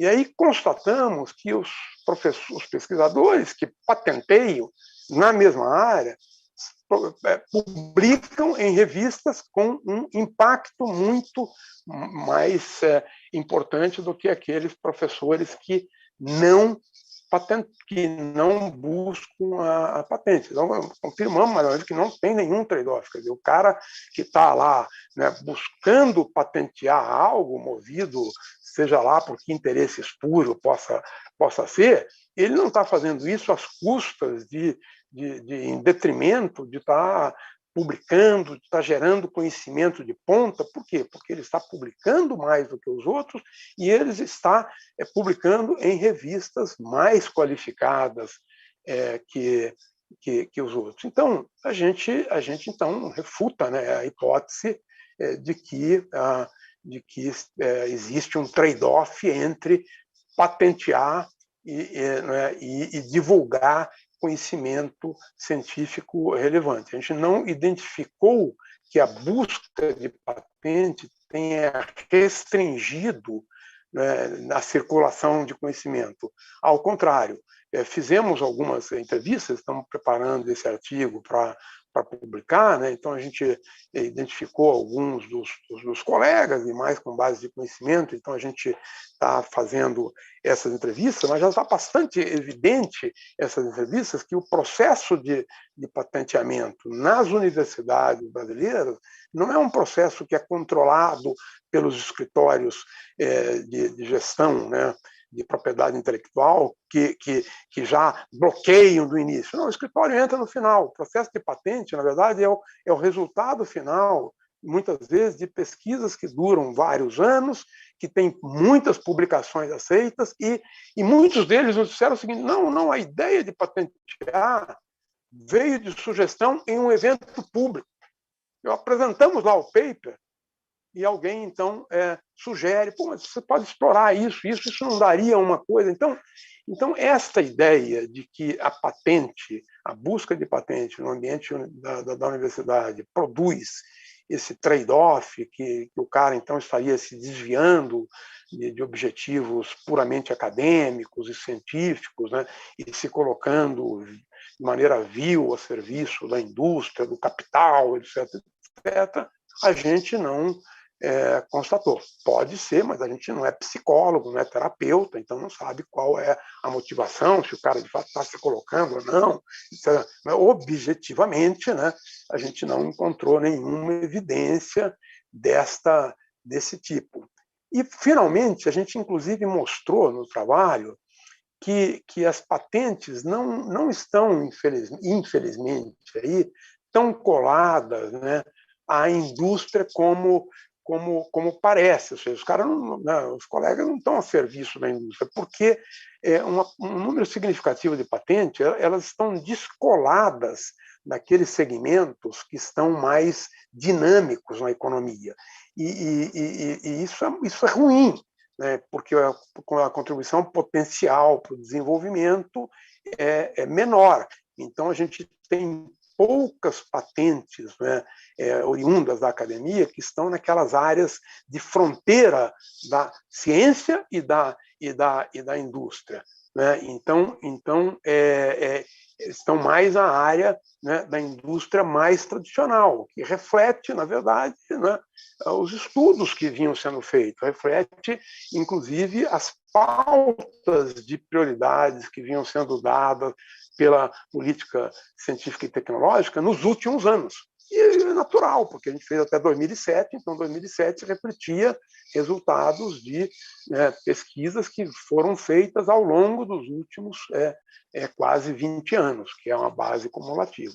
Então, foi mais ou menos isso que a gente encontrou, e um resultado que a gente achou interessante, né? Então, pronto, era isso que eu tinha para compartilhar com vocês. Depois eu vou passar aqui para o Sérgio Paulino o link da publicação, e aí quem estiver interessado pode pegar. Tá? Obrigado, gente, pela paciência de me ouvir. Eu tive um pequeno probleminha aqui na minha imagem, mas eu já resolvo depois passar a palavra para Ana Patrícia, agradecendo muito aí o professor Antônio Márcio, que colocou questões extremamente relevantes, especialmente um pouco para a gente guardar essa questão ao patenteamento, mas o patenteamento ele um pouco desconectado dos setores de ponta, mais refletindo a política científica e tecnológica e vinculados a tecnologias mais ligadas a setores tradicionais. Ana Patrícia, por favor. Muito bem, fico muito feliz de rever colegas aqui. Deixa eu só confirmar se vocês estão visualizando os meus slides. Sim. Sim, eu vou colocar em slideshow em breve. Eu tô. Muito bem. Então, tá tudo sob controle. Eu só vou fazer uma saudação aos colegas, ao Sérgio Paulino, a Marisa, uma pessoa que eu gosto demais, parabenizar pela organização do evento. Fazer evento em condições normais já é bastante difícil, né? Reunir as pessoas, organizar datas, horários, disponibilidade, temas, e isso se amplia quando a gente pensa em cenário de pandemia. Então, parabéns a todos, e parabenizo também o Tuca pela apresentação, porque trouxe um elemento que eu vou discutir, claro que de maneira complementar, a gente já se conhece, a gente inclusive se falou ontem, então a ideia já estava relativamente organizada. O Sérgio Paulino já fez todo o movimento de orquestração dessa discussão. Eu, na verdade, vou aqui colocar para vocês em slideshow, não vejo mais, mas peço que, em dúvidas, vocês me chamem, tá? A minha missão hoje, também, numa tarefa ingrata de tentar colocar as principais ideias em 25 minutos, porque professor está habituado a falar por muito tempo, né? Mas, ok, tentar discutir um pouco como é que a gente se apropria, como é que a universidade se apropria dessa discussão, e sobre a própria apropriabilidade dos avanços, né, do conhecimento gerado por ela, para eventualmente pensar em novos negócios, para pensar em subsídio à pesquisa, em transferência de tecnologia. Então, acho que o debate, nesse sentido, ele avança e puxa a bola que o Tuca já colocou no meu canto, né, colocou no meu lado, né. E essa discussão que eu vou fazer aqui, em grande medida, reflete um pouco da experiência da Agência de Inovação da UFABC. Vou procurar não ser redundante ao debate anterior, porque a Juliana, como executora e como executiva da agência da UFMG, o Leopoldo também, no conjunto das instituições, em certa medida já exploraram essa importância dos escritórios, dos TTOs, né? Mas vamos lá, eu acho que a gente tem que buscar e recuperar uma fala importante do Tuca, que é de tentar entender a morfologia. Longe de ser psicólogo, como diz o meu amigo, né? Mas tentar entender um pouco de como isso é interpretado, né? Como é que essa questão da patente, relação com o mercado, a geração e a difusão do conhecimento se conecta, né? Porque, em princípio, o que a gente vê é essa noção de o que eu tenho a ver com isso, né? Especialmente para quem vem da hard science, né? Pesquisadores que vêm da química, da física, da biologia, e é um discurso recorrente, inclusive na instituição em que eu estou, e particularmente vejo com muito mais acidez esse debate nas instituições de ensino públicas, certa aversão ao movimento da apropriação do conhecimento gerado em suas pesquisas, né? E eu acho que a primeira sensação e a primeira reação que muitos deles trazem, e aí é um pouco da experiência que eu tive na agência de inovação, e tenho vários colaboradores que são físicos, que são biólogos, e ainda fica com aquela sensação de o que eu tenho a ver com isso, né? Eu tenho interesse em trabalhar com o meu laboratório, com a minha bancada, com uma pesquisa que não necessariamente se conecta com interesses de mercado. Então, o debate de patentes, em tese, está muito distante da minha realidade, né? É claro que essa discussão de patentes, ela tem uma forte conexão com a função econômica que a patente oferece, né? Aquela noção de que você se apropria dos impactos econômicos ao deter ou ao conter a apropriação desse direito de proteção intelectual. Mas aqui, particularmente, a nossa tentativa é de tentar entender como a patente pode ser percebida e como ela é de fato percebida pela comunidade científica, né? Essas motivações, que eu acho que são frutos em certa medida, dessa cultura um pouco apartada dos interesses econômicos que se relacionam com as patentes, eu acho que a gente tem um debate mais recente, conectando a discussão de patente na universidade com essa tentativa de complementar a captação de recursos financeiros. E a gente vê, evidentemente, no setor privado, uma fonte importante de complementaridade de recursos, né? A gente também vê, e isso tem sido, em certa medida, um avanço positivo, que é de encontrar na patente, portanto, na motivação de desenvolvimento tecnológico com função específica de desenvolvimento de produtos e processos, uma fonte importante para desenhar novas agendas de pesquisa científica, né? Então, a ideia da patente, em certa medida, é de alimentar e de aproximar demandas que se colocam como desafios empresariais. Então, acho que essa também é uma motivação que a gente vê contundentemente aparecendo para desenvolvimento de patentes pelo sistema científico, né? Há também um desejo que eu vejo recorrentemente de interação e de troca de conhecimentos nessas duas esferas. Então, isso também tem motivado a aproximação do setor produtivo com as universidades e, como um reflexo disso, a própria geração de patentes, né? Além da gente também tentar reforçar essa noção sobre as missões da universidade. Eu acho que quando a gente traz essa discussão do trade-off entre publicar e produzir e gerar patentes, a gente também precisa retomar a discussão das missões da universidade, né? Será que estamos diante de um cenário da universidade do século XXI que tem só por missão formar mão de obra qualificada, né? Então, acho que a ideia de pensar o ensino, a pesquisa, mas, sobretudo, a extensão, e enxergar a extensão também como um elemento de interação da universidade com a empresa, né? E aí, nesse contexto, eu acho que o ponto de contato, entre muitos outros, está também na necessidade de gerar patentes, né? Então, acho que, pensando um pouco nessa perspectiva, eu desenhei aqui uma apresentação que tenta mostrar um pouco como a gente pode interpretar patente nas funções acadêmicas, né? Nas ações e nos processos acadêmicos, né?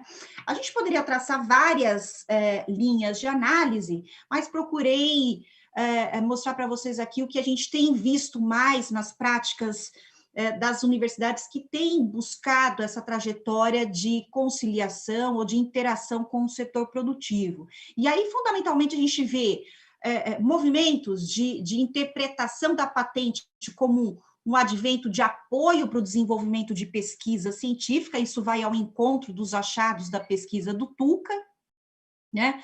A ideia também de pensar a patente como um objeto importante de transferência de tecnologia, não obstante, também reconheça que nós temos outras funções e outros mecanismos de transferência de tecnologia, e também de pensar a patente como um indutor de geração de negócios tecnológicos, né? Claro que no meio de toda essa discussão, acho que tem um elemento que é incontroverso, que eu gosto sempre de colocar nas minhas falas, que é a noção da cultura. A cultura organizacional e aqui tida como a cultura das instituições, das universidades, né? Esse elo que une a discussão de patentes às instituições de ensino tem muito a ver com a discussão da cultura, da construção das culturas para patenteamento, das culturas para geração de negócios, das culturas para inovação na universidade, né? Então, acho que um debate também muito caro e que merecem estudos é de tentar entender como a cultura, em certa medida, condiciona ou não, mais ou menos, ações pautadas para a geração de novos negócios, para a geração de patentes, para a geração de inovação. Eu acho que a cultura é um elemento chave, assim, particularmente nos estudos que eu faço, a gente vê na cultura mais afeita ou menos afeita um condicionante que pode induzir ou limitar a ação da universidade nesta direção. Então, eu quero deixar isso relativamente estabelecido, porque é um elemento que considero importante. Mais do que a gente tentar aqui tabular processos, ferramentas, resultados, eu acho que é um elemento de fundo, né? E que eu costumo dizer que a gente precisa voltar duas casas, e que eu acho que o debate hoje é menos preocupado com isso, né? Que é de tentar entender como é que se conforma a universidade conectada com essas questões, ao desenvolvimento tecnológico, à aplicação comercial, à interação com as empresas. Isso não é um pacote que você simplesmente implanta na universidade, né? Aquela noção do Innovation Day, né? Que foi muito usado, especialmente pelas empresas a partir dos anos 2000, né? De você simplesmente colocar os seus funcionários num final de semana em Águas de Lindóia, ou de criar um final de semana imersível falando de inovação, e, de repente, num passe de mágica, temos uma empresa inovadora. O mesmo vale para outras organizações, como as organizações científicas. Esse é um processo de construção, é de trajetória, e cultura também não é um pacote que você simplesmente implementa por força de uma consultoria, que chamando a atenção para os consultores, mas evidentemente transcendendo isso. Ou mesmo as ações dos escritórios de inovação, dos núcleos de inovação tecnológica. É um processo que demanda muitas ações, é um trabalho de formiguinha. Mas vamos voltar aqui para a gente não perder muito time, e Sérgio, por favor, me alerte aqui, tá? Quando eu falo da patente como instrumento de pesquisa, isso em certa medida já foi colocado aqui, não vou insistentemente colocar, mas a gente sabe que patente é um bom vetor de inteligência tecnológica, é um bom instrumento de captação de informação. Então, evidentemente, a gente sabe que patente, diferentemente das publicações, se constrói num contexto diferente, porque tem uma missão diferente. Pode até se conectar com a missão da publicação, que em alguma medida é de divulgação mais ou menos científica, mais ou menos tecnológica, mas o fato é que a patente, até por ter restrições e critérios muito específicos para sua redação, ela tem informações importantes que muitas vezes você não encontra nas publicações científicas. Então, ela pode ser tida como um instrumento poderoso de orientação, de monitoramento, para subsidiar a agenda de pesquisas, né? E aí também, olhando um pouco para essa cena, a gente fez uma pesquisa na UFBC.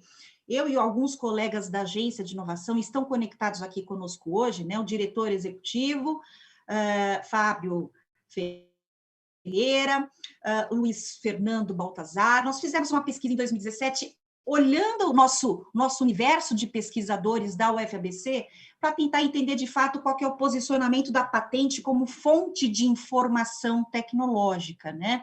Então, nós fizemos uma pesquisa importante nas mais diversas áreas, examinando e consultando pesquisadores das áreas tecnológicas, né, as áreas das ciências naturais, das engenharias, mas também avaliamos e consultamos pesquisadores das áreas conectadas às ciências sociais, né, até para tirar o viés e entender qual que é o nível de proximidade.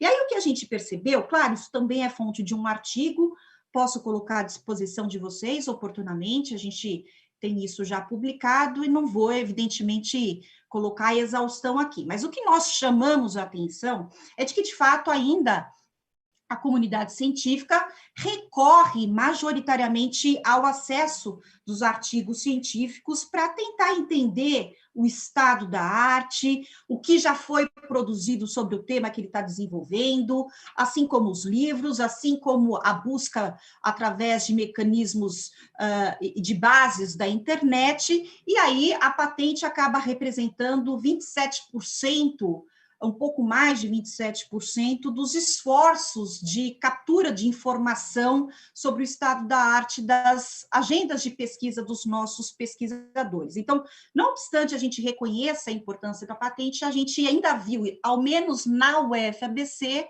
ainda um processo de aculturamento, de reconhecimento e aproximação da patente como informação tecnológica e como apoio à admissão e à continuidade da agenda de pesquisa dos nossos pesquisadores, né?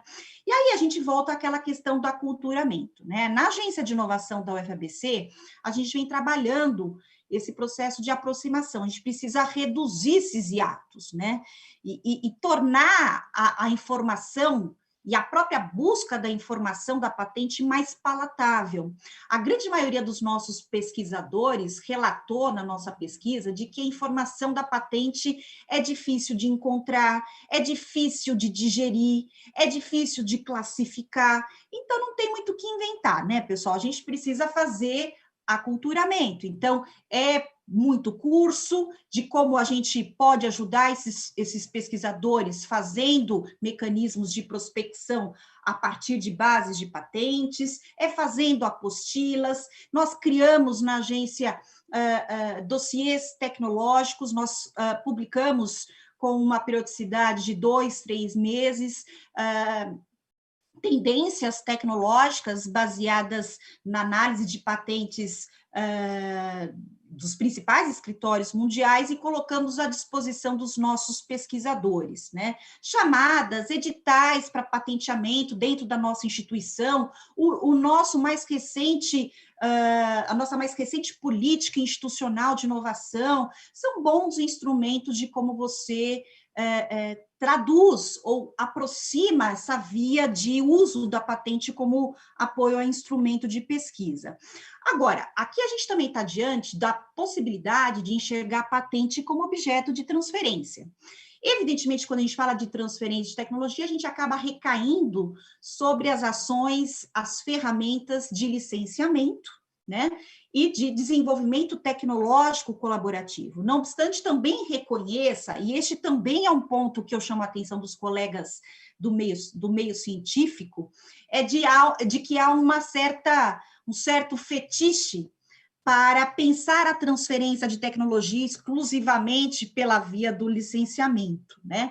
Mas a gente sabe que a transferência de tecnologia pode ou não envolver patentes, né? Quando a gente pensa em treinamentos, em assessoria técnica, em transferência de know-how, enfim, em spin-offs, geração de novos negócios como frentes ou como ressonâncias da atividade científica, também são fontes de transferência, né? Mas, evidentemente, há uma tendência de evidenciar o papel do licenciamento, porque ele efetivamente permite que você tenha o retorno financeiro desse esforço de conhecimento gerado, apropriado por meio da patente e depois transferida pelo setor produtivo. Nesse sentido, eu acho que a gente tem aí um debate recorrente, com mais ou menos sofisticação, sobre como a gente faz transferência de tecnologia, que ainda é muito incipiente. Na prática, poucas universidades têm processos estruturados, ou para licenciar, ou para se aproximar da empresa para fazer essa transferência acontecer, ou de pensar no limite o desenvolvimento tecnológico colaborativo, ou seja, de pensar o processo de transferência na sua gênese. Né? Ao invés de primeiro patentear, né, de fazer a pesquisa descolada dos interesses produtivos, para depois pensar na efetiva transferência por meio do licenciamento, a gente tem provocado um debate na universidade que é o de aproximar os interesses, os desafios e as demandas empresariais no início da atividade de pesquisa. Né? Então, a gente já desenvolve, a tentativa que a gente vem fazendo é de já pensar nessa aproximação no início da demanda, para que seja evidentemente construído em conjunto e que redunde numa patente em cotitularidade e contratos de licenciamento exclusivo ou não, né? A Agência de Inovação da UFMG tenta trabalhar nessa perspectiva já desde o início, no processo de diligência, de comunicação de invenção do pesquisador na Agência de Inovação da UFMG, desde o início aproximar essa realidade, pensando na elegibilidade dos pedidos de patenteamento dos pesquisadores, já criando mecanismos de identificação do potencial de mercado dessa patente. Aí um outro debate que nos vem, especialmente na universidade, mas Ana Patrícia, se eu for muito rigoroso, eu não vou ter nenhuma patente para chamar de sua ou para chamar de minha. Logo, a universidade será mal ranqueada naqueles rankings científicos nacionais e internacionais. E este é um outro debate pantanoso. Até que ponto sou rigorosa ou não nos pedidos de patenteamento da universidade, levando em consideração a sua viabilidade para mercado? Porque se de um lado eu sou bastante rigorosa e patenteio aquilo que de fato se mostra importante, viável do ponto de vista da aplicação e transferência para o mercado, do outro lado sou penalizado, porque se eu tenho menos patente, à luz dos rankings científicos, sou tida como menos inovadora. A universidade pode ser penalizada por isso. Então, este também é um outro balanço, uma outra preocupação que eu acho legítima, e precisamos discutir isso, né? Como a numerologia, e essa numerologia não está só no ranking, tá, pessoal? O ranking internacional, os rankings científicos internacionais, em certa medida, norteiam, orientam a capacidade da universidade ser tida como inovadora pelo número de patentes que ela gera, o que, em certa medida, é uma relativa distorção. A gente também já tem visto isso como distorção da própria capacidade dos pesquisadores em produção científica, porque a patente tem sido reconhecida mais recentemente como um indicador de produção científica. Então, também a gente tem visto uma corrida desenfreada de proposição de soluções pouco afeitas à própria noção da patente, aquela noção da solução, do conhecimento passível de aplicação comercial, com potencial de geração e de conversão em produtos, processos, sistemas, né? E isso é fruto dessa distorção, né? Eu acho que essa também é uma discussão legítima que a gente precisa fazer. Evidentemente, eu não vou fazer isso agora, porque senão eu tomo muito tempo. Vamos em frente, então, pessoal. Aqui é só para mostrar o processo de transferência de tecnologia que nós temos na UFBC. A Agência de Inovação fez isso ao longo de muitos anos de tentativa de se debruçar sobre as melhores práticas, de entender a realidade. Então, não é simplesmente transplantar as melhores práticas de fora sem entender a cena no Brasil, sem entender a cena institucional. Aqui não vou entrar muito no detalhe, podemos colocar isso oportunamente depois.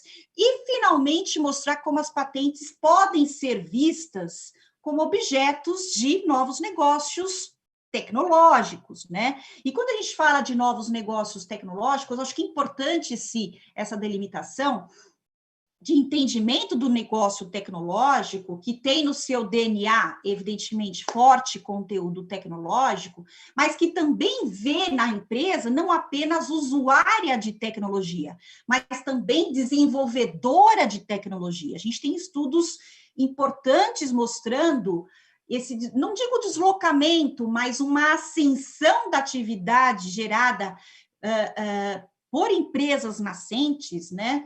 Tirando e aparando a aresta do modismo envolvendo o empreendedorismo tecnológico, mas tentando entender como as startups têm oxigenado o portfólio de produtos de grandes corporações, do capital de risco. Este é um movimento importante e tirando, né, a moda, os enfeites relacionados ao tema, é também uma preocupação que a universidade de ponta, a universidade que está olhando práticas do século XXI, precisa se debruçar, né? E aí, particularmente no nosso caso, a experiência da UFABC, não muito diferente das grandes universidades, assim como nós vimos no caso da UFMG, criou processos, criou sistemas específicos para amparar essa realidade, né? A incubadora tecnológica é fruto dessa reflexão. A gente tem, particularmente na UFABC, uma forte vocação tecnológica, então, evidentemente, no nosso caso, a Agência de Inovação criou uma incubadora com forte vocação em geração de negócios tecnológicos, e mais do que isso, a gente procurou, e eu acho que essa também é uma frente que eu acho que precisa ser replicada nas práticas, nas boas práticas, que é de fazer a incubação, de fato, ser distintiva, né? O que eu vejo também, um movimento fruto também desse processo crescente nas universidades de como se apropriar disso, é de fazer incubação sem muita metodologia, né? Encosta aqui, pega aqui o equipamento, conversa com o professor, faz um teste ali, está tudo certo.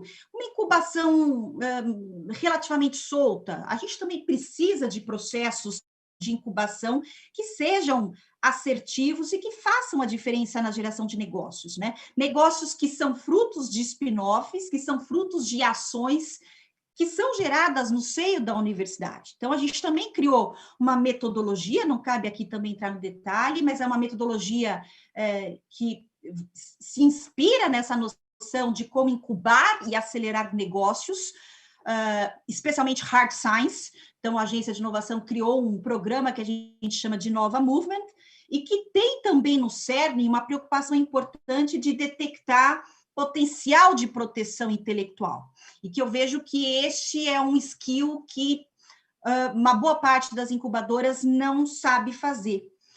Incubadoras de universidades. O que eu vejo muitas vezes é incubadora sendo criada na universidade a despeito da atividade de proteção intelectual, e que, por vezes, pensa o negócio sem necessariamente entender o potencial de proteção. Também quero fazer a meia-culpa aqui, assim como fez o Tuca, de mostrar que a patente não é a única via de legitimidade do negócio, ou de construção de um negócio. Mas, evidentemente, quando a gente pensa novos negócios a partir de bases científicas, de forte conteúdo tecnológico, oriundas de bases tecnológicas de campos disciplinares hard science, a patente, ela faz uma diferença, né? Faz diferença por diversas razões que eu já expliquei aqui, e a gente precisa pensar mecanismos de incubação que levem em conta esse tipo de necessidade. Então, também criar mecanismos de viabilidade, de análise de potencial de proteção intelectual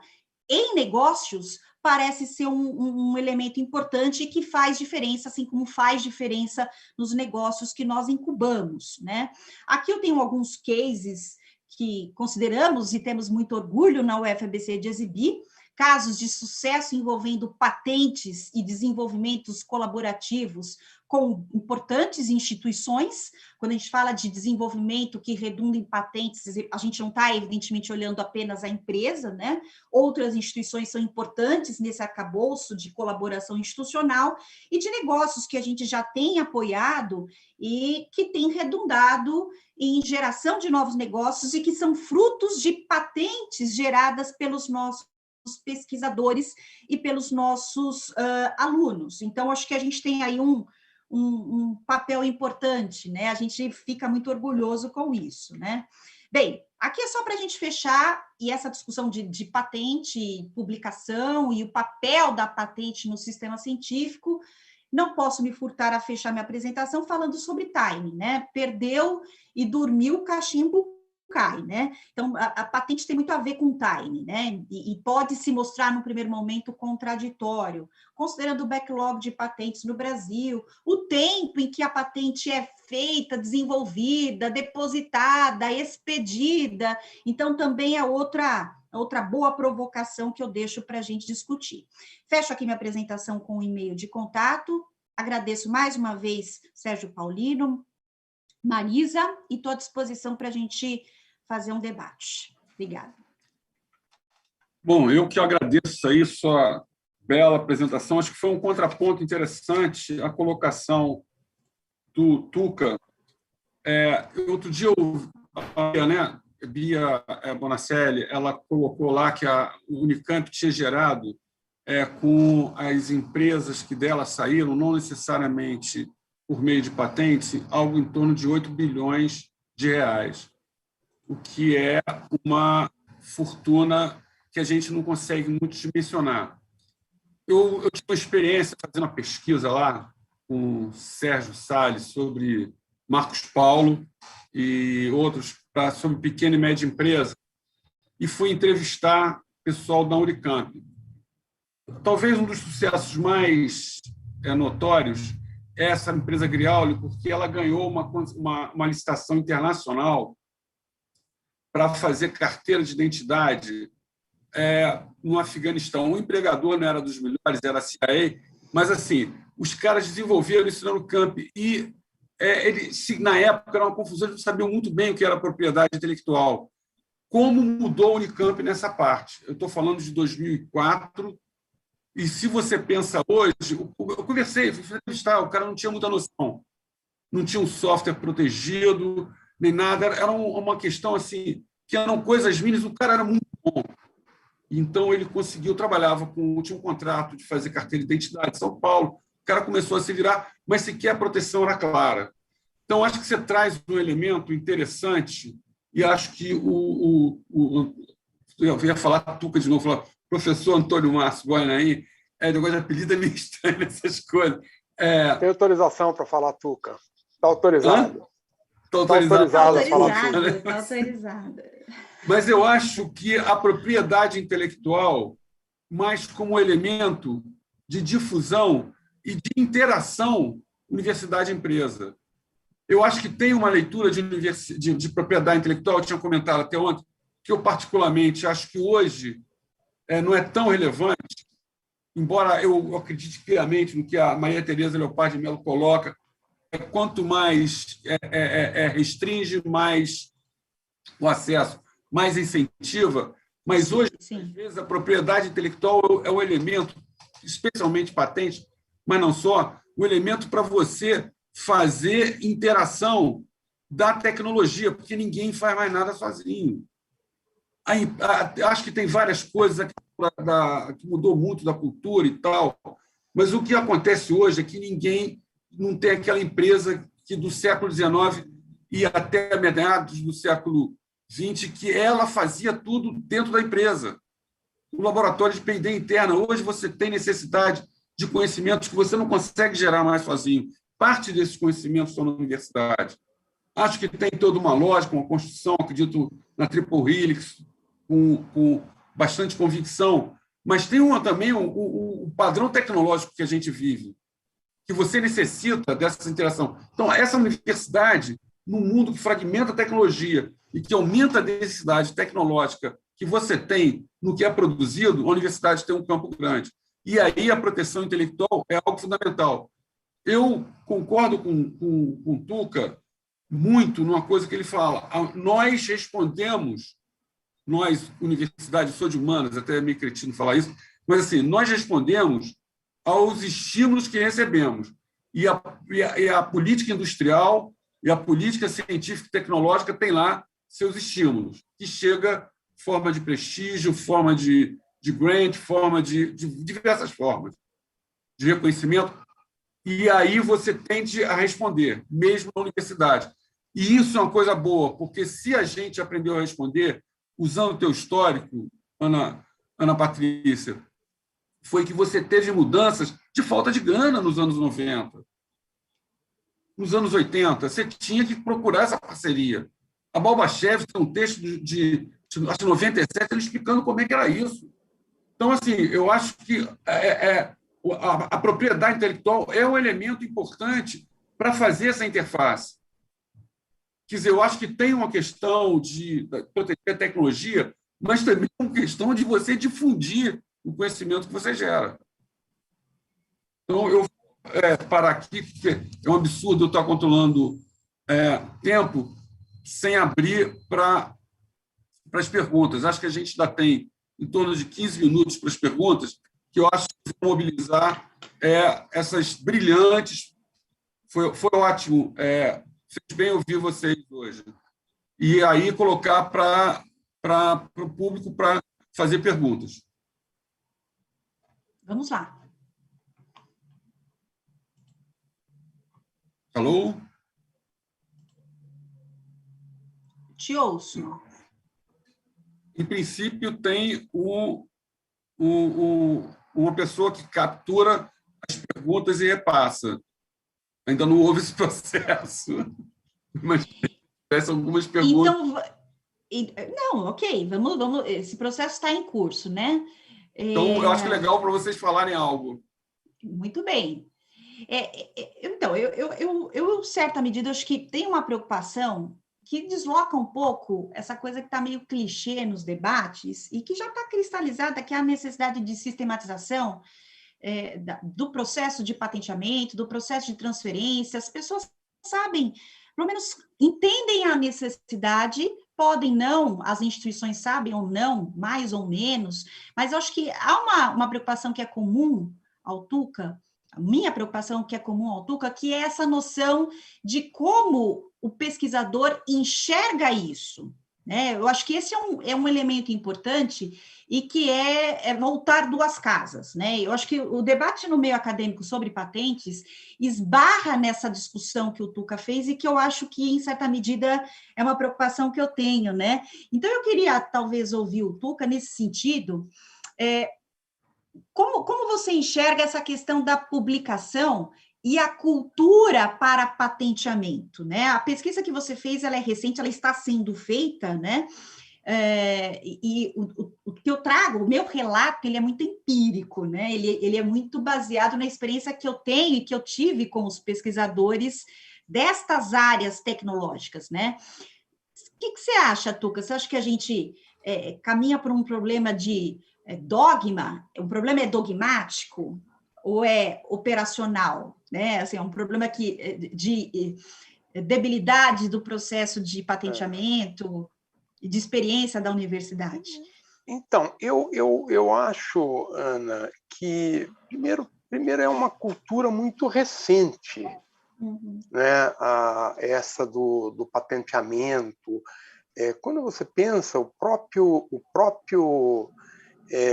própria ideia de inovação é relativamente recente no meio acadêmico, né? A gente estava foi muito marcado com a ideia do desenvolvimento tecnológico. As agências eram de fomento da ciência e tecnologia, né? E que de alguma maneira, digamos assim, é mais reduzido do que essa agenda da inovação que foi colocada a partir dos anos 90, seguindo um pouco um drive que estava comum, né, principalmente na Inglaterra, França, que começaram a aprovar a lei de inovação. Então é algo muito recente e eu acho que começou de uma maneira muito polarizada esse debate, mas o que eu sinto é que essa polarização vem diminuindo, né, à medida em que aumenta, digamos assim, a cultura da inovação, nas próprias narrativas de documentos oficiais, de teses, e vai ficando mais importante a importância da inovação e os links entre inovação e ciência, que não há tanta ruptura assim. Então, eu acho que isso está se desfazendo e a verdade é a seguinte, hoje, são segmentos muito restritos que ainda mantêm um discurso que busca opor, né, inovação ao conhecimento, ou que é uma outra contraface desse discurso, que busca evitar e criticar as relações entre universidades e pesquisadores e as empresas como se fosse algo espúrio. Nós tivemos muito isso ainda no debate que antecedeu, né, a aprovação do marco legal de ciência e tecnologia. Você lembra? Algumas entidades publicaram um manifesto, mas de fato a gente pode dizer que foram entidades que são cada vez menos representativas, porque as entidades mais importantes do mundo acadêmico estiveram alinhadas com esse movimento, não encontram que haja nenhum problema e que, ao contrário, que esta digamos, relação entre o mundo acadêmico e as empresas e o governo só enriquece a nossa, digamos, militância acadêmica e científica. Então, eu acho que tende a se desfazer. E eu acho que também o que vai acontecendo é que, no início, você deve ter percebido isso, nós, na universidade, estávamos olhando essa busca de gestão de propriedade intelectual como se fôssemos virar uma universidade israelense que fatura centenas de milhões de dólares a partir do licenciamento de tecnologia. E então estava vendo aquela enxurrada, inclusive, de coisas que não tinham valor, etc. Então, na medida em que os pesquisadores vão aprendendo, os escritórios vão aprendendo e começam a filtrar melhor, né, aquilo que tem potencial, aquilo que não tem, etc., as coisas vão entrando num curso que eu acho que é diferente do que foi no passado e que vai ser muito mais positivo. Então, eu tenho a sensação que o papel que vocês que estão trabalhando nos escritórios têm tido é excepcional. Porque não é excepcional no sentido de ajudar a universidade como um todo a se aproximar, né, da sociedade e de segmentos da sociedade, a identificar, digamos, oportunidades que não são só oportunidades de negócio. O que a gente vê é que vocês estão identificando oportunidades de pesquisa, universidade de progressos científicos, mas lá adiante pode ou não gerar patente, isso é outra história, né? Então, eu acho que, digamos assim, tende a se desfazer essa dicotomia, né? Ia ficar assim meio... Quem é contra fica meio afastado, vai ficando meio afastado.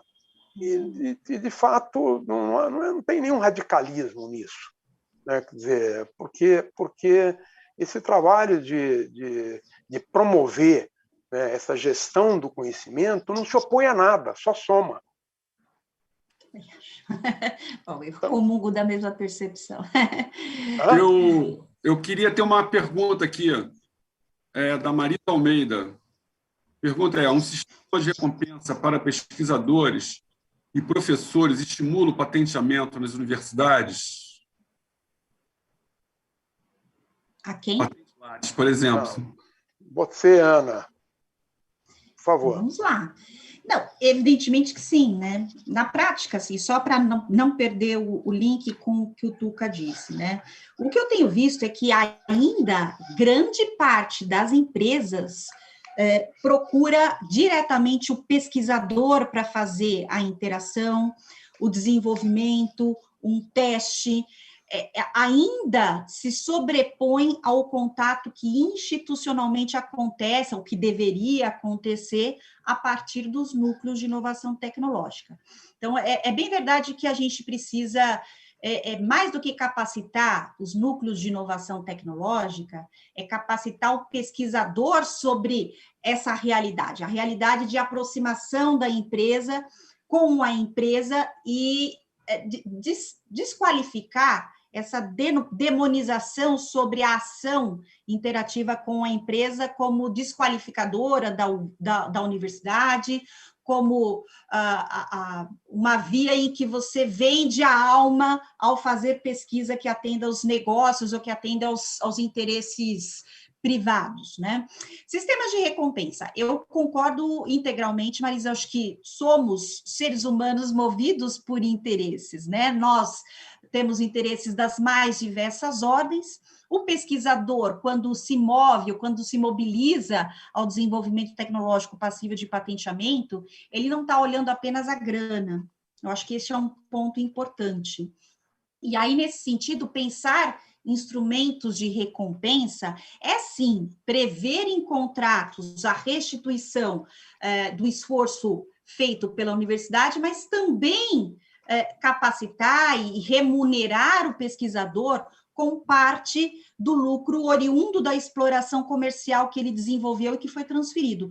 Os contratos da UFABC já prevêem isso. Nós já estamos em fase de restituição financeira da empresa que fechou. Nós temos contratos de licenciamento e parte dessa receita está indo para o pesquisador. Mais especificamente, 1/3 daquilo que é receita para a universidade vai para o pesquisador, vai para o inventor da solução.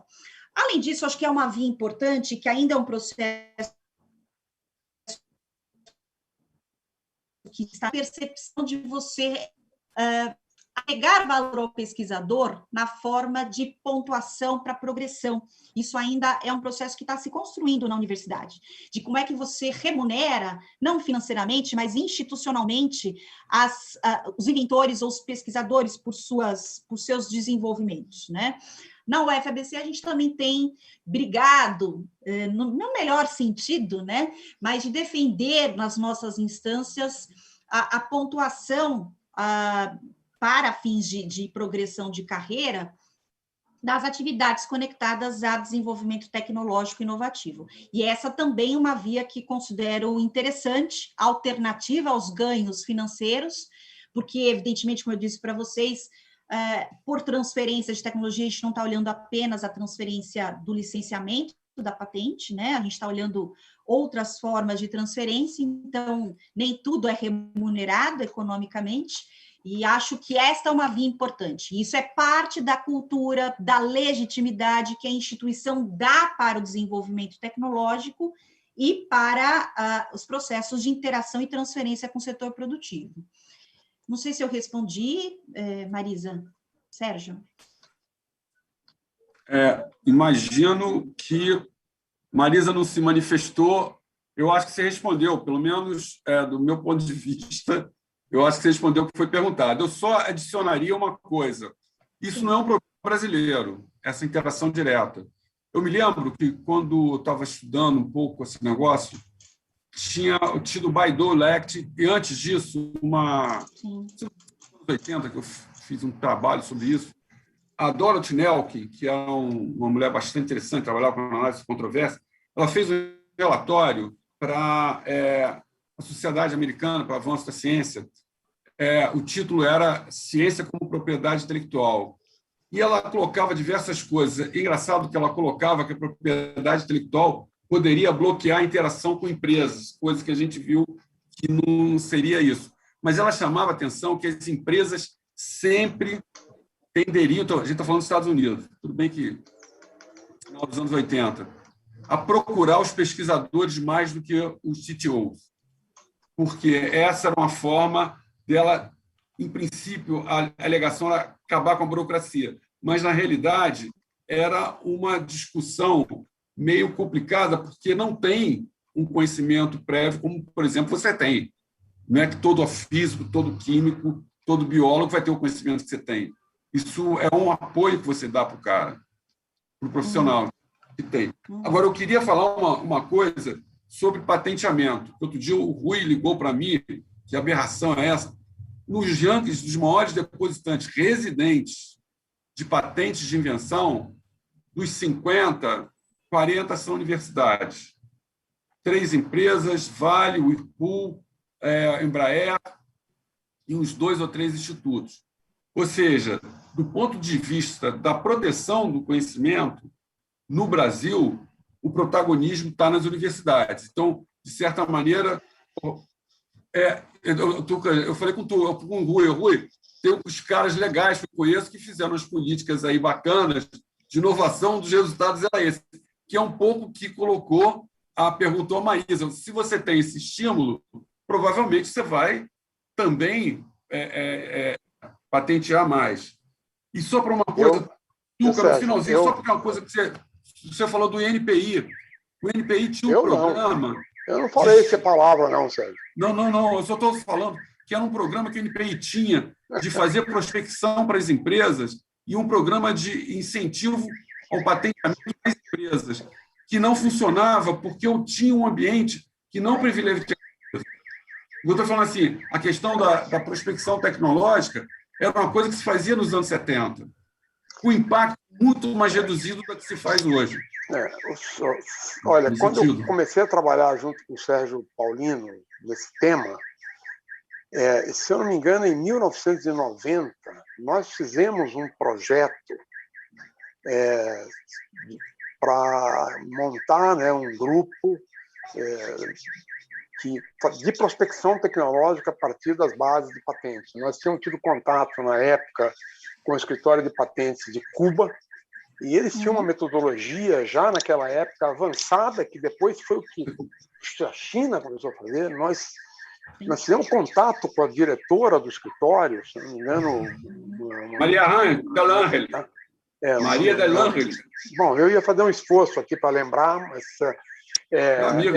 mas, enfim... Maria de Los Angeles. É todo o apoio, um belo projeto, e nós ficamos anos, né, tentando que o MCT na época, que o INPI, que nunca conseguimos esse projeto. Eu tenho a impressão que, passado 20 anos, se a gente achasse esse projeto, o projeto ainda seria interessante e válido, embora muito tenha se avançado nessa área de prospecção tecnológica a partir das cartas de patentes. Né? Enfim, eu acho que é um ponto, né? O fato de você ter uma atração e interação, muitas vezes direto com o pesquisador, exige da instituição uma abordagem diferente para atacar esse problema da interação com universidade e empresa, né? Então, acho que porque o que acontece? A gente ganhou protagonismo, a questão dos núcleos de inovação. Sérgio, eu vou ser muito rápida. A questão dos núcleos de inovação tecnológica ganhou protagonismo. Está muito difícil, porque eu falo por horas sobre o assunto. Ótimo, vai adiante. Então, a gente tem um protagonismo das agências de inovação tecnológica, dos núcleos de inovação tecnológica, e esse é um debate que aparece fortemente a partir da Lei de Inovação dos anos 2000. E, no final das contas, o que eu vejo é um grande arrazoado de importância, de discussão sobre a importância dos núcleos de inovação tecnológica, e aí a gente vai nos debates e vai nos fóruns, ressaltando a importância da patente, a importância do licenciamento, a importância de ter uma política institucional. E eu acho que a gente precisa olhar para questões que tangenciam esse debate, que tem a ver com a noção de como a empresa procura a universidade. Como é que isso acontece?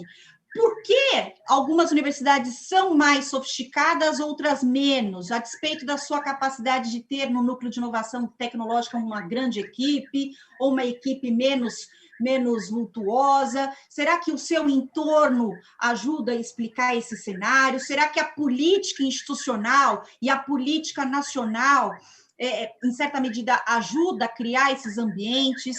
Eu acho que a gente precisa olhar esse debate de maneira um pouco mais ampliada, né? Então, a preocupação ela é legítima quando você faz essa comparação entre o que está patenteando e o que está publicando, a forma de abordagem da empresa com a universidade, e que eu ressalto e repito aqui, é majoritariamente com o pesquisador, portanto, temos que atacar especialmente a sensibilização, mais do que a institucional, daquele sujeito que tem potencial contribuição para o desenvolvimento tecnológico e de patenteamento. Então, a abordagem é outra. Você precisa pensar de uma outra forma de atacar a sua comunidade, né? Eu acho que esse é um aspecto pouco explorado nos debates que a gente vê sobre patentes em instituições de ciência e tecnologia. Sérgio. Perfeito. Antônio Márcio, Guainaim, a gente já está se encaminhando para o final, que a gente está, enfim, tentando manter dentro do... Como eu falo muito, eu tenho que me controlar primeiro para depois controlar o tempo. Mas, assim, a gente acha que já está se encaminhando de alguma maneira no final, e aí seria interessante algumas palavras de vocês aí para finalizar, para terminar. Vocês gostariam? Um jogo bem rápido, que eu também já recebi um aviso. Sérgio, eu só quero agradecer o convite que vocês me fizeram, a oportunidade de estar aqui com vocês, o que aprendi escutando a Ana Patrícia, com o conhecimento e entusiasmo que ela fala do tema, me dá até vontade de voltar a estudar mais do assunto. Obrigado, Sérgio, obrigado, Ana, e espero encontrá-los. Eu já te mandei, Sérgio, pelo WhatsApp, o link ou o PDF do último livro, de 2019, que eu mencionei aqui, e se você puder aí depois distribuir para o pessoal da organização do evento, não sei como pode disponibilizar, enfim, tá? Obrigado a vocês que estão aí ouvindo. Ana Patrícia. Obrigado aí, Tuca. Muito obrigado. Agradeço o espaço, a oportunidade, sobretudo de rever o Tuca, de rever o Sérgio Paulino, debate de alto nível, porque são pesquisadores de ponta, estudam PI há muito tempo, têm uma enorme experiência, então é um espaço valoroso. Eu agradeço. Obrigado aí. Bom, eu também queria agradecer aos dois que foram particularmente felizes hoje, ficaram um tempo exíguo, questões super importantes.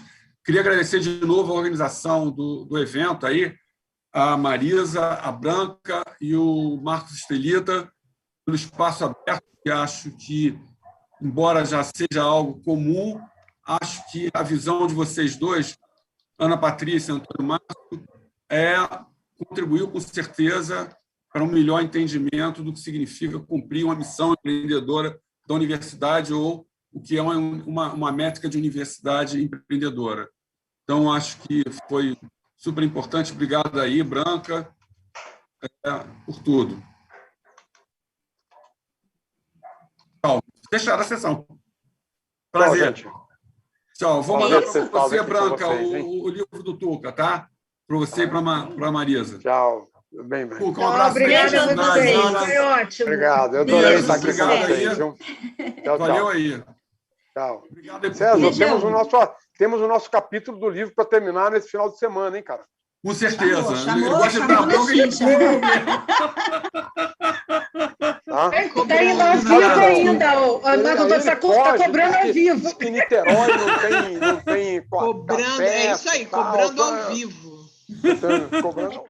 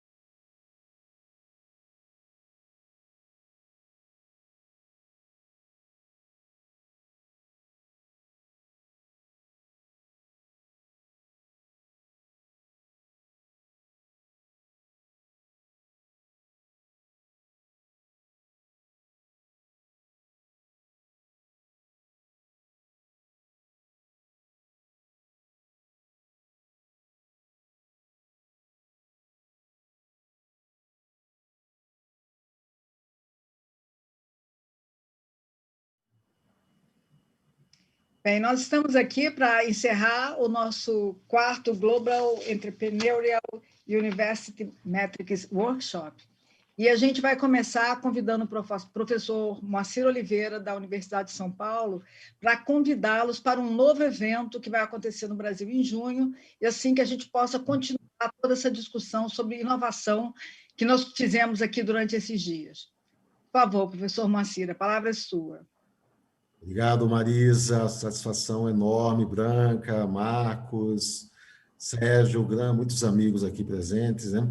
Então, bem, eu vou ser bem objetivo, né? Porque, afinal de contas, temos um encerramento para tocar, mas agradeço imensamente aí a oportunidade de estar divulgando aqui o que a 19ª Conferência Global da Triple Helix vai acontecer aqui no Brasil este ano, né? Eu me apresentando, eu sou o professor Moacir de Miranda Oliveira, eu sou professor titular da Faculdade de Economia e Administração da USP, sou chefe do Departamento de Administração e vou fazer, então, aqui, nós temos um evento que nós organizamos todos os anos, que chama Triple Helix, não, o Science Meets Business, desculpa, mas esse ano a gente vai estar fazendo esse evento. Por alguma razão, não estou conseguindo colocar no modo exibição aqui. Deixa eu ver se eu coloco antes de... Esse ano, o evento vai ser feito em parceria com a Triple Helix Conference, né? Então, o evento desse ano vai acontecer... a Triple Helix vai acontecer 16 a 18 de junho. Ele é organizado pela Faculdade de Economia, Administração e Contabilidade da USP. O tema vai ser Triple Helix Innovation for a Sustainable World, Science and Technology to Enhance the World for Future Generations. Então, ciência e tecnologia para melhorar o mundo, né, para as gerações futuras.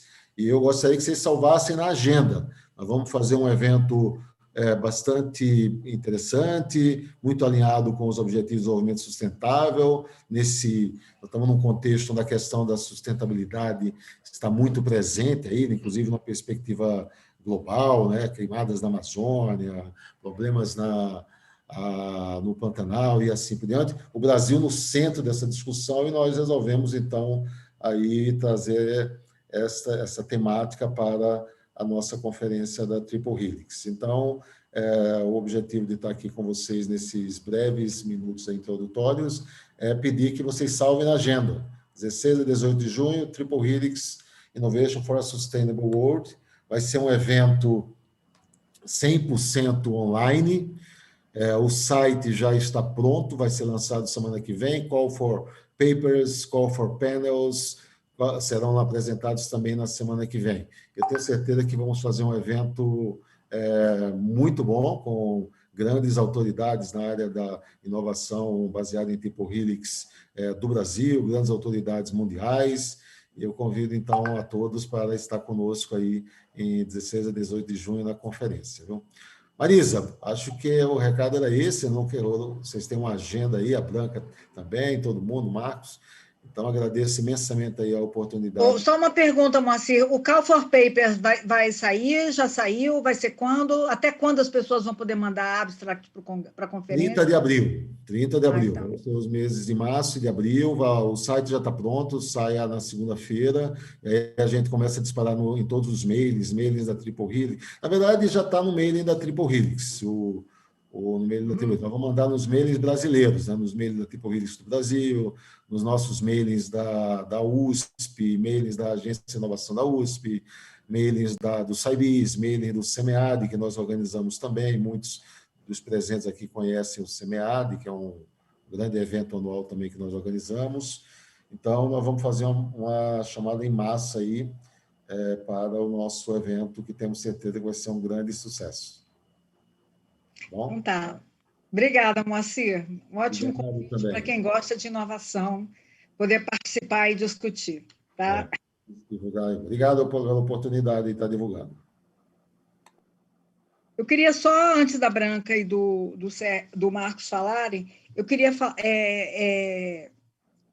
um pouquinho assim, de como é que eu vi o evento, né? Eu acho que a gente teve um resultado muito bom em termos de número de participantes, 349 pessoas. Nunca, nem nos meus maiores sonhos, eu cheguei a sonhar com esse número, uma grande surpresa a gente descobrir, né, que nesse ano difícil, nesse período difícil que nós estamos vivendo, as pessoas continuam interessadas em inovação, continuam interessadas nas universidades e como contribuir para as universidades continuarem crescendo, né? Na abertura, eu disse que uma das preocupações do nosso grupo de pesquisadores envolvidos nesse projeto é que, em 2015, quando a gente escreveu o projeto, a gente queria organizar um workshop para poder discutir os resultados.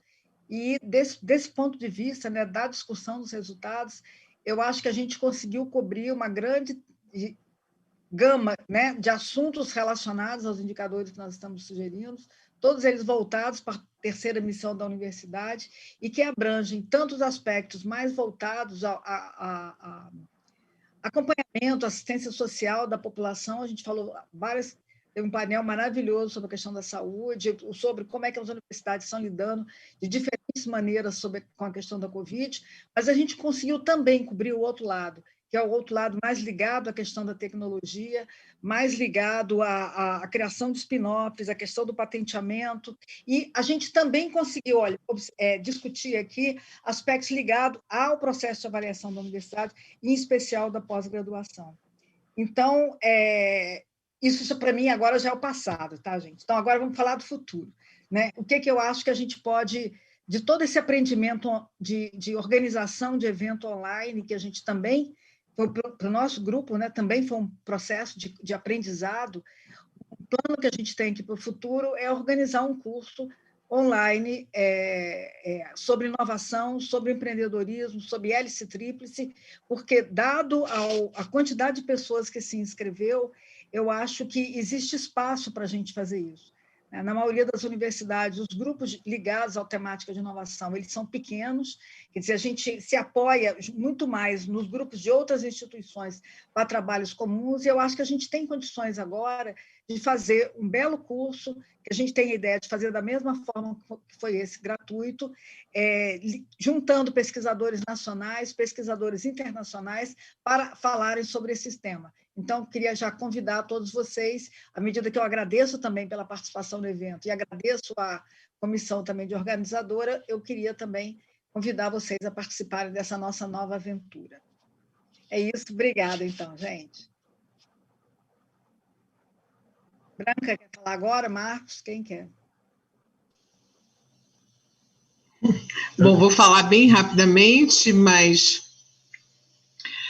agradecer, né, a participação de todos. Acho que essa rede foi criada ou ressuscitada, não sei, porque nós temos aqui no Brasil, em alguns momentos, uma quantidade grande de pessoas interessadas, mas dessa vez eu acho que extrapolou, né? Nós estamos realmente assim, surpresos com o número de pessoas. Tudo bem, o contexto é outro, o cenário é outro, a gente hoje já tem várias leis que obrigam as universidades a trabalhar focada na inovação, então acho que as coisas já estão acontecendo, né? Já existe a infraestrutura, então, tanto ela legal, quanto laboratorial, quanto os NITs, e agora tem que colocar para frente essa questão cultural,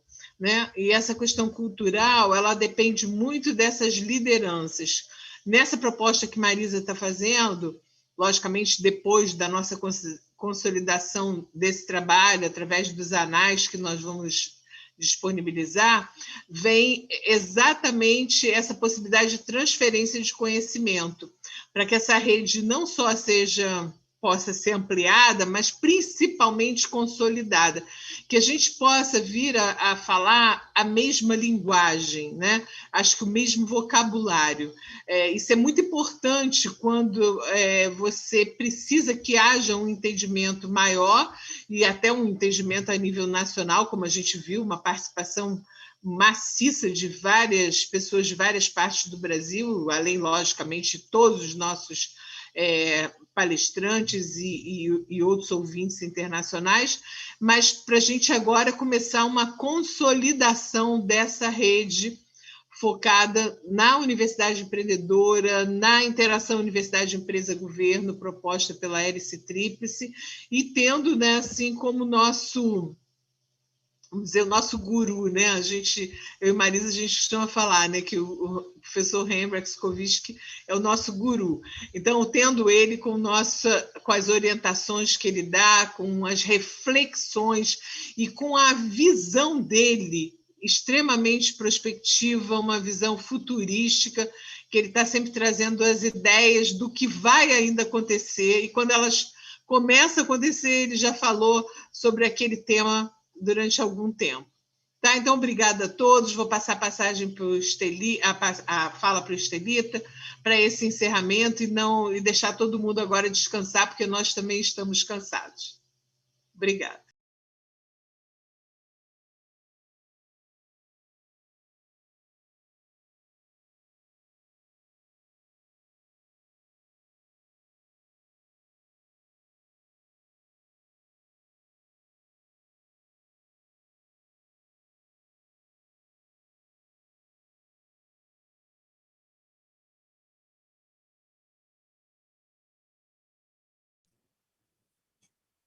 Professor Marcos, seu microfone está desligado. Deixa eu te...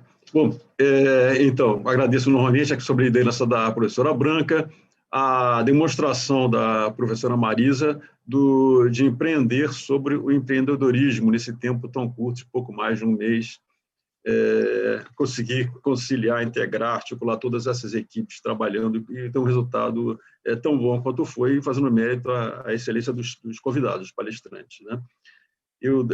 São da área de avaliação de desempenho, com base em modelos matemáticos, e migrando para a área de sistemas, que foi um tema de duas excelentes palestras do professor Midley. Eu observo duas questões principais ao longo das palestras, que foram o próprio professor Hendrix-Kovic, no início, falou sobre a importância de incorporar aspectos qualitativos na avaliação, e assim como outros, e também falou da crítica aos rankings e da resistência à mudança. Ora, essas coisas estão relacionadas num velho paradigma. Nós estamos propondo aqui, porque isso, embora não sendo da área, eu vivia intensamente essa insatisfação, inquietação, quando eu era coordenador da área de engenharia e produção na FAPERJ, com os trabalhos que não tinham o menor compromisso com a aplicação. Embora fossem vocacionados para a aplicação, não havia preocupação em estabelecer esse contato. Então, era apenas para os mesmos colegas lerem os artigos, né? Só que isso não é nacional, isso é uma forte tendência de inércia internacional, uma vez que os grandes sistemas de avaliação, por exemplo, o ranking de Xangai, o Cocarelli-Simons, Times Higher Education, utilizam 100% dados das bases Web of Science Scopus, fora aspectos subjetivos, que é entrevistas com especialistas da universidade ou das empresas, mas se limitam a isso, né? E a segunda é a questão de como tratar em conjunto aspectos qualitativos com quantitativos, porque ambos são imprescindíveis.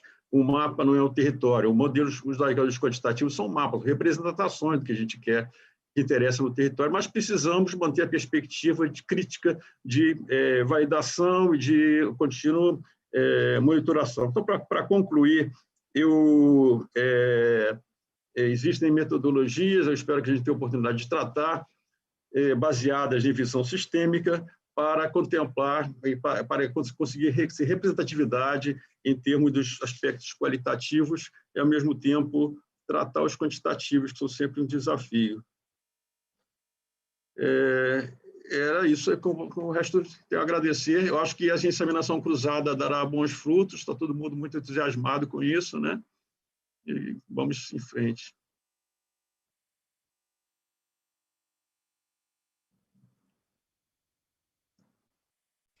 Eu queria agradecer no final a EAD Distância por toda essa infraestrutura tecnológica que nos proporcionou organizar o evento, Agradecer à RedeTech pela organização do evento, que nos auxiliou muito na organização do evento. Agradecer a Central dos Intérpretes, pelos nossos intérpretes que estiveram todos conosco aqui todos esses dias, um trabalho pesado de tradução das palestras. Agradecer a Atena, a nossa empresa júnior da Engenharia de Produção da Unirio, que também nos ajudou na organização do evento, e os demais participantes, demais parceiros que a gente construiu nesse processo. Acho que foi desafiador, a gente fez muito tempo, pouco tempo, e eu acho que sem esse apoio integral de vocês, a gente não tinha acontecido. Muito obrigada.